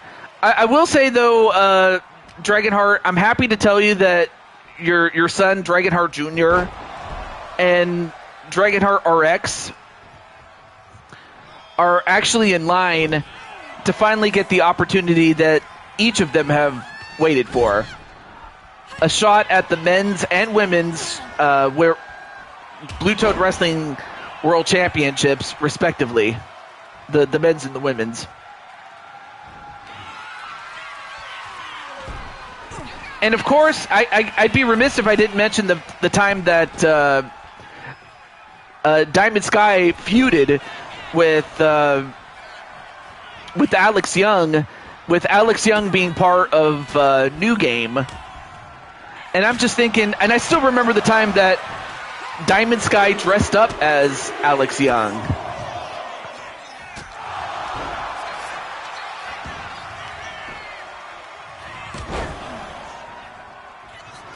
And I have to say, Diamond Sky, how did you manage to get an outfit that looks as good as Alex's outfit and be like, I look good cosplaying as Alex Young?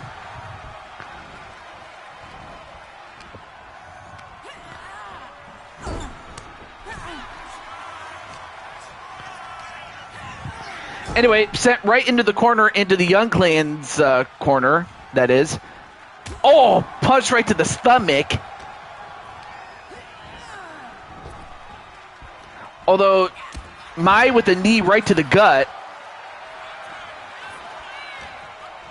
So while the girls have their brother Leon, Asian Alliance has Arkham. Then I can hold off depending on how my junior performs against Jose. And speaking of Jose, Jose's now the new champion. So you have my permission to have Junior feud with Jose.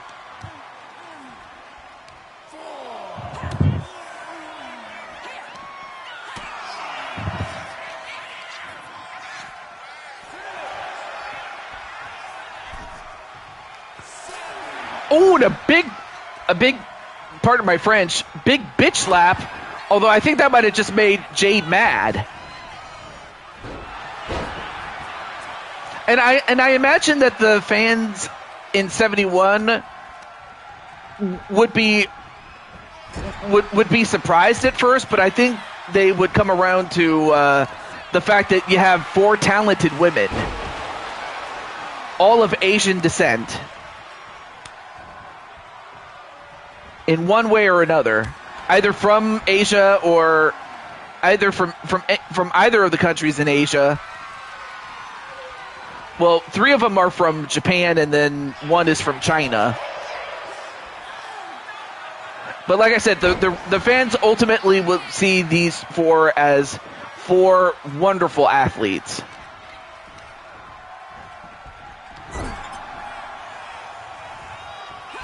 Oh, back elbow.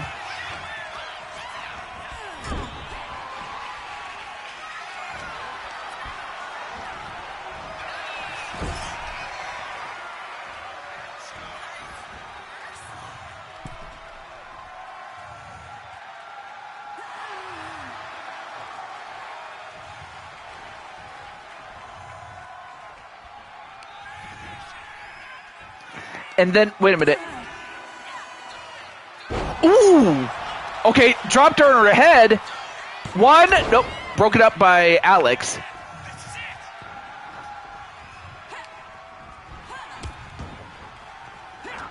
Uh-oh. I think, and of course Emma, very protective of Jose.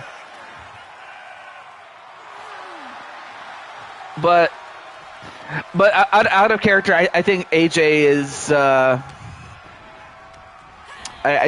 think he's gotten a bit sick of Jose always. Like, I guess basically it's taken the fun out of it, is what I'm trying to say. But I also understand where you're coming from, Emma.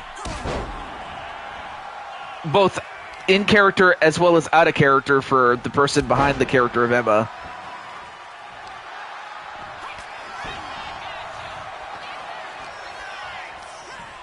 If anything, I'll talk to Jose and AJ, though, off camera. The dudes, not the characters. Oh, nice Asian fly. It's like a Spanish fly, but it's from Asia. All right, then attack to Chun-Li, the only one of Chinese descent. In fact, she's from China.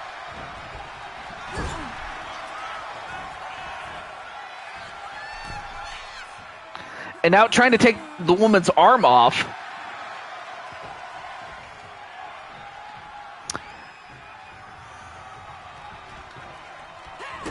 Ooh, nice spin kick. And a series of strikes. Off the ropes. Nope. And then a pin. And broken up by Mai.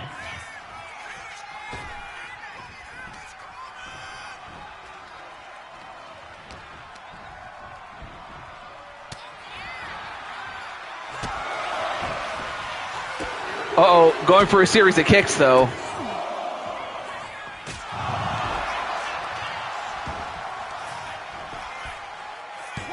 One, two.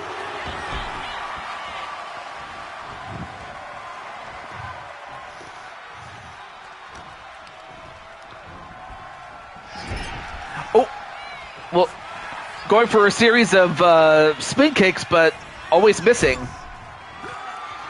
And then a tag to Mai. What are they going to do here? Uh-oh. Ooh! A kick to the head followed by a brainbuster. That might do it. Asian decapitation. And that's enough to win.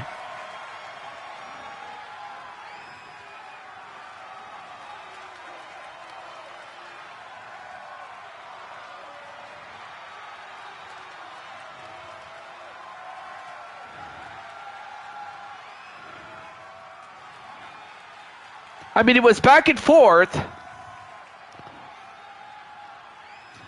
I mean, there were moments where I thought the Young Clan were going to win it. But the Asian Alliance,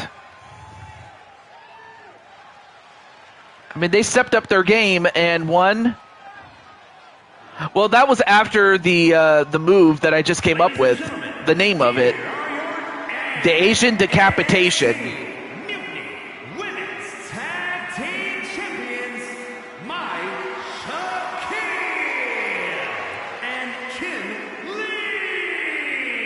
So the Asian Alliance are the undisputed tag team champions of the world as they beat the team that some fans say never truly lost the championships.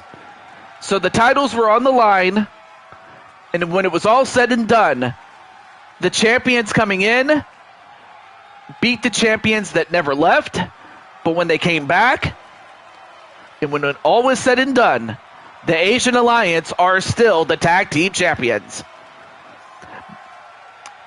And Emma, it's going to be all right. It's going to be all right. If anything, I can tell you're upset, but so is AJ. So, you know, we'll get you some Starbucks and for AJ, we'll get something for him to chill. And if nothing else, I'll give AJ the character a chance to, you know, heal up. Same thing with Tammy Martinez, who got a major injury early in the show, so I'll have to give her a chance to recover as well. So there you have it. That is Blue Toad Wrestling, or at the time, Big Time Wrestling, as it used to be known. But it's BTW 71 is done. Chocolate shakes, I would like that too. Now, normally I would do bonus matches, but considering how long the show was, and considering the fact that my voice is on the verge of getting shot, what I'm going to do is, well, first and foremost, let me share with you the calendar. So we have 3 shows. So we got this, and this. So we're going to have some championship matches. And all of those matches will lead up to Night of Champions. And what I might consider doing, when we get to the calendar in-game of July, I might consider doing, what is it? BTW 81. That's 1981. And we'll show off some more matches when we get to that. But until then, this is the Blue Toad to Ju 22. And, and of course, I'll have to assign the championships off camera. And let me check my DMs really quickly.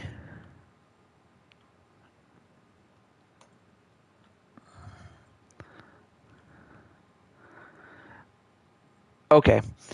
Oh, let me see if there's anybody. Let me check to see if there's anyone live, and then I might consider doing a raid as well. So let's do that. All right. Let me refresh this. Hold on. Okay, Rob is going to be streaming, but he hasn't streamed yet. In fact, nobody's streaming. Okay, well then in that case, I'll just end off the show. Until then, this is the Blue Toad to Jew 22, and I will see you next time. But yes, tomorrow. I guess it depends on when Dragonheart's going to do his show. Because if it's later, then I'll join him for that. But if it's like while I'm still out, then I'll still be able to do the stream of Who Wants to Be a GM for the NHL series. But until then, this is Jew 22 signing off, and I'm just gonna chill. If not, just to rest my voice. So until then, have a good day. Take good care. God bless you. Best regards. And don't stop believing. And I'll see you then. Peace. Love you all.